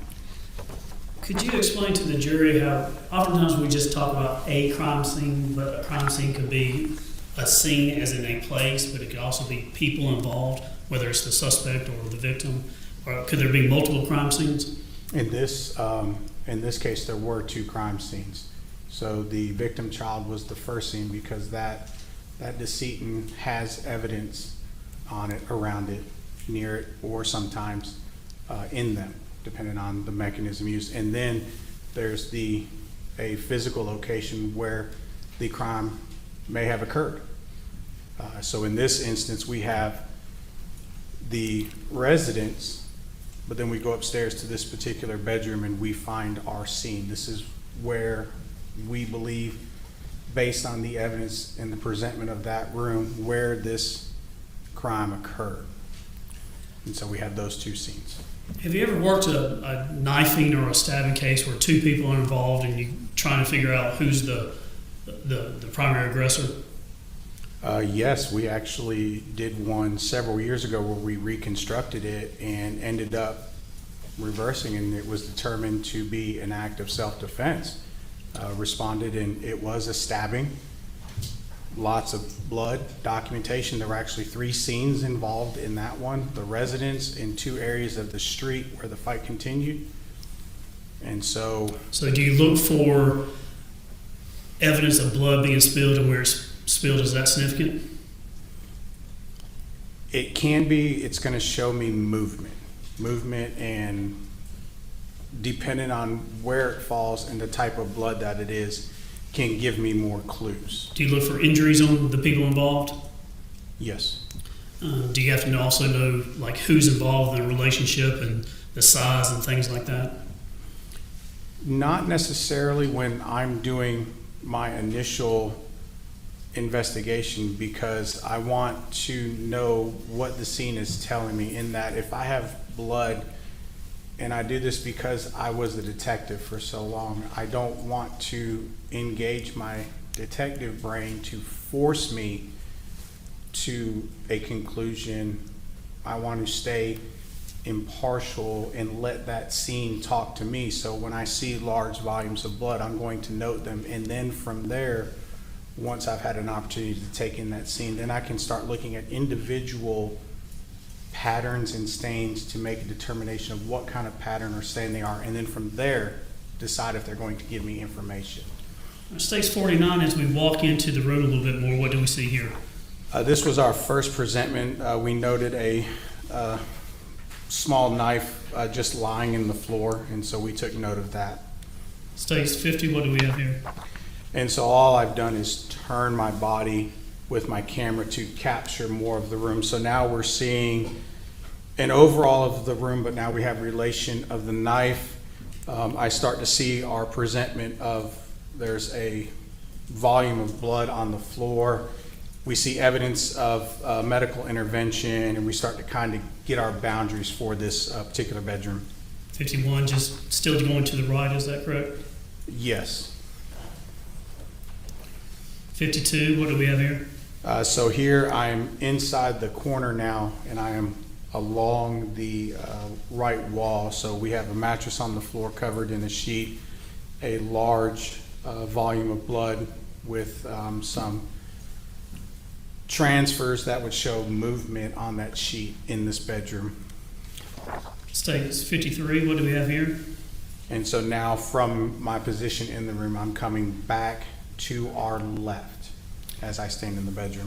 As you look at these walls, States 53, so I'm looking in this photograph, there's straight ahead, there's two windows, is that right? Yes, sir. To the right, so the mattress, is that correct? Yes. And then to the left is a dresser, I guess you can call that, is that right? Yes, sir. Do you notice the walls in this? Did you find puncture wounds or holes or anything in the walls like that? I did not. How about those windows? Are they busted out or broken or anything like that? No, sir. Any disheveled, broken furniture or anything along those lines? Not in this bedroom. Just that bed is in the shape it's in, is that right? Correct. Now are we moving back to the left? Is that your procedure? It stays 54 here. I'm still moving towards the left. Stays 55. Still going left? Yes. Stays 56. What do we have here? And so I've moved into the center, and now I'm showing the floor in the middle of the bedroom. 57, Shaw, what do we have? I've stepped to the left, still angle my camera down towards the floor, looking back towards the mattress. Again, documenting medical intervention, but also showing relation of the blood stains, the volumes of blood to the mattress. Stays 58.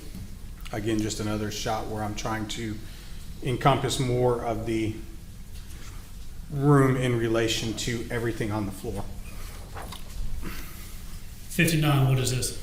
And so 59, I've moved 90 degrees to the mattress. So I am perpendicular to the mattress, and I'm doing my best to get a top-down overall shot of this mattress.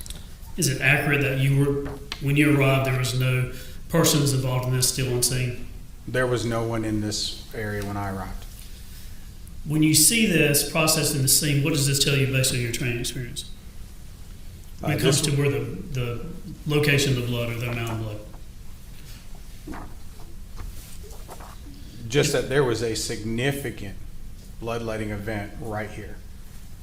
This very dark blood and just the volume. Plus you can see some clotting artifacts in that indicate that there was a significant bloodletting event right there, but that there was also movement within and on top of this mattress, as evident by the handprints. Next one, state 60. What do we have in this, and what is this item that's at the, kind of at the foot of the mattress here? I believe those were baby wipes, and I've just moved down to the end of the mattress, and so now I'm working my way back up. We're talking about these here, is that what we're looking at? Yes, sir.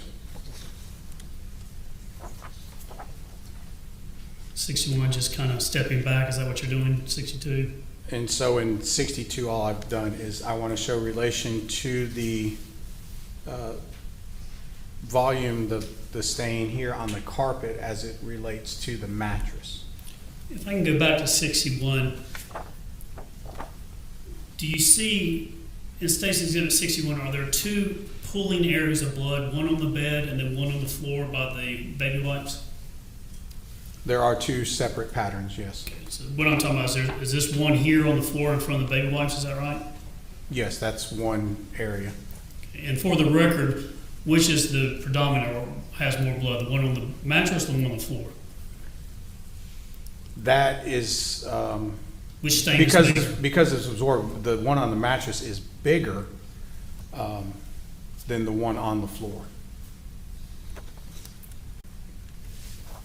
State 63, what do we have here? That was a diaper bag that was sitting at the foot of that mattress. And just to be clear, all the evidence you collect in this, the bag, the other things we're talking about, the knife, all that, you turn that over to Camp Police Department, is that right? Yes. Say 64, what do we have here?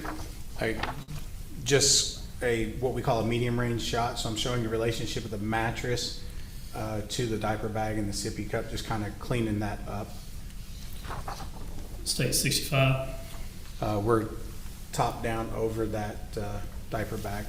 When it comes to collecting evidence, like a bag and the contents in the bag, is there a time where that will be processed and things will be taken out and accounted for, usually? Yes, and not at a scene. So that's later on, someone else will do that, a lead detective or somebody like that? Yes. Did you just take everything as it is, not unpack it, and just turn it over to the Canton Police Department and the detectives there? Yes. State 66? Just documenting the exposed side. So this is the side facing out towards the bedroom, not closest to the wall. And 66, what are the items that we see in this photograph? Well, I knew the burnt blanket, and then I don't really recall what the pink thing was. I'm sure it was an item of clothing, baby clothing. 67? Again, just another angle of the diaper bag, but noting the towel and then what was on the other side. And this is all done before we move a single item within that room. 68, just looking at the foot of the bed? So we're from the foot at what we call normal vision. So I just have my camera up this way and I'm shooting back towards that wall. 69, is the towel on the bed? Just turn the zoom in to note the towel. 70, what do we have here in this photograph? This palm swipe was very intriguing to me as a crime scene investigator, and I wanted to try and document that. Just one, noting the size of that. I know that is an adult hand, especially since I had already been to the hospital and seen the victim child, so I knew that to be an adult hand. 71, just a closer view? Yes, And trying to get over it and focus. And I'm trying to do this all while holding a camera. And then in 71, you see the blood has different formations or shapes on I guess the type of stains that are left. Yes, it's absorbing into the sheet at this point. State 72, what is this and why did you take a picture of this? So anytime we introduce something into a crime scene, we have to document it. We document it through our notes and through photography. Obviously, yellow tint evidence markers are not naturally occurring things in people's homes. So we start to document, and I just figure out what I want to call one, and I go from there in a logical progression through my evidence. So we start with evidence marker 1. I decided that was going to be the knife. And so we have them with scale, and this gives us a relationship in size. Zoom in on state 72. I did a good job. Sometimes this is evidence marker 1 or EM for evidence marker 1, is that right? That is right. And what type of knife is this? Can you tell just by the logo on the blade itself? That was a Cuisinart paring knife. Did you go in the house and look to see where this was taken from? At the end, we checked the blocks, and I found a block downstairs, a knife block. It had 2 missing knives, so we just documented that there were 2 knives missing from this particular block. 73, what do we have here? So I used evidence marker 2 to denote this volume of blood on the carpet near the mattress. 74? 74 was the palm print. We would normally rotate it, but so 3 at the top, just noting the size with our scale. 75? 75, I just had to say all of this on this mattress here, this sheet is all number 4. So I said the top of the towel as best I could was the starting point.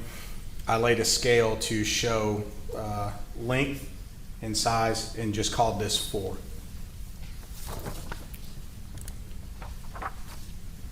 $76 is the diaper bag. And then when, or do you remember blood patterns of blood spray and how blood can come out differently? Does it make different depending on how it comes out of the body? Whether it's a slow coming out, or if it's there's force behind it and it's being pushed out even further? The difference between arterial and venous. And when you look at the mattress here, could that explain sometimes why there's different type of patterns on the mattress? We wouldn't normally identify patterns on absorbent surfaces because I don't know how much time elapsed between the bloodletting event and the time I got there. So the blood absorbing into the material is going to elongate any stains or patterns I get. And so in our blood stain pattern training, we're taught we do this on hard, non-porous surfaces in order to get accurate measurements, to get angles of impact. I would just call that a volume. That's just a transfer of blood. I don't know how it came, because as it absorbs, it could go lengthwise, it could go widthwise. So I'm just careful to document and say this is a large volume of blood here. And then 76, we're looking at the bag, evidence marker 5. 77 is just where certain markers are in the room, is that right? Yes, I'm trying to capture the overall of all of the evidence markers with their relationship in this bedroom. And evidence marker 1 for the knife in relation to evidence marker 2, you don't have any knowledge whether or not that was moved by EMS or pushed over there or anything like that, do you? Or do you know? I don't recall that I was told that anything was moved upon EMS's arrival. That would That's how you found the knife in that place? That is how I found the scene when I got into it. 78, just going back through. 79, what do we have here? We removed the sheet, and I wanted to document just the saturation to go along with that large volume. And so I had several pictures of just the saturation of the blood into the mattress itself. Another photograph of that. And then 81 and 82, did you visually go downstairs to the kitchen and look for where this Cuisinart knife could have come from? It was the only block in the house, and it was missing 2 knives out of the block. Do you have gloves with you today? I do.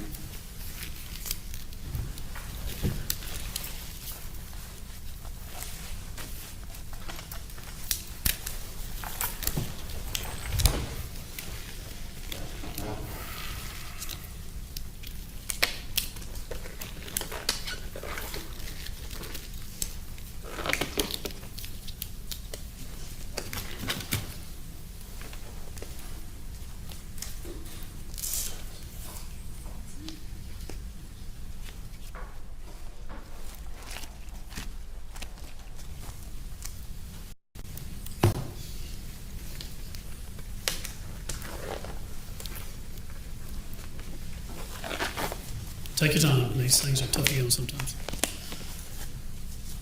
Young man, approach the witness. Did you collect the knife in this case? I did. Did you have an opportunity before you testified today to look at this box and verify that this is the knife that you collected from the scene? I did.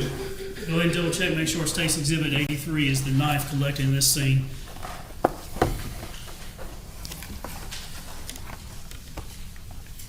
It is.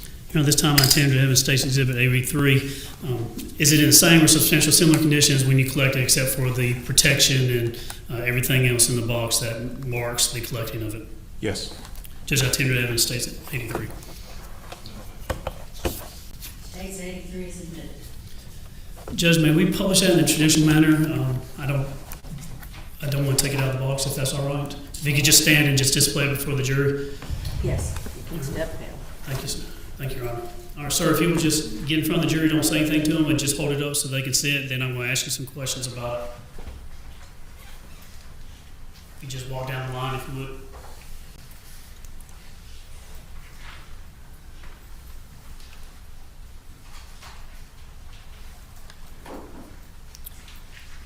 All right, thank you.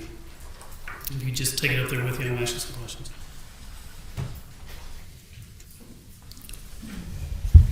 When you collect a knife like this, is it, obviously it was bloody, had stains on it, is that right?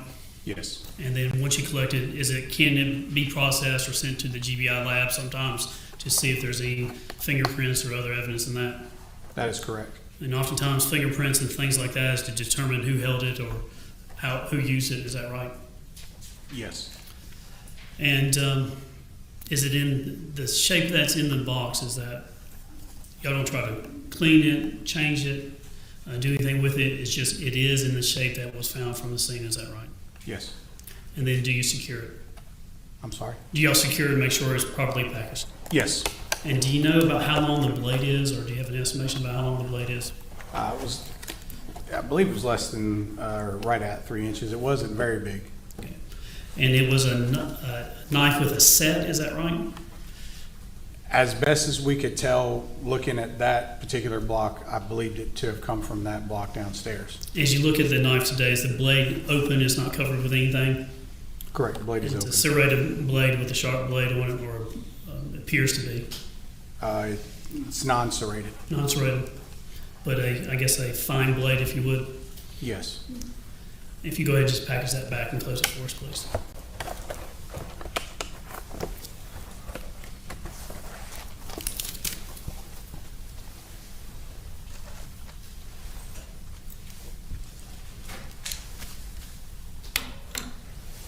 If you do me a favor, just take your time, and if you can just, photographs I've given you, if you could just put those in order for me.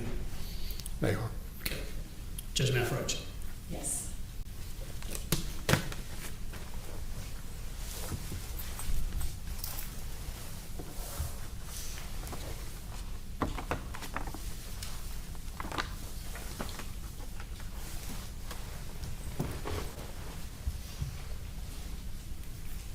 Ma'am, one moment, Your Honor. Further questions this time, Judge? All right. We're going to take a short recess. Stay upstairs, don't go downstairs. But we'll take a 10-minute bathroom break, and we will resume back at, well, it'll be a little more than 10 minutes. It'll be 4:15. We will go till somewhere between 5:30 and 6 this evening, so you'll be aware of that. But we'll let you be in recess for 15 minutes. Thank you.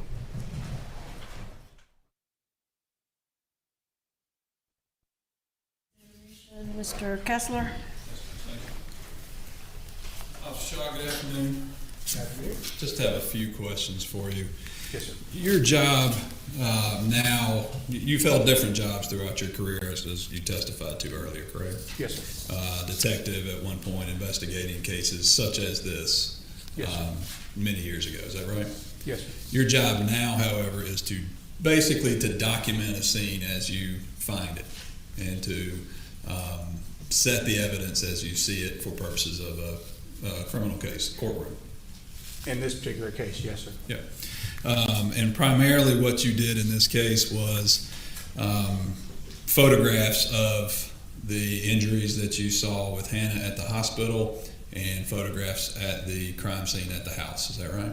Yes, sir. Okay. And you did collect some pieces of evidence pursuant to the search warrant as well that you turned over that were sent off to the crime lab to be examined by GBI crime lab. I turned him over to Canton PD. What happened to him after that, I was not made aware of. But you collected them? Yes, sir. I did do the initial collection. You collected the knife that you have testified to as Exhibit 83, right? Yes, sir. You collected the sheet that was on the mattress in the room, right? Yes, sir. And you also collected some swabs of blood from the blood stain in the carpet.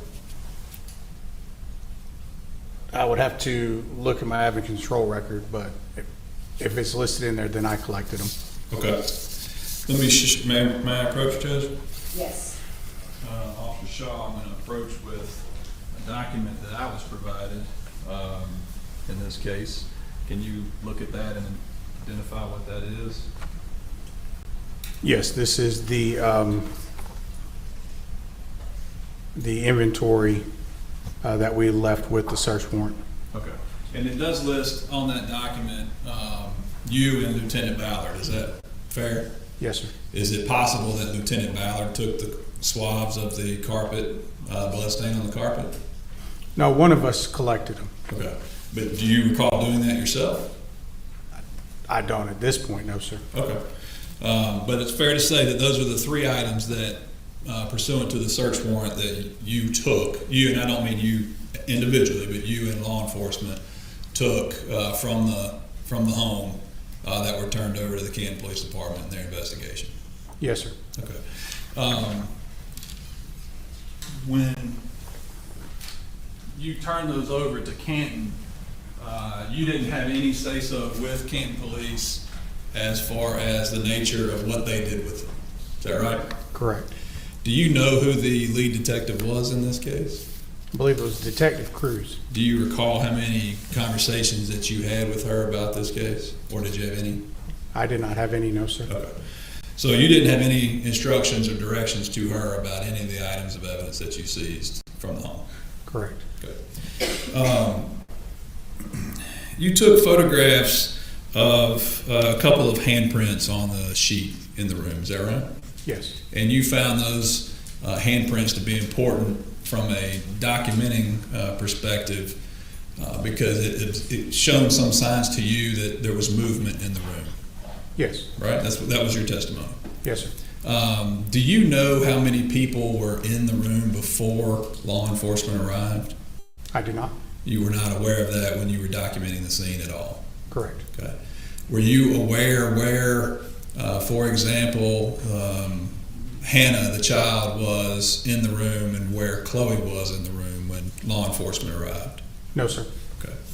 So you weren't aware who, if any, one was on the floor or who was on the mattress specifically?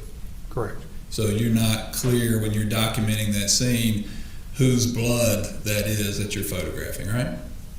Correct. It could have been Hannah's, it could have been Chloe's, it could have been a combination of both of them, is that right? That's a fair statement, yes, sir. And I presume that you never conducted any interviews of any of the people that were in the room, Mr. Spillers or Mr. Benyamin? No, sir. Okay. You testified that your job was to, I think I had these right, you said your job was to get a full documentation or a thorough documentation of the child's injuries when you were at the hospital, is that right? With respect to the child going to the crime lab, yes, sir. Yes, sir. And when you got to the hospital, who made you aware of the nature of Hannah's injuries? The deputy coroner. And that was Coroner Sims? Yes, sir. Okay. And she had already evaluated the baby at the hospital by that time that you got there, is that right? That is correct. Okay. She is the one that informed you that the injuries that she observed to Hannah were the photographs of her neck that you took photographs of, right? Correct. The injuries in her neck that you took photographs of, I should say that right. 2 puncture wounds on the top part of her neck and another laceration below those. Is that right? Yes, sir. Okay. Those were the injuries that she described to you, and that's why you took photographs of them. I would have taken the photographs regardless that she described them, they were there, but yes. Okay. You didn't take any independent evaluation of the child's body yourself. What do you mean by independent evaluation? You didn't look at any other parts of her body to determine any other injuries to photograph. That's what I'm asking you. Yes. You I did? Mm-hmm. Okay. Did you take photographs of her front as she was laying on the bed, and also of her backside of her body?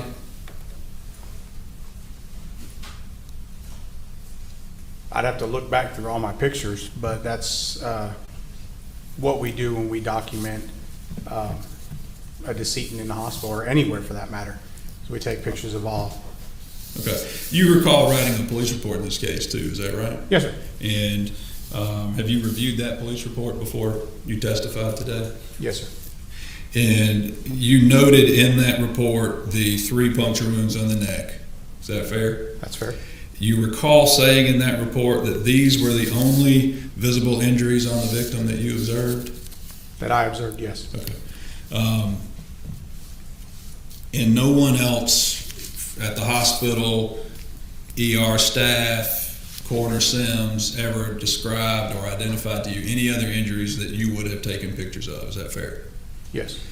And if there had been other injuries that somebody would have indicated to you, you absolutely would have documented them in your investigation of this case. Is that right? Yes, sir. Okay.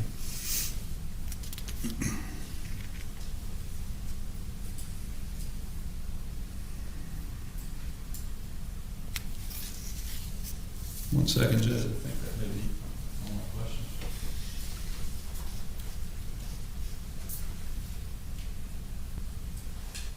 That's all I have, just thank you. Just may I follow up? Yes. Counselor asked you about other injuries and things like that, but to clarify, the state that Hannah was in when you observed her, that was the state that you found her in the emergency room in that area, is that right? That was the state in which she presented in the emergency department. And then the next step would be that Hannah would go, her body, there would be an autopsy done by the GBI, is that correct? That is correct. And so whatever, and they do a little bit more thorough examination of the body and things like that? Yes. And they would take their own photographs and document, that a medical doctor would document all the injuries that she had on her body, is that right? Yes. Nothing further. Any further cross-examination? Any reason to keep the witness? Thank you, sir. You're free to go. Call your next witness, please. Lindsay Harris.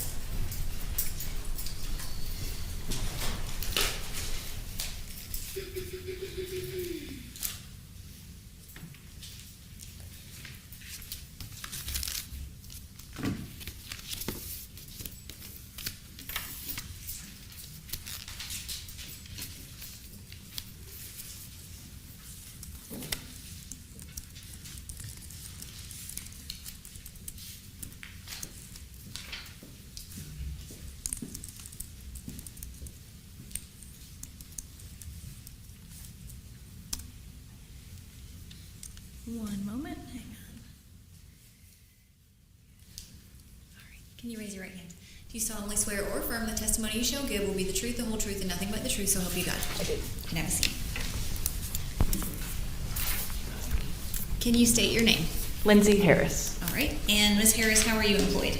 I am the commander at the Cherokee Sheriff's Office in the Intelligence Division. Okay, and what does that mean? I manage a unit that encompasses intelligence analysts that provide investigative support, as well as digital forensic acquisition and crime analysis. Okay, and what does it mean to be in digital forensics or intelligence? Various things, but ultimately there's a side of intelligence that extracts data from devices, whether it be cell phones or computers, and then there's the analysis of that information. Okay. And so you indicated you're with the sheriff's office. What role do you play in sort of providing support services for other law enforcement agencies within Cherokee County?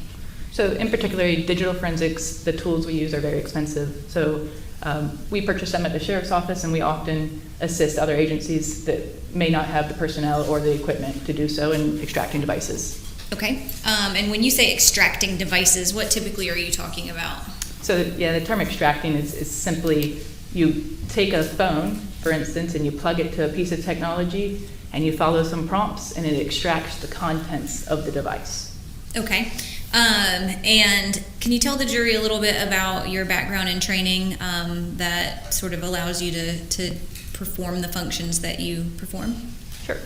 I've been at the sheriff's office right at 7 years, where I've been an intelligence analyst as well as a digital forensic analyst. Prior to that, I worked 8 years at a federally run Drug Enforcement Administration task force. Again, there I provided investigative support and intelligence analysis, as well as particularly digital forensic analysis. Okay. And in order to, have you testified as an expert in digital forensics before? I have. Okay. And in order to hold or maintain your status as a digital forensics expert, what type of trainings and continuing education do you complete? We're continuously training to keep up with emerging technology. In particular, I am a certified criminal intelligence certified analyst through an international organization. That organization, you have to test and you have to do peer review essays. You have to have specific training courses as well as time on the job. I have a master's in public administration. I have a bachelor's in criminal justice, and I'm also nationally a real-time crime professional, which is a national certification as well, and a cybercrime intelligence analyst certified. Okay. Any idea how many cell phone extractions you have completed in your career? It's hard to give a number, but hundreds for sure. All right. Your Honor, at this time I would tender Ms. Harris as an expert in digital forensics. No objection. Okay. Thank you, Your Honor. You mentioned that you offer support services to outside agencies. Does that include Canton Police Department? Yes, ma'am. Okay. And specific with the case that we're here today for, State v. Chloe Driver, did you have any interaction with Detective Cruz about assisting on the intelligence side in processing any evidence that was collected in this case? Yes. I believe Detective Cruz and Sergeant Hamilton reached out to a corporal at the sheriff's office and asked for assistance in the extraction of, I think, 3 devices relevant to this investigation. Okay. And do you, can you tell the jury what those 3 devices were and whose devices they were? Sure. So the 3 devices were all listed on an evidence control record, as well as provided with a search warrant. In order to drop off any phones to our laboratory, you must have a search warrant, which gives you the legal authorization to conduct the extraction, as well as an evidence control record in which we sign and take possession of the phone or phones. In this case, it was 3 different devices. They were labeled P1 through P3, and they were for a Sarah Stiles, a Brian Joyce, and a Chloe Driver. Okay. And so were they all 3 cell phones? Yes. Okay. So Brian Joyce, Sarah Stiles, and Chloe Driver? Yes. All right. And when you use the word extraction, like what actual process are you using, and what are you able to pull from a device such as an iPhone? So you mentioned iPhone, but every device is a little different. Even 2 iPhones can be very different because they're on different versions or they're different models. But the term extraction, again, is just the physical taking of data from the device into a system that reads it and then decodes it in a way that we have a report that's easily analyzable. But we use technology, and we have 2 different systems that we use depending on the device. Again, a lot depends on what type of device, what version of the technology it's running, and other factors include, has the device been powered off? Has the battery died? Does it have a passcode? Is it in airplane mode? All of these different factors definitely make a difference in what can be extracted. Okay. What if you have an iPhone and you don't have a passcode? What are the options to get into it? So we do have some technology that does what's called a brute force. That's where the technology constantly tries to do different patterns and numerics to, I guess, jailbreak, in common terms, the passcode. And now that does take time. And sometimes you can get just general information as far as serial number and phone number, email sometimes if you don't have a passcode. Again, if the system's successful in jailbreaking the phone, you could get a full extraction without a passcode. Okay. When you say jailbreaking, is your system just running random combinations of numbers until it's Correct. Successful? Yes. And how long can that process take? That can take months. Okay. I want to talk to you. You said that you received 3 devices from Detective Cruz. May I approach the witness? I'm handing you what's marked as States 115. Do you recognize or know what that device is? Yes. Okay. And what is it? This is the device, I believe, labeled P3, which is Chloe Driver's cell phone. Okay. And I did put my tag on the back of the phone. Okay. And did you receive a search warrant to complete a forensic evaluation and extraction from this device? Yes. Okay. And did you do that? Yes. Okay. Your Honor, this time I would tender States 115. Any objection to 115? It's admitted. When you do an extraction, I know you indicated like there's a lot of technology involved, but on a basic level, you're plugging in a device into very expensive technology and generating and pulling data from something. What do you generate that can then be provided to the case agent or the investigator? So after the acquisition of the data is made, we do create reports based upon the data that is pulled. And these can be in different versions and formats. So we oftentimes create a PDF report. We create what's called a UFED reader report. It's simply the name is given by the company. It's called Celebrite, and the Celebrite tool is the one that decodes that data that's extracted from the phone and provides it in a report. The UFED reader, it gives you some options that a PDF is great in the fact that, you know, it's easily searchable, control find, if you will, but the UFED reader gives you more categories. So if you just want to look at chats, you can click it, and it's almost hyperlinked within there.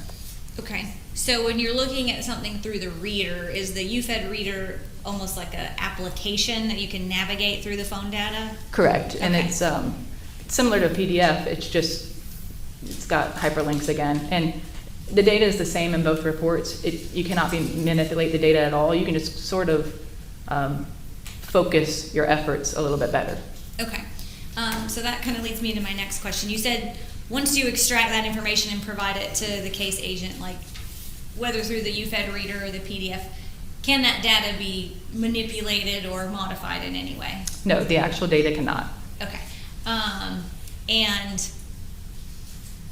as it relates to this case, did you create both a PDF report as well as provide the complete extraction with the UFED reader to the case agent? Yes. Okay. Any idea how many pages your PDF report is that you generated from the extraction of this phone? For this phone particularly, I know it was over 80,000 pages. Okay. And Your Honor, at this time I would tender States 116, which is the PDF complete phone extraction. No objection. State 16 is admitted. 116, sorry. I'm sorry, 116. Okay. So the over 80,000 page PDF report is a lot of data from this phone. I want to talk to you a little bit more about the other version of that information that is provided to the case agent. Through the UFED reader, you indicated that you can kind of hone in and narrow in on like just text messages or just photographs, things like that. Does the UFED reader application allow you to generate smaller reports based on certain search terms or certain date ranges or certain criteria? Yes, that's one of the pros of the UFED reader. You have the ability to filter down the large, vast amount of data into what you're looking for.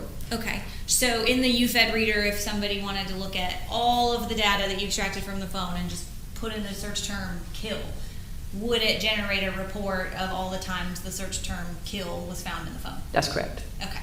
And when individuals that are involved in the case go through and generate those reports, does it in any way modify the data that you provided?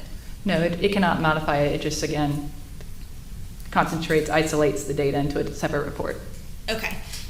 So you're just taking the large amount of data and creating more digestible, specific reports from that large data? Correct. Okay. Now, do you, in some instances, actually go through and analyze and sort of comb through the data to look for certain evidence? Yes, that's more of the intelligence analyst side of it, of the actual analysis of the data. It totally depends on the request that we receive. Okay. Is it uncommon for investigators or individuals that seek your assistance in extracting phones to do that themselves, so to speak, to comb through the data you provide them and you don't actually get into the substance? That's not uncommon, again, especially in an assistance type case. Okay. But there's times we are asked to do the extraction and the analysis, and there's times we're just asked to pull as much the extraction. Okay. And in this case, what were you asked to do?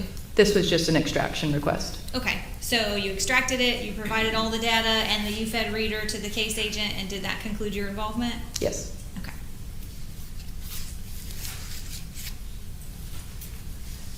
All right. I have no other questions.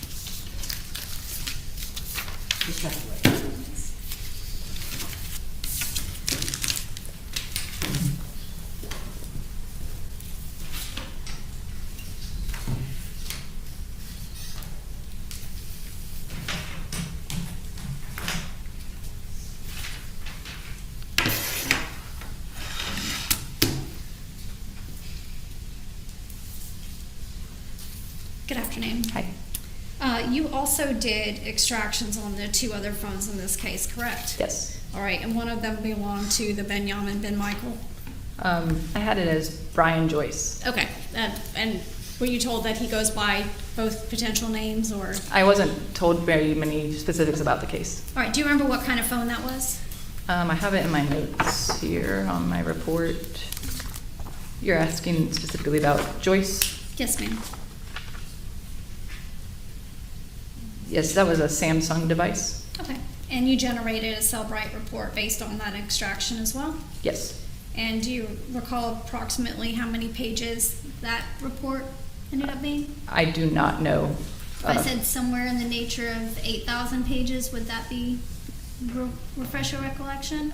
I don't recall the exact number, but that sounds, extractions can range from various amounts of pages. Well, if the report indicated it was an advanced logical 12-10-2020 report from that particular phone, you would have no reason to dispute that that was the report generated from Mr. Joyce's phone. Correct. Okay, and then you also generated a report from Ms. Stiles' phone, is that correct? Yes, I did. Okay, and, well, let me back up. With Mr. Joyce's phone, did you have a password for that one? It was a pattern. Okay, and do you recall how you were able to get that pattern? It was provided by the detective that. Okay. Do you remember approximately when you received that? The devices? No, the pattern, ma'am. So when they drop the phones off with the search warrant and the device and the electronic control record, they also fill out what we call an electronic media retrieval form. Okay. This gives me all of the information as far as the contact information for the detective, any suspect information. Again, if there is a passcode, they write it on this form. And I also use this form to notate when I do certain steps as far as downloading the phone and what reports I run. Again, I received that phone on December 9th. On December the 9th? Yes. Okay, and then you also did the cell phone extraction for Ms. Stiles, correct? Yes. And that was another iPhone, correct? Correct. And did you have the password for that one? Yes. Okay, and do you remember approximately how many pages that one was? I do not know. Okay. if I told you that one was 107,610, would you have any reason to dispute that? I would not. Okay, so you don't have any dispute as to what's contained in those Cellbrite reports with respect to Mr. Joyce and Ms. Stiles as also being reports that were generated or information that was generated based on your work in this case? That's correct. Okay, I have no further questions. Thank you.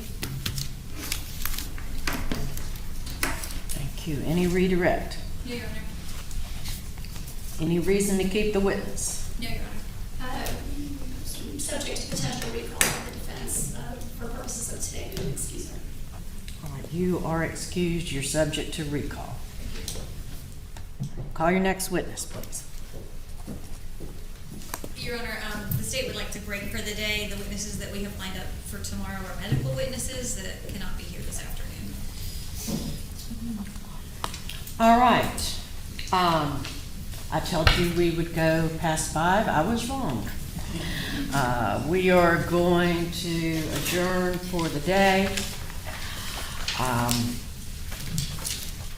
matter of housekeeping that you might want to know is that tomorrow we are going to provide lunch for you, so that the lunch recess may be a little bit shorter than it was today, but we'll make it easy for you and hopefully be able to speed things up in that way. And you'll get menus, I think, tomorrow morning where you can make some selections. Also, you are aware now, of course, about more of the allegations of this case. You're aware that there are media posts about this case. I urge you to understand the importance of not trying to access any media outlet or otherwise communicate with anybody about this case. Don't try to find out any information about this case by any means. Leave us your notepads, and we will see you tomorrow morning at 9 o'clock. Thank you. Have a good evening. All right, everybody. So thought I'd jump in here real quick for just a little discussion about the case thus far. I don't think this one really has too much, in my opinion, from what I've seen today. And I've been listening a lot. I haven't been watching. I've been listening, kind of coming back in throughout. But from what I've listened to and seen and heard, this doesn't seem to me like this is going to be a case that's going to be too troublesome for the jury to find her guilty on. I think because when you have insanity cases, you've got to show that the person had no concept of right or wrong. So the fact that she, had a getaway bag packed and things of this nature. Now she attempted to take her own life, and she was doing this. It looked like a sacrifice type situation. I understand that, but again, that does not mean that she meets the definition as needed under the law to say she was not aware of what she was doing and that it was wrong. Bear, no problem. No problem. Now, for those of you out there that are not aware, right, about this case, because I did a little reading on it, and she is under a lot of medication. So judging her looks, if you've noticed that she's not really feeling, now she did shed some tears earlier towards the end of the day, but if you've kind of noticed, she just kind of has a look, she's kind of apathetic.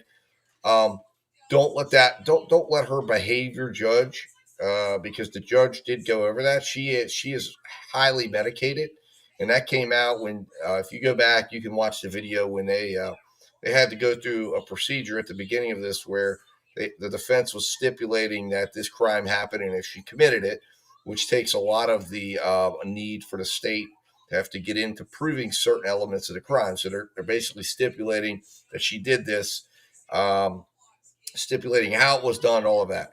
But in order for that to be done, the judge had to get into what she was on, and she's on quite a few medications in order to allow her to stand trial, because there was actually an issue at the very beginning of this case whether or not she was competent enough to stand trial. At one point, she was not competent enough to stand trial. That's why this happened 4 years ago.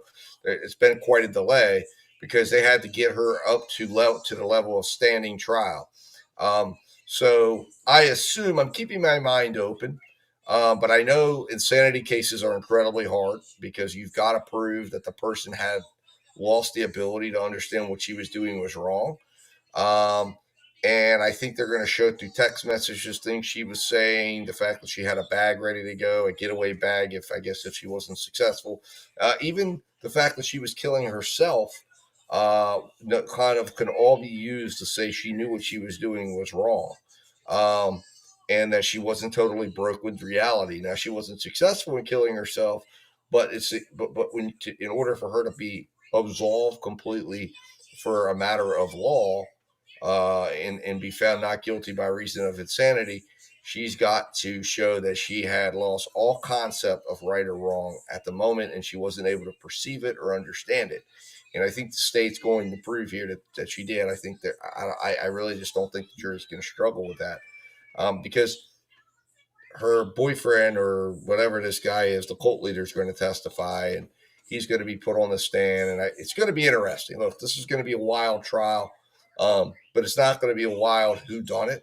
And who knows? Perhaps I'm keeping an open mind here. It's a tough one, to do that with, because a child passed away, and I've got a 3-month-old that watches the trials with me, and I'm looking over at him thinking, how could you do that? Like, it's just unspeakable. So for me, that in of itself would make me lean towards giving some credence to the fact that she had to have had some sort of break with reality. But we'll see what the medical evidence tells us. We'll see what the experts say, and we'll see if they can prove beyond a reasonable doubt. But again, there is a burden on the defense to prove an insanity case. So they don't have to prove it beyond a reasonable doubt. They have to prove it by a preponderance of evidence, which is basically 51%. That is 51% or greater likely that she was insane.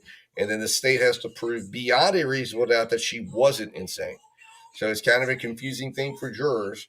And that's why some of you might say, well, why would we proceed at all? Because when it goes back to the jury, if the jury's applying the law as it's written, then they actually have to ask themselves, do you believe she was beyond a reasonable doubt, that she was of sound mind and fully understood what she was doing and decided to kill her baby? And the state's theory is this was done as some sort of issue that she was trying to basically be vindictive to the boyfriend because he had these other wives, even though I think she was the only legal wife. Whether or not that sets with the jury or not, I don't know. But I think in a lot of ways, we don't want someone we don't want this to be okay, because to me, I think I think she had to have known what she was doing was wrong. But I think to me, it's more of a mitigating factor for sentencing. That's really where I think this will go. But that's also the point of all this. The judge gets to hear all of this. So when she's sentenced, there can be a mitigation to a degree. Now, if she was in Nevada, I don't know if you guys saw the Judge Jumper trial, but in Nevada, you can actually plead guilty by mental defect, which actually mitigates your sentence. And I have a feeling if that was available in Georgia, which it's not, that this would be a case for that, custom made for that, because then, this will kind of be a prism to understand what she did here. And then it allows you to avoid a trial and, get some mitigation on the sentencing end, get mental health help, all of that stuff. But you're still going to serve time. You're still going to serve time in prison. But you're also going to have the ability to get additional resources to help yourself.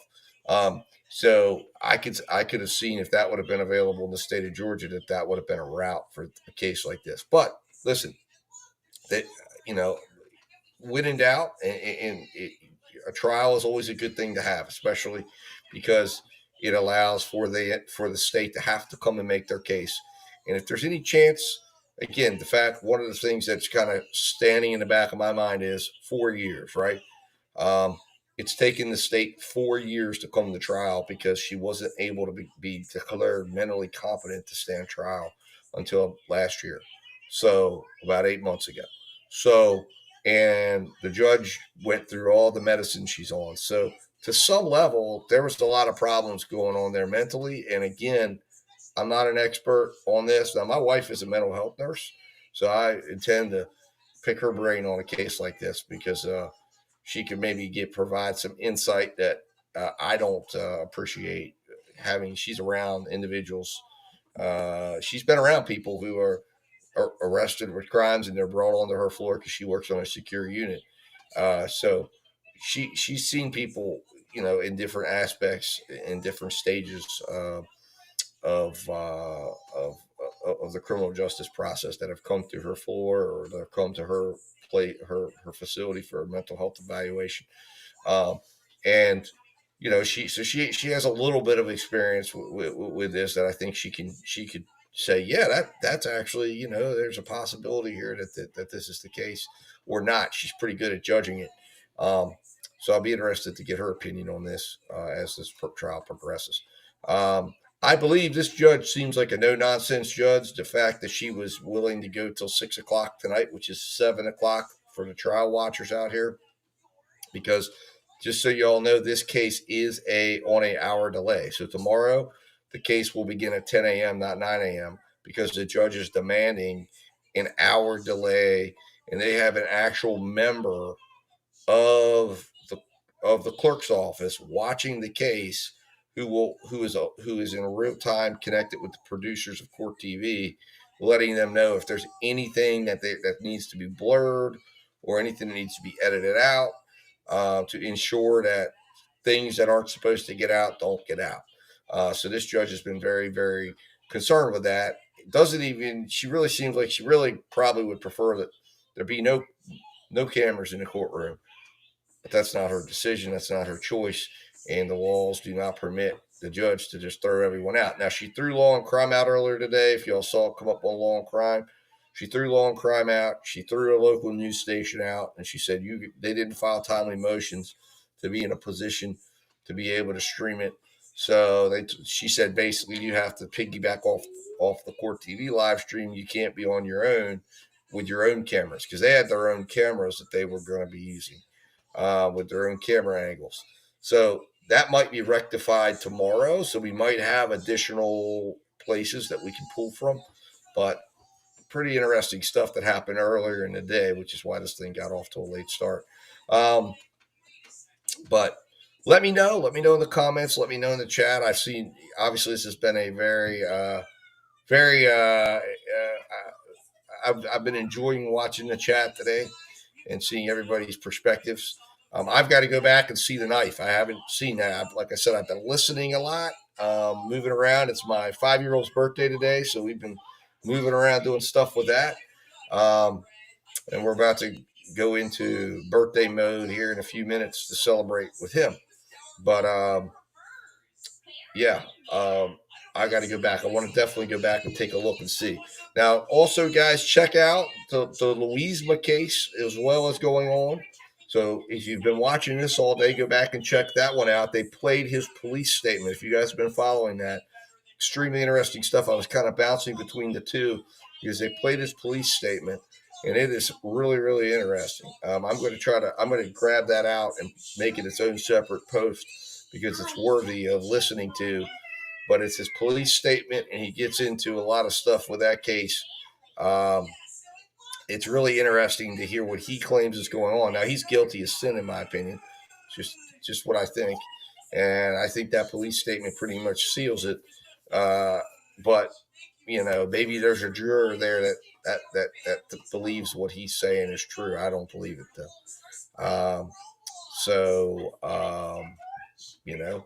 That's what we got there. Oh, no problem, Jamie. I'm glad I was able to clear that up for you guys. Like I said, I'm always in and out, so I'm not always able to jump right in. But I monitor the chat. I see stuff.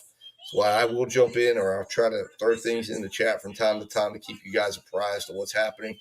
And in ideal situations, I will Today was a big day. We had so much going on with. There was another case that was scheduled to go to trial today, and it ended in a plea bargain, and it was just crazy. So lots of stuff going on, and then we've got a bench trial, the Ibarra trial, which is another Georgia case that's on a bench trial.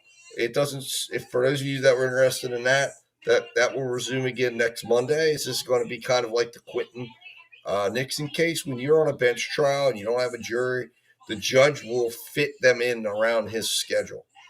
Thank you, Hannah B. I appreciate that. I will let him know. He's turning the big 5, and he's very, very excited. Yeah, Jamie, that was and then they didn't even do coverage of, like, it was tough to figure out. They didn't cover the last bits of it. But the Ibarra case is going to probably be similar because it's done on the convenience of the judge. So it can take weeks. Since there's no jury, the judge will just kind of say, all right, well, we'll have a day of trial here. We'll have a day of trial here. Oh, there's witnesses available. It kind of becomes kind of a cluster because the judge is the trier of fact.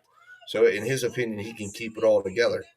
Oh, yeah, the Louisma guy is horrible. I mean, like, it's just ridiculous that he even. I mean, listen, I could see him thinking that, but I mean, come on. We see you in Walmart. You're buying the machetes. Oh, yeah, this guy decides to kill her over some Amazon stuff. Are you kidding me?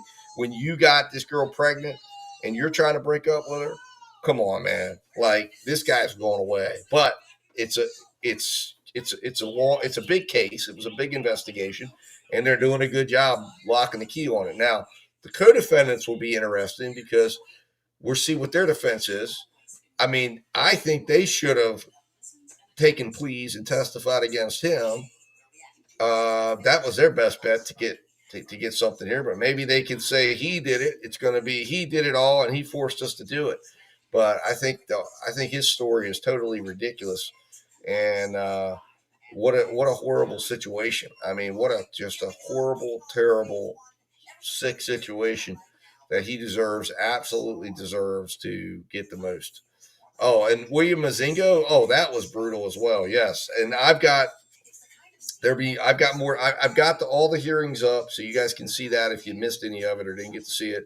And I'm going to be posting some excerpts from the hearing that'll be highlights. I'll be working on that. So lots coming out. But yeah, the Mazingo case, that was disturbing. I didn't really get to focus too heavily on that, so I'll be going back and rewatching that as I'm checking it out tonight. I'll be running it at a 2x speed to try to pick up on the things I missed. Yeah. But I'll tell you. But hey, look, this is an interesting case. I think this is not going to be as fun as the Ferris case, because the Ferris case was like a true Hitchcockian whodunit, where it was like, man, I mean, you're just going at it. This one is more of, there's no whodunit aspect. It's just, do you believe she was insane? It's really sad circumstances and hideous details. And as you can see, Carson, the 3-month-old, he agrees. But yeah. So anyways, guys, tomorrow, 10 a.m., we'll be back at it again, covering this case. The Louisma case will be back at it at 10 a.m. tomorrow. The Ibarra case won't be up again until Monday. There might be other stuff that pops up. But I think those are going to be the two main cases we're going to be covering this week since Mozinga pled out. And hey, I think these two will be pretty interesting. Covering two cases is enough to try to keep them straight and understand what's going on. So anyways, guys, with that said, I am going to jump off here and get into birthday mode. And until tomorrow, let justice prevail. There'll be some videos coming out for those of you. There'll be testimony. All the testimonies are coming out. I try to put the individualized testimonies up so that you guys can see that, rewatch it if you want to, etc. I'm going to start playlisting the testimonies up in a separate playlist too, because I know some people like to watch the whole live. Some people want to see the individual testimonies. I know for me, I like to sometimes get back and grab them, and it's easier to just have a video. So be on the lookout for that. Those will be coming out throughout the rest of the evening. And then, like I said, there's a bunch of Louisiana stuff I got to get out. And then there's that hearing as well. So be on the lookout. Lots of stuff coming out. Have your notifications on, guys. Hit that subscribe button. And I'll be talking to you soon. And I'll see you tomorrow.